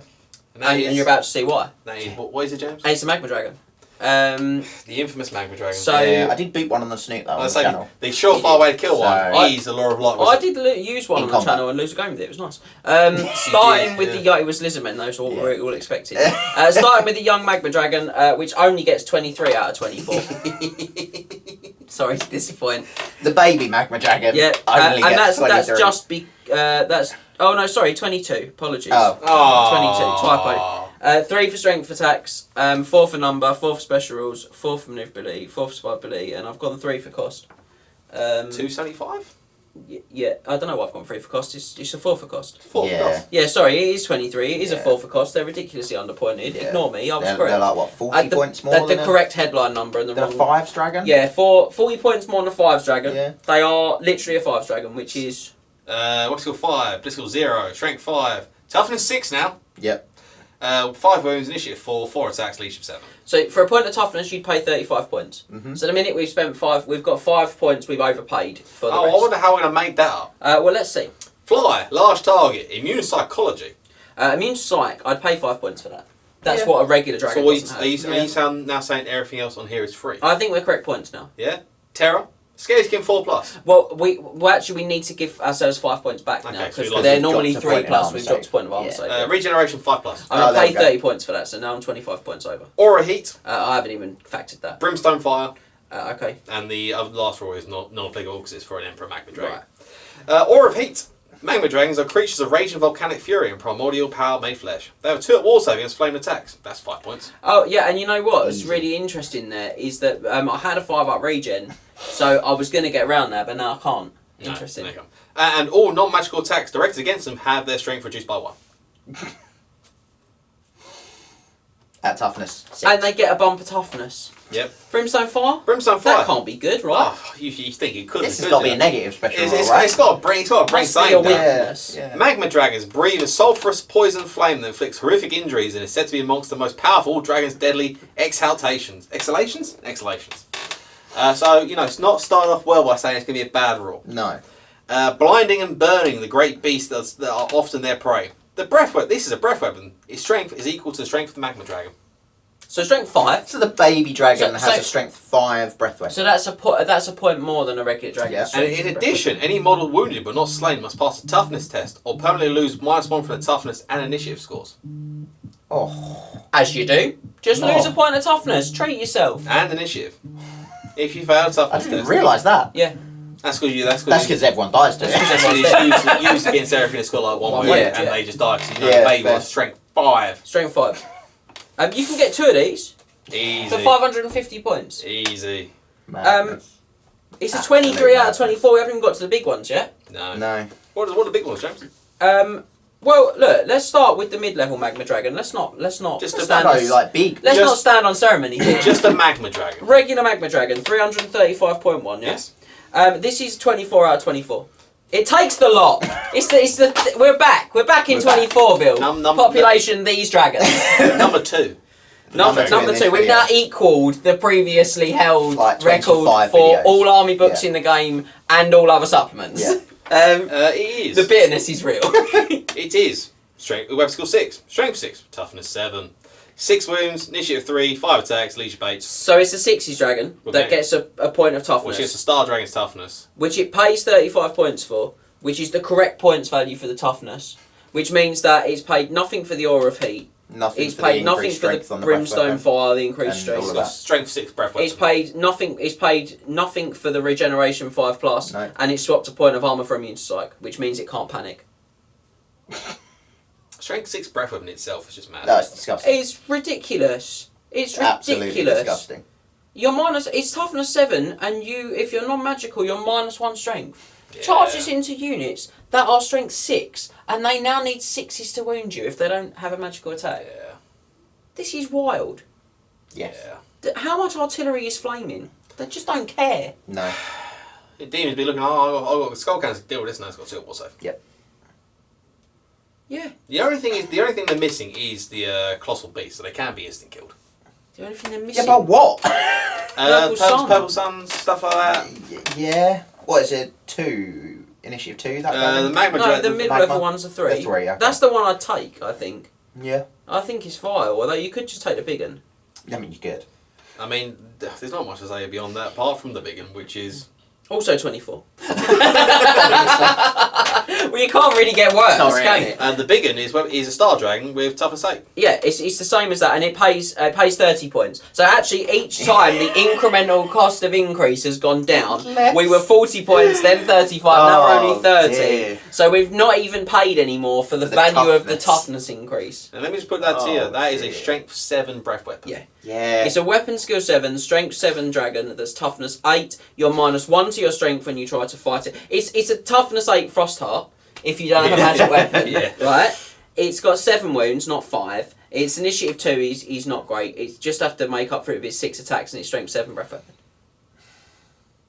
These things are mad. Yeah. They are mind-blowing. They are beyond sick. How the Great Magma Dragon isn't like 500 points, I will never know. Yeah. Just because Forge World is just full of crazies. Oh, Yeah. hang on. These are bonkers. I do not know who it was that thought their points were the correct value. Just so you're clear. Clearly, this was like whenever I finished the script, very late at night. Just me. I like the fact that the young magma dragon which is a strength 5 breath weapon, is equal to the highest strength breath weapon we've done before this. Yeah. The highest we've done before is strength 5. Yeah. Standard breath weapon. Yeah, I'm not going about the ones that yeah. wound against leash or anything like that. The Great Magma Dragon is, in my opinion, the best monster in Warhammer. And that's come from someone who, right at the beginning, 2 years ago, said the Frost Dart was the best monster in Warhammer. No, it is better than the Frost Dart. There's no question. I mean, the Frost Dart is the best in Army monster by a country mile because it's grotesque. The Great Magma Dragon that will go for it. He'll eat a Frost Dart for breakfast. He's wounding on breath on it and kill it. No, he's wounding 4 is a breath weapon. No, it's not. No, it's not. Oh, it's the strength of the bearer. Yeah, okay. Yeah, alright. 2d6 I know. automatic hits. Yeah. What's the Frosty going to do to him? I don't know. Die. Die. If only you could take every Magma Dragon, then you can thunderstomp it. Oh, it's just ridiculous. Are they the largest of they are us? ridiculous. They are Their strength 10, toughness 9. Randomly, their strength They're 9. the other way They round. get a strength 10 breath weapon. Treat us. They are larger monsters, but not colossal beasts. Oh, okay. So they could be insta killed. Interesting. Yeah. I mean, look, let's just be real. They are. I mean, obviously, the compendium is what we use to let them in. Yeah. They are, by a country mile, the best monster around. As much as we're branding them, They are the most common. They are very hard to Yes, deal with they are for the the most vast common. majority of armies. If you do not have artillery, that really is the weakness, and the artillery mustn't be flaming. Which is a huge issue. Ogres. Empire do quite a Empire lot. and Ogre. Ogres. Empire. I have to say, Empire are very good against them. Yeah. Empire are good against them because they've got access to the banishment. They've got access to the. Didn't stop one. But don't shems them. Didn't stop one wound going through pretty much Scott's entire army. No, in one go. no. Yeah, and that's what I mean. Even then, Empire are one of the better armies to fight them with, and it still didn't stop that. Send the light wizards. I did boop it on the snoot with the light witch. Send in the light wizards. Send in the gods. Yeah, the cannon being strength 10 is huge as well because even with the -1 strength, Yeah. it still gets over the line. juice. But yeah, they're amazing, is what we're saying. And on that sort of combo of rant and bant, as I might now Rant call and it. bant. Rant and ban. Yeah, they are really good. There's no two ways around it. I'm going to say it is that time as ever. It's going to feel very skewed towards the end of the video. But take a breather, grab yourself a Coke. Other beverages are available. We will be back very soon to talk to you about the extensive list of chaff units that are found in The extensive list of chaff unit. of chaff units that you can find in the Monstrous Arcanum supplement after this short break.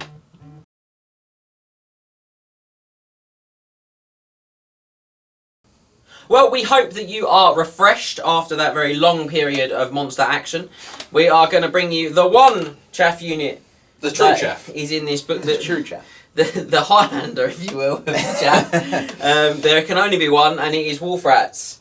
And they come in with a competitive rating of Trash. 11. Yeah, I was right. 11 out of 20. Why don't we do chaff at the beginning? Yeah, could have, would have been. We're going to finish on the Great Magma Could Dragon. have finished on the 6 scores and the big rants. Yeah, the rants and bants, if you will. But now we're going to finish on rats. Rats and bants, if you will. So That's no ban. 3 for manoeuvrability, 2 for number of attacks, 2 for special rules, 2 for slot because they're going special in our in the compendium. Nothing for survivability because they're garbage. Sorry, because they eat garbage, and 2 for cost. Yeah. So movement 8. Movement 8. Web skill That's 4. short. Yeah, it is good. Web skill 4. I mean, they are a giant rat. They are fast. Yeah. Web skill 4. Web skill 0. Strength 4. Toughness 3. 2 wounds apiece. Initiative 5. 2 attacks. Leadership 6. They're a war beast. Unit size is 5 to 20, and they're 16 points a pop. There you go.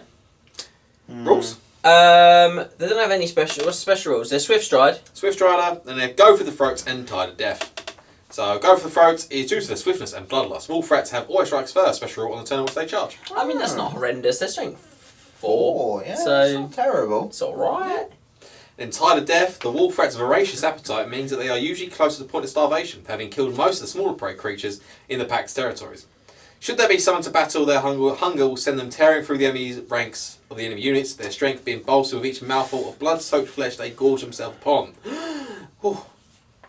A wolf rat pack will gain +1 impact hit per point of rank bonus the unit has. That makes no sense. No, it makes absolutely no sense. Yeah, the entire I thought that was going to be for every unit they've killed or combat they've won or something. So they have something, impact. I think what that should be is wolf rats have impact hits equal to the number of rank bonus they currently Gain have. +1 impact hit per. Yeah, so Yeah. if you Yeah.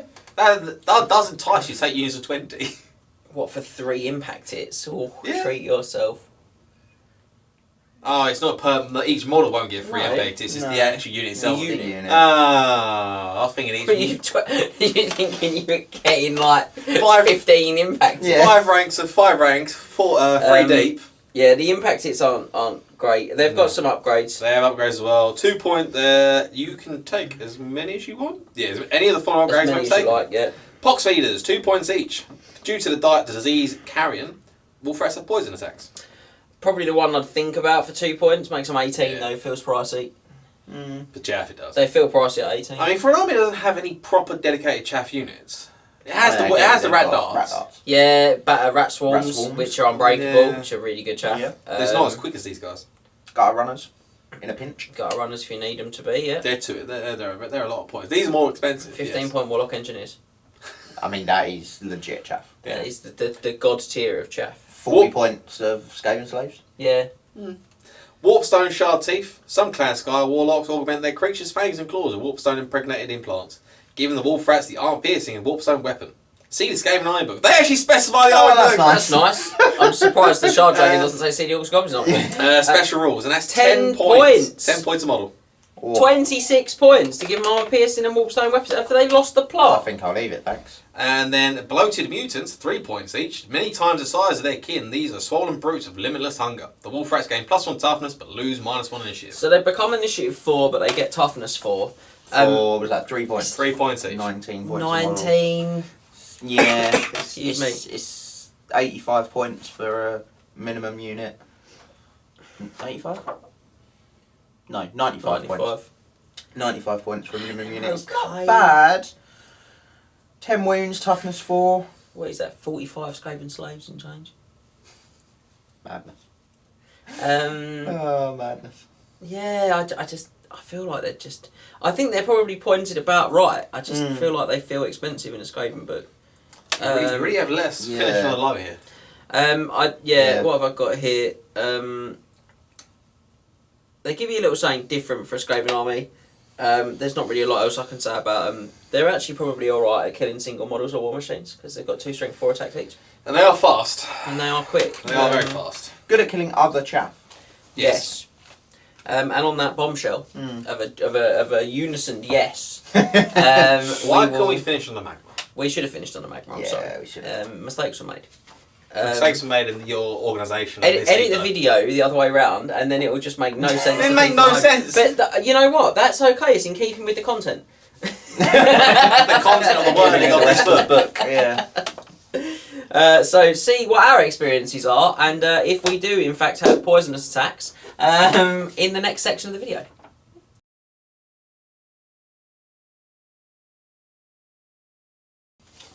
Welcome back to the Triple Crown Wargaming Studio, where you've enjoyed some rats, you've enjoyed some dragons, you've enjoyed Lots of those dragons.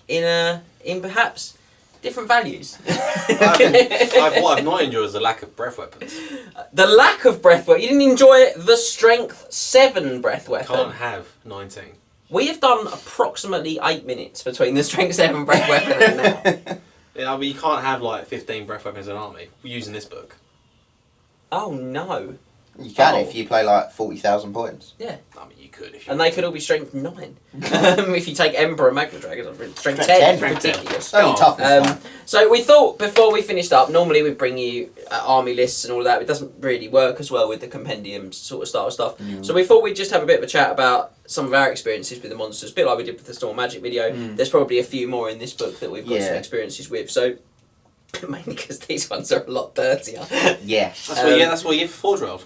Yeah. Yeah, they are. They are. They're good really, at that. really filthy. But they're really filthy, but they sometimes just don't make sense. That book No. is gorgeous, though. This book is very It nice. is a lovely book. And also, it's also very sad because it says 1 there, Yeah. so it makes you think that should Yeah, have they been more. were There was gonna definitely be planning more. on doing more. I mean, Why? there's like 5 more incarnate elementals. move. To Yeah, Yeah, there 100% is. they were thinking of. Could Yeah. you imagine like a This was definitely going to be like a 3-part series in my mind. Yeah, I would have thought 3. Yeah. And then you have 3 incarnates, 3 incarnates, 2 incarnates. Or could you just imagine like a giant lightning bolt as the incarnate of heavens, or a gust of wind? And then you have to have someone spoil it for you, didn't you? Yeah, I I mean, now they see could a have. lightning bolt on a cloud Yeah. flying around, like hovering around. Yeah. You're a bad person. You know, what it could have been. It could have been from a certain Italian plumber gang. Yeah. The guys Yeah. on the cloud throwing lightning bolts at you, throwing shells at you. I won't mention a name. But a certain Italian plumber Let's go on to made by a the Japanese rest of company. this. Yeah, Section. let's go. Let's go. Woohoo. Woo! Princess yeah. Peach. Is that one? So, from a monsters in this book point of view, Yeah. we'll get there in a minute. I've used a few. I've thrown a few out. I don't know, and I've played against plenty of them. I have to say, I've probably played against more of them than I've actually used. I don't. Which is odd for me because I do like a monster. Yeah, I don't think I've I've- used any of them. Is it just me? Am I carrying this whole I've section? only ever used. I've played against them. I've Oh, good, used. good. I've Yeah. used 2 incarnates of Beast in 2 games. They were good as well. I felt. I felt you were rubbish, but they were good. Oh my god! That's just not necessary. Oh my god! Oh, shut up! That's from the hip! It was a violation. I will cry. It's not necessary. Do you know what's really funny? You trying to find someone that's got a Chaos Army to use on the channel. Well, it'd be better painted than yours. Try and find them. Oh, we'll have to go and get the aloe vera. I just don't get it. There was no need for it. There was no need for that, This to be is fair. why it was said. But- This moment. No, I thought they were good. To be fair, Yeah, you've made that very clear. I watched those games, and I No, think you know you can shut your mouth. You can shut your mouth. Oh, brilliant. I watched those games. Your opponent did make some very, very big charges on them. I mean, he killed one with a skull cannon turn 1. I can't do that much was a against different that, game. can I? Sorry, that was a different game. I was thinking of when you played the high elves with them. Vampires? I watched you play high elves with them. Because I one played- got charged by a unit of Phoenix guard that wasn't that big, and I thought it was a really big charge, and he made it, and I was like, I think he's made an error there.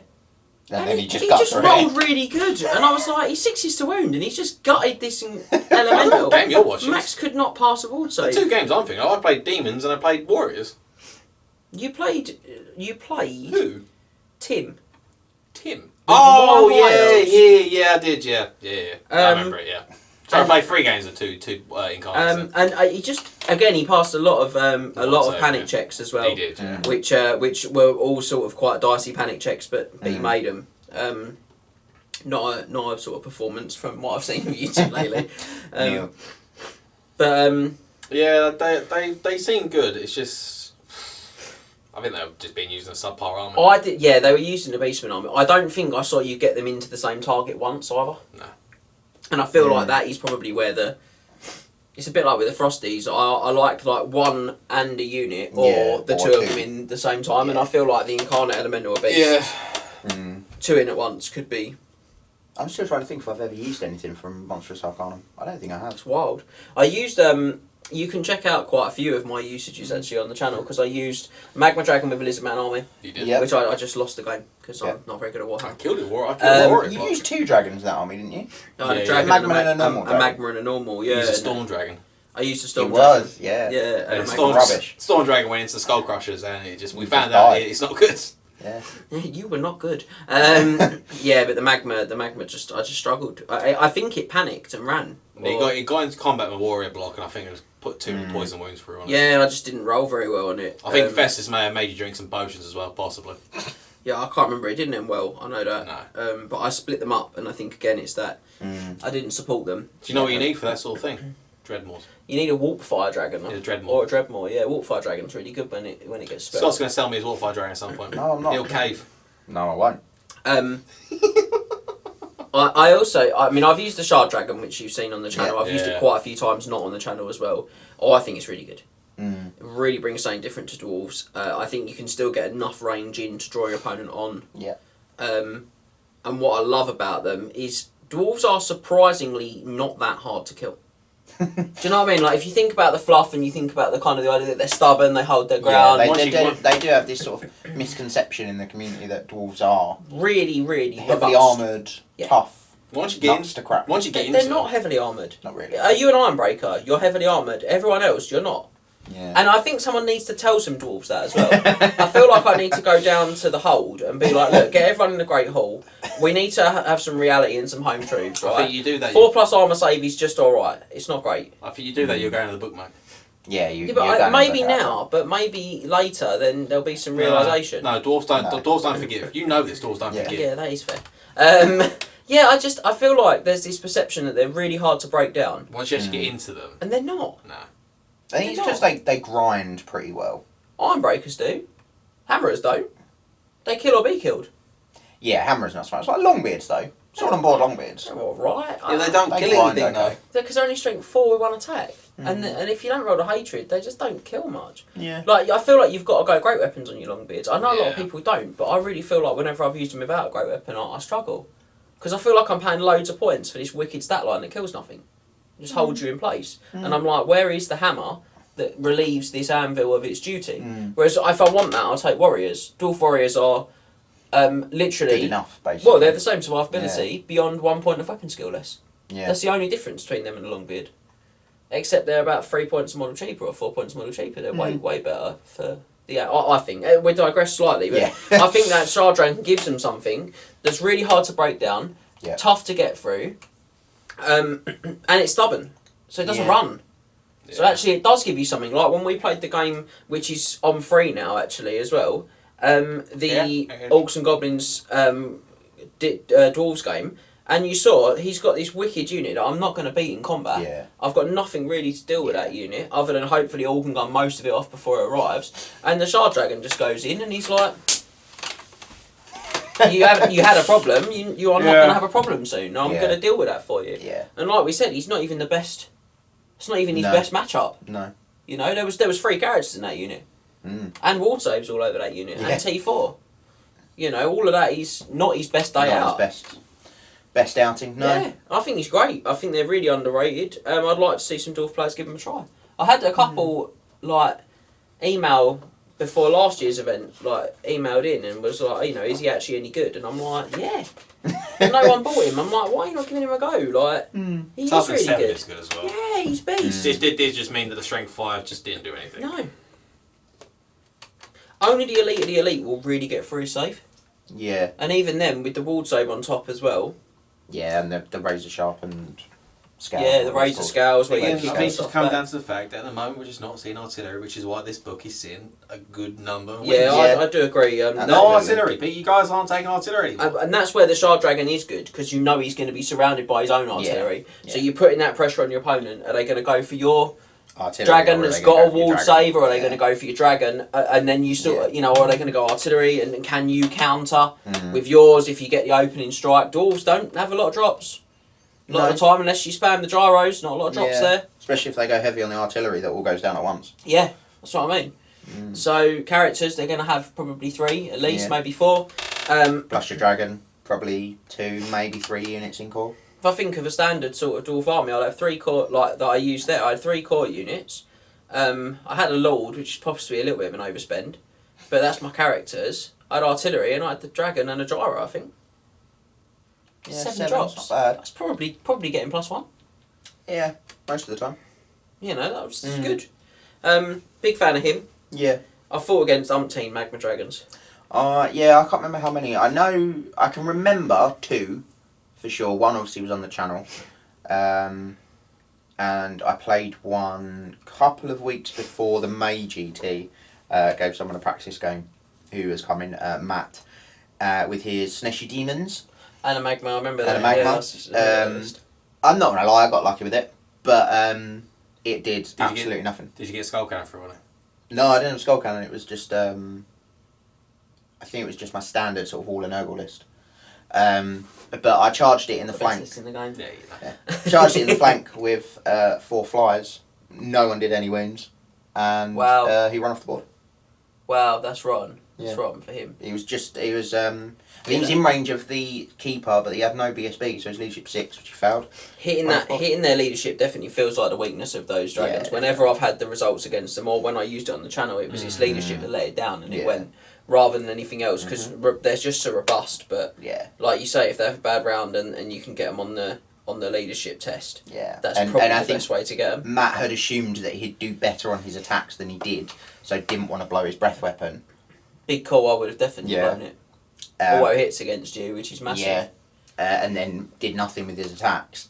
I think he got like 1 or 2 runes through, and I passed both or all of the wall saves, however many it was. Yeah. I got like no poisons, which is a bit upsetting. I had 2 flies attacking him. Yeah, that's a bit upsetting. But yeah, and then leadership 6, and he ran. The other time obviously was on the channel. Booped it on the snoop, which was hilarious. But other than that, sort of banished like 5 of its 6 wounds. I think that's the thing. You need something really specialised for them. Yeah. You need like non-flaming artillery, or you need banishment. I think is like strength 6 or 7. I don't think it's a shock that I ran that list at North Remembers with the sort of bringing the Light Council back, and it seems to have caught fire again. A few people seem to have seen that, and I'm not saying it's like people copying me. I just think it was a realisation for people to give that another look. Yeah. And they've gone back and gone, oh right, so you had a Light Council. Like, what was so good about that? Have another look and then go, oh, you know what? There's a lot of stuff right now in the meta, a lot of stuff people are using that's really punchy against. I don't think it's. I think it's more just a pointing some people in a direction and going, oh wow, actually that's really punchy.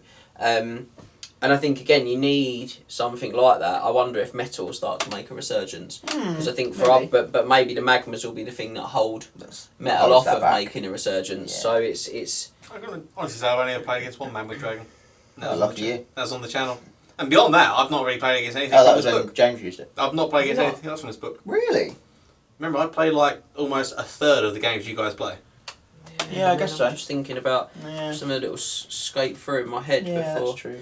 I've not played against Arcane. Shard Dragons I've played against. Oh yeah, you played against Shard Dragon. Rock Idols, we both played against them. Barry with a Rock Idol? Nope. Dreadsarian I've played. I've not played against Dreadsarian. I've not. I purpose on it.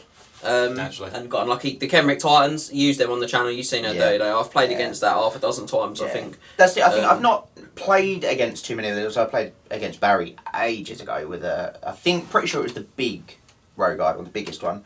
That was at Triple Crown actually, I think. Yeah, years I and think years ago. ago. Yeah. And yeah, it went horrendous for me. But yeah, I've seen a lot of them be used more than I've played against them. Yeah, I see what you mean. Yeah. Never seen a Dreadmore though. I want a Dreadmore. I saw my brother play against. You played against Basilisk as well. Yeah, I played against Basilisk on the channel. I think had I not had a Kenrick Titan, I'd have found that a lot harder. Tricky. Yeah, a lot harder. Although there is the argument to say, well, I would have had an awful lot more points to spend if I didn't have a Kenrick Titan, which would have included two catapults and probably some poison shooting, possibly. Yeah. Or like you say, some battle cats, which would have helped. I saw my brother play against the Exalted Vermin Lord, which he didn't talk about in this video because he's not used. And I think like the gentleman who's playing miscast and went down the hole with him. That is unfortunate. And John was like, do you know what? It was at that point in the game where I was like, next turn he's gonna cream me. Kill my entire army. He's like, he's gonna cream me because I got nothing for it now because he killed the things that could have done it. Yeah. He said, and then he went down the hole and I absolutely steamrolled him. He's like, but it's because he went down the hole that I steamrolled him because he had me like sort of right on the edges. Yeah. One day. One day. Not happening. One day. Not happening. But obviously I've got the Elemental of Death as Max hinted to. Carmine Dragons. I've got between us. We've got at the moment 2, with a third one on the way.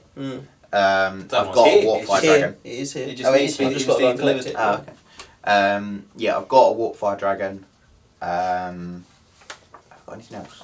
I've got a big dragon that really could probably only be used as an Emperor Dragon. I've got the Full-Gel Great Fire Dragon, which is like do. that big, isn't it? Yeah. It's like massive. Sulex the Great. Yeah, he's I've got large. one of those. Yeah, it's humongous. Stupid.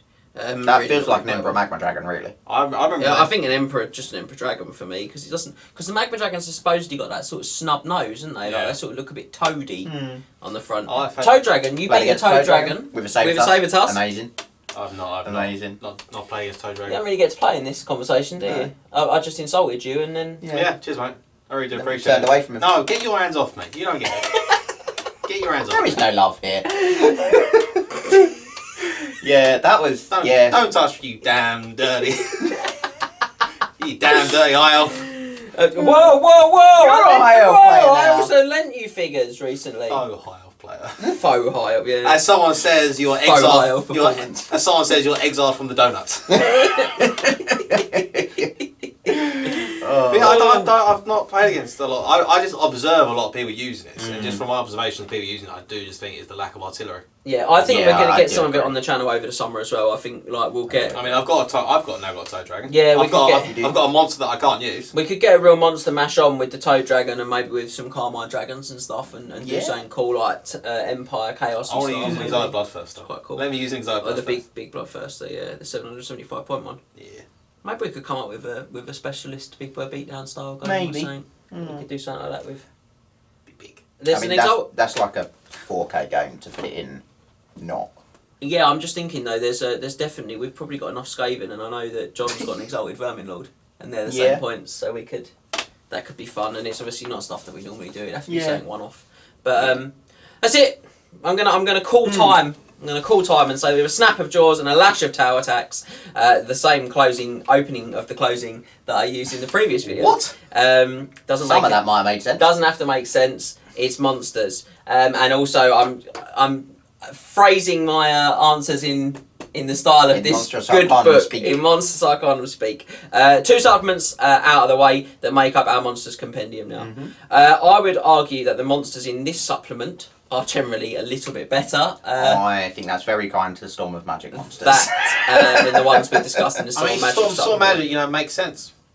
It does a little bit. Some of it. They don't. With several 24s out of 24s, something that is unseen in previous deep dives. More than we have had in all of the other deep dives. We've over doubled the output to 24s. Yes. It's not a shock that over the last few years, many of the monsters we discussed today have begun to make regular appearances at our events and many others across the country. Hopefully, what you've seen in the video will inspire you to maybe try something different, and that doesn't mean go and take a Magma Dragon. It means take some artillery to kill Magma Dragons. Or it means look at some of those other HKB, cool options we discussed, like the Arcane Phoenix. Look at some of the potential combos. Take as much virtue of heroism as you can every time you're in or virtue of heroism. Or when we were saying about the stuff with the Praeton. And I think that's really cool. I'd love to see someone try something different like that and see how it works out. Make sure you let us know what you think of this video, what you think of the monster choices if you use them. You can get in touch through any of our social media channels in the comments section of the video, or just drop us an email because we love to get them. That's it for deep dives. It is. It is it for deep dives. That's deep dives. For now. They will at some point, I'm sure, return. Yeah. We hope that you've enjoyed this deep dive, and make sure you head back to the Night of the Round Mustering Ground, where you can check out all of our other exclusive content right now. And we won't see you next time on a deep dive real soon. No. We'll see you on other videos at events up and down this green and pleasant land. Okay. Remember to tag your friends and like, subscribe and share. Then head over to triplecrownwargaming.com and become a Knight of the Realm today. What are you doing, mate? You alright? Do it for Warhammer!